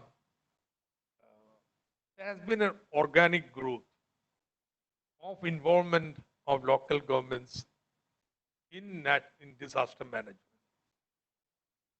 I think they say monthly floods, every pre-monsoon cleaning, preparing for the monsoon outbreaks of various type of epidemic. That has been going on for some time on a regular basis, and local governments do play a very important role. I think that is the earliest interventions that regularly being made by local governments. Then came the floods. Ambrose was here. No, I promised to translate for Ambrose, but then I didn't. My attention got distracted. You know, I grew up adjacent to Ambrose Panchayat, across the backwater. And therefore I know what floods in that area means. And this two floods, the kind of role local governments played in the flood mitigation program is, I mean, only those who have seen it would believe. Most of the local government representatives were not sleeping at all. And really, they have been field. I know a foreign representative team coming to one of our relief camps in Alapi. Senior member asked me, which NGO is running this camp? Because there's a whole, you don't believe it is a relief camp. There's a whole festive thing, children's games, this, that, and so on. You don't get a feel that it's a relief camp. People have lost the houses are coming and staying there. Initially, I didn't understand the question. And I realized, then I pointed out, there is my NGO. What is that? My Panchayat president. Yeah. So the floods was a big learning process. I think we in the government also suddenly understood that local governments, they did the work, you see. Evacuating, for example, from Kutanad, something like 50,000 persons in one day without a single fatality. And then after 2 weeks, rehabilitating all of them. We had prepared an elaborate program of tracking the fever and other epidemics that would inevitably be appearing. But nothing. Because every house, every pathway was clean before people were taken back to the house. And this could have been possible only by local government mobilization. So this was a very important moment, the floods. And there were two things happening That was biodiversity. Every panchayat has a biodiversity register, biodiversity report of varying qualities and so on. But that activity has been going on. And that's a very important education process. And then came climate change into the discussions. Maybe may not everybody would have understood what was meant, but there are panchayats claiming the object, claiming to pursue carbon neutrality for the panchayat.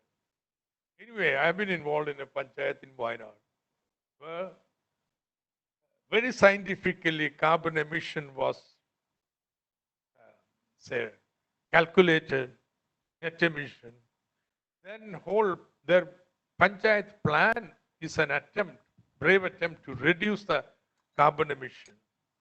Then still there is a net emission taking place. How to sequester it by planting trees. And in some time, and there is also a very interesting model of financing this tree planting scheme. This is considered to be an agricultural operation. The local cooperative bank gives every month, every year, 50 rupees per tree as a loan to be repaid when the tree is cut. The tree is pledged. These are marvelous innovations here. So now from this one panchayat, Minangadi, now this become a district level program. Carbon neutral Wayanad. Now this is not just for the climate. This is to brand their coffee. And coffee to be sold as a carbon neutral area of coffee. And therefore, this is part of agricultural rejuvenation of the district. It's very interesting. In fact, local governments are on the forefront of this. So you have the climate change, and all of them have fed into the local disaster management reports. In fact, two persons who have taken the most interest in this exercise for certain reason couldn't be here. Renu, Principal Secretary, Revenue, because disaster management is Revenue Department's area as per the rules of business, and Principal Secretary LSD in Kerala, Sharada Muralidharan. See, all these streams I've been discussing have ultimately merged organically. There is an organic process into local disaster management plans. Now, in between, the pandemic has intervened. As we discussed in the morning, it's an incremental process. It has to be improved. Fantastic inputs have been given to local governments by the disaster management authority, state disaster management authority regarding overlay maps of from 30 in number of every aspect of the panchayat. So you can have fantastic special planning. These are new possibilities. So this will be, this report, improving it over time, would be a very important component of local level planning, which lead us also into very rigorous spatial planning. So this is the stage. It's while this preparation of disaster management plan, etc., was going on, the pandemic struck. So therefore, I think this context is very, very important to see how easily, how quickly, how efficiently local government slipped into the new road. And I don't want to repeat what case study people have said, but I want to say one thing. The primary healthcare centers, except for the tertiary sector, other medical institutions are transferred institutions to local governments. Which means local governments have a control over that. It's under dual control, put it that way. They are under dual control. Both the staff as well as functions. Of course, there are certain things local governments cannot intervene, medical protocols and so on. But local governments, we can document one that, in fact, the health minister in the morning said so. See, we have been financing the tertiary sector improvement.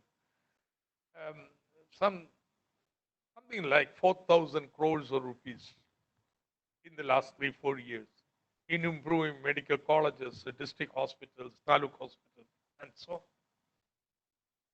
But our primary health center has gone a big overhaul. In fact, majority of the primary healthcare centers which have gained accreditation, I think large percentage, is from Kerala. And this transformation was possible by the local governments putting the money for the physical infrastructure. See, why do we decentralize? We decentralize so that the basic argument is that there will be better allocation of resources. That's the economic reason given. Because you know the local priorities, what people want, and therefore you allocate better. And for the people in Kerala, and I'm certain for most of the country, health is an important priority. It's only for the Delhi, health is not an important priority, spending something like 1.5% of the GDP on health. But for the people, this is a big priority. And all local plans do reflect this priority of the people. Over time, the allocation for health has improved and increased. So they have contributed to the physical infrastructure of all primary health centers. And now, traditionally, there used to be only one doctor. And in that ratio, nurses and so on in the primary health center. Now, half of them have 3 doctors. Government has given one additional, local government has given giving the salary for an additional person from their kitty. So that now the OP clinic is there in the morning as well as in the evening. They provide additional money for medicine. Government budget is over, then the local government steps in. So personnel, drug, and physical infrastructure plus the community participation, the surveillance system. Today you had a presentation from Arya.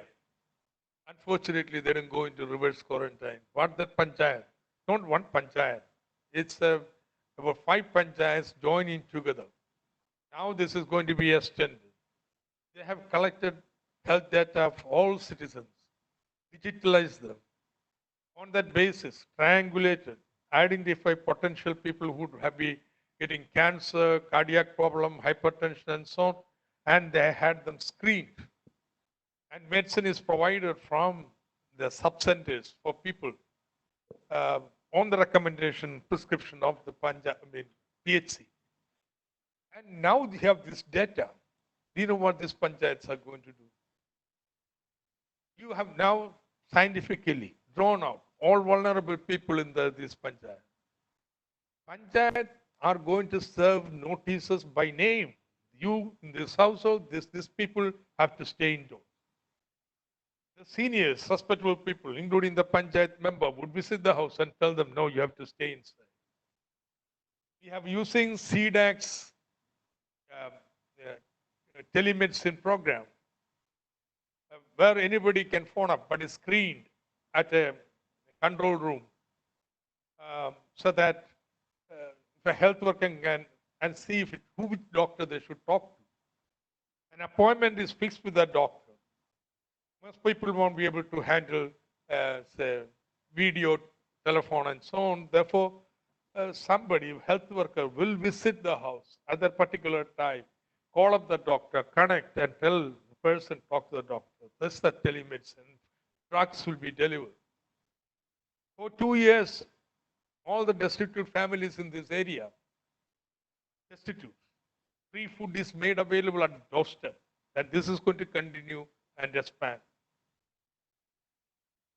including Dr. Chitra, mental health. They have been, as part of this program, they have been coming. And there's a mental health program. And palliative. Even before now, we started this telemedicine program. A palliative organization was already experimenting with.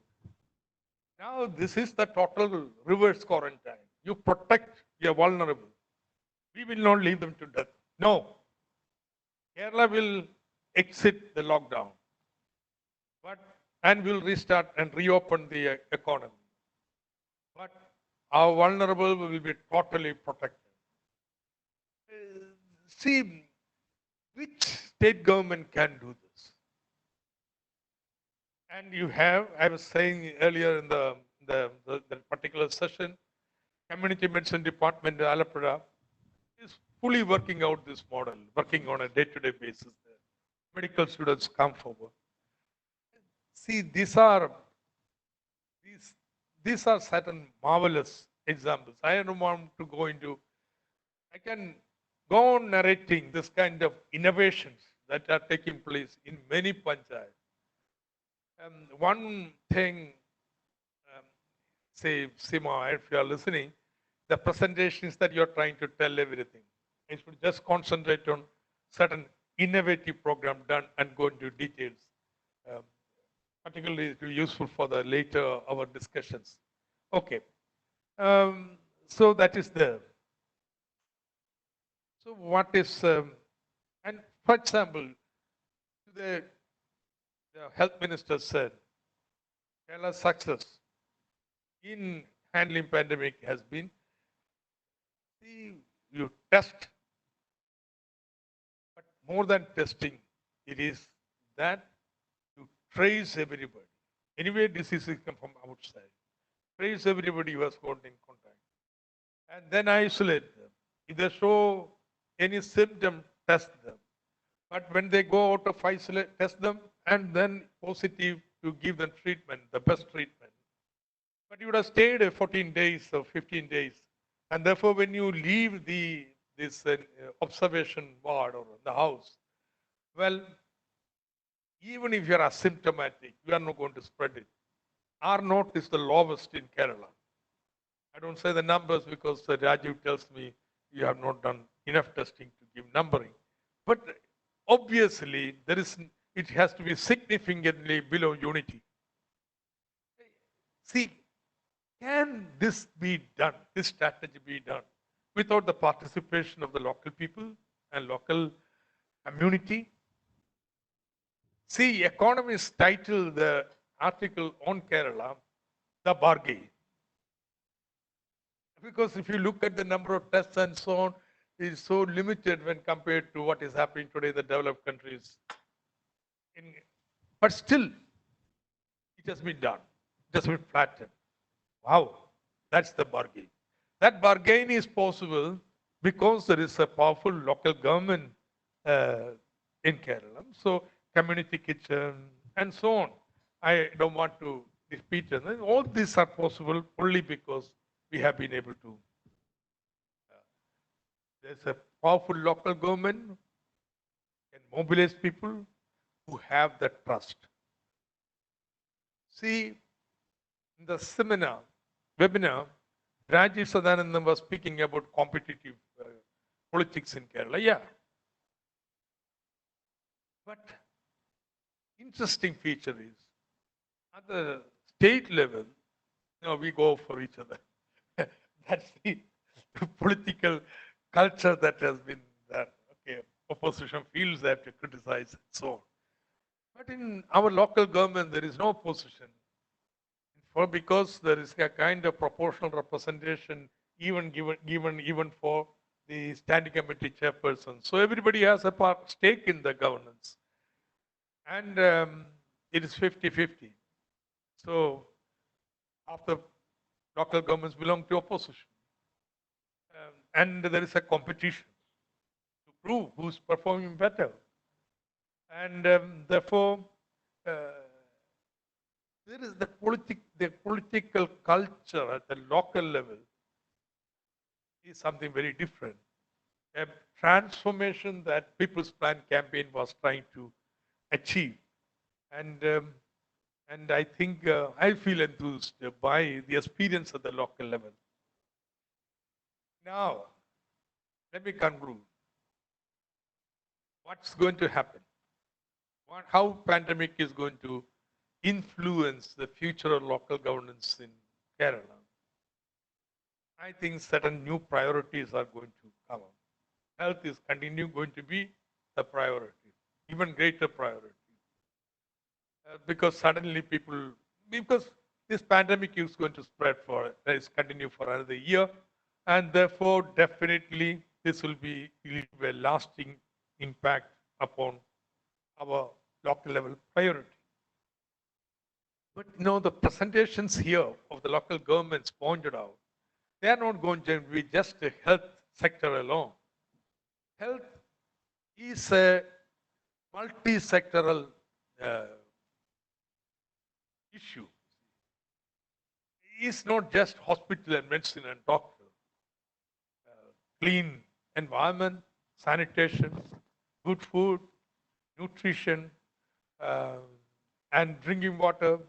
These are very key components of health.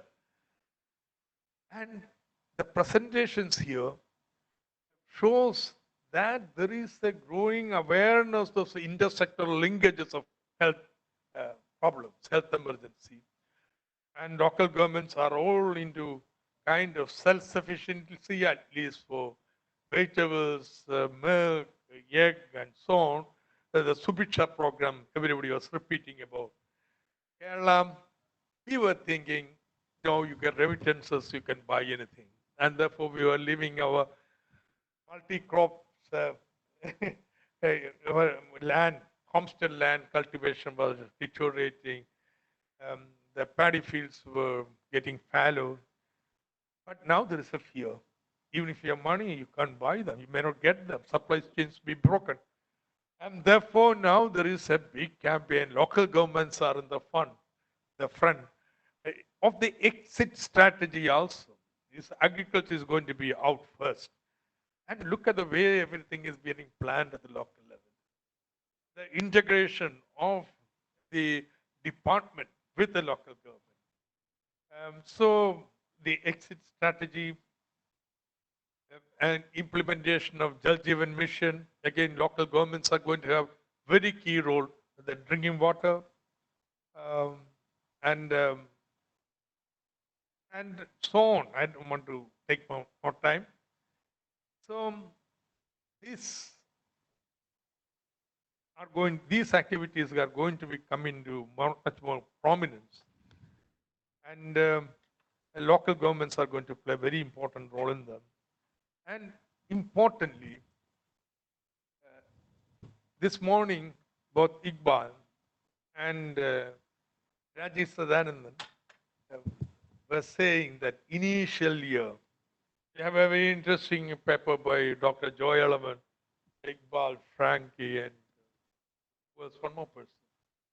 Yeah. And the first years of people's planning. Jose Chathukulam has a paper which is critical. Because there was uneasiness among the medical community, also the local level interference. How do they interfere in health and so on? Now, big transformation has come. Look at the way the health department and local governments are working together. Now, an important transformation that is going to come, institutional transformation that's going to come in the local government system is greater integration of the line departments with the local government. The kind of many tensions that have always been there. It doesn't matter which government is there.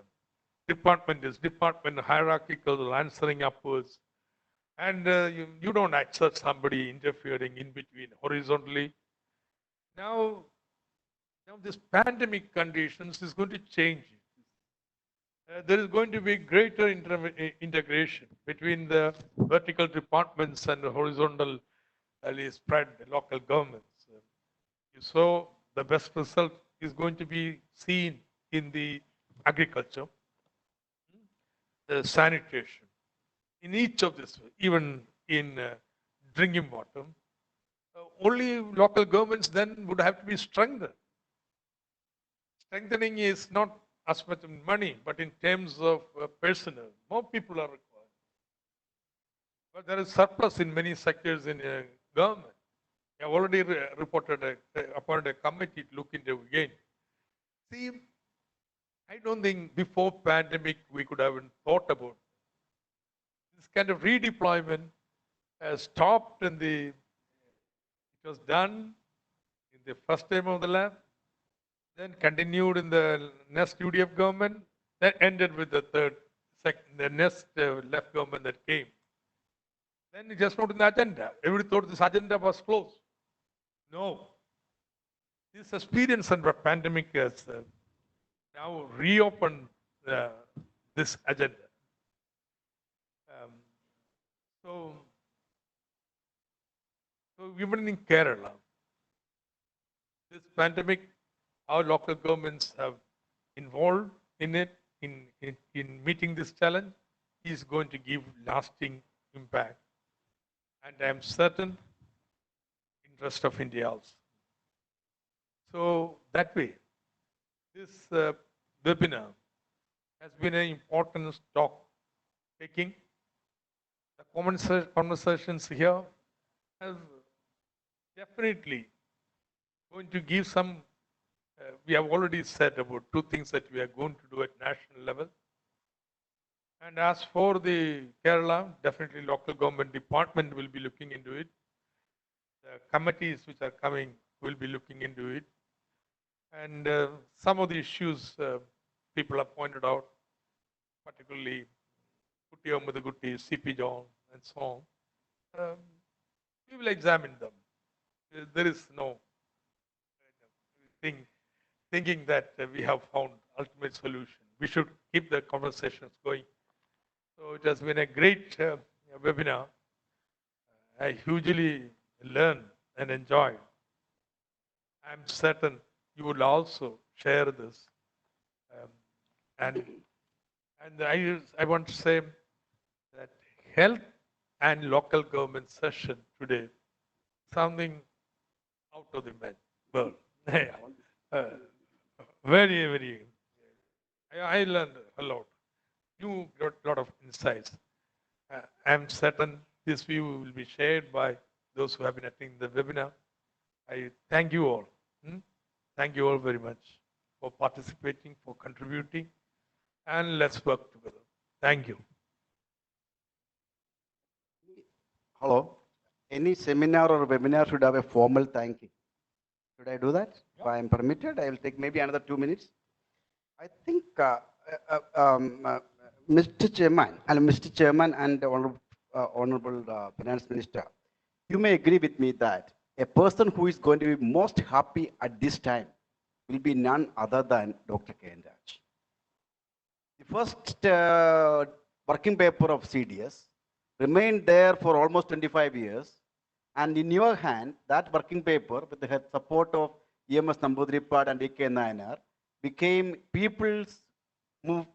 You will say that. Okay. And not only K. N. Raj, Professor Gulati.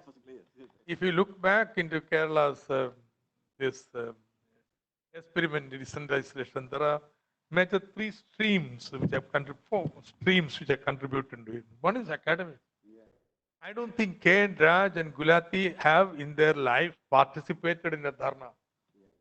First time in front of the Secretariat in Kerala, protesting against the dilution of the conformity legislation in Kerala. Second was not only academics, a number of say, administrators, some of whom attended, starting with M. Abraham, say Vinod Roy. See, we were experimenting with 1/3 of the plan of Kerala without say even a budget manual. for the local governments. And here was a senior administrator willing to experiment, allow you to have ad hoc. Then there were the third stream of civil society organization, what Rajiv said today, which were scaled up to a state level. And finally, a political vision, because the scaling up involves politics, policy decision. So I think very our good teachers, that you mentioned Dr. Raj and the Gulati point is also. that by the time I joined CDS, you are our teachers, and that working paper, first working paper remained, and that got transformed to people's planning, and you became kind of academicians' envy and politicians' pride. And today we are almost confident that thanks to that kind of investment that we made, pre-COVID, Kerala was able to, overcome the flood. And during COVID, that became a major asset. And you are now saying that, in the third phase, and even post-COVID, that asset of what is called people planning that we have created, that is going to help Kerala. I think that's going to be, I think we will have another webinar maybe after 1 year to see what is it going to be. Okay, dear friends, dignitaries, colleagues, friends, ladies and gentlemen. I think yesterday we went up to almost 7:30. Today we are lucky that we could complete, if I am brief, it will be over by 6:25, 6:30. We must thank all of you. We are extremely delighted that GIFT could join hand with Killa to organize it. And behind this, we had our local administration minister and our finance minister in conceiving this idea, and we are extremely happy. And for us in GIFT, in 27 and 28th of April, we organized a webinar on fiscal federalism and COVID. And in that webinar, an idea of the local self-government came, and in fact, our chairman took up this idea, and Dr. Joy and colleagues joined, and we reached where we are today. And you all very liberally, you agreed to join with us and honored our chairman's invitation. And we had an excellent outcome. And we only commit you that, as chairman rightly said, as honorable minister rightly said, within 15 to 20 days, in the next month, we will make some tangible outcome out of it. And we thank all of you. We don't, because we all individually thanked earlier, but the people who worked very hard to make this a success are not, they are the invisible hands. They are sitting elsewhere. And we have I'm compelled to mention the name of Shrija, Shaiju, Anil, Varun, Abhilash, then Arun, and other administrative staff of GIFT under the able leadership of Registrar. And we have Neha and Miraj from the colleagues of Dr. Joy Lemon. And of course, I am sure there might be others. And of course, the Rubam, our video people, they have done a wonderful job. You guys, we should have given you a nice, all of them deserve a nice applause. We are giving you a nice applause. And I don't think that I have left anyone, and all the support staff of, and of course, my colleagues, the faculty colleagues, they didn't turn up today, but they were, they were very, very active over the YouTube. And they are giving a lot of feedback. And I think I have not left anyone, I'm sure, but I think if anyone is left out, it is not by intent, by professor has the right to forget. Okay, that's it. So thank you very much. And we look forward to you kind of seeing you in another occasion. And on behalf of, okay, you want to say one, okay. Okay, Joy is very liberal on that. Okay, I said thank all of you on behalf of Dr. Joy. Thank you very much. And I, chairman, I don't need to thank you, I suppose. Okay, you don't like it also, I know it. And of course, I have my, we have my former directors and 2 senior colleagues, and they are also CDS colleagues, CDS products.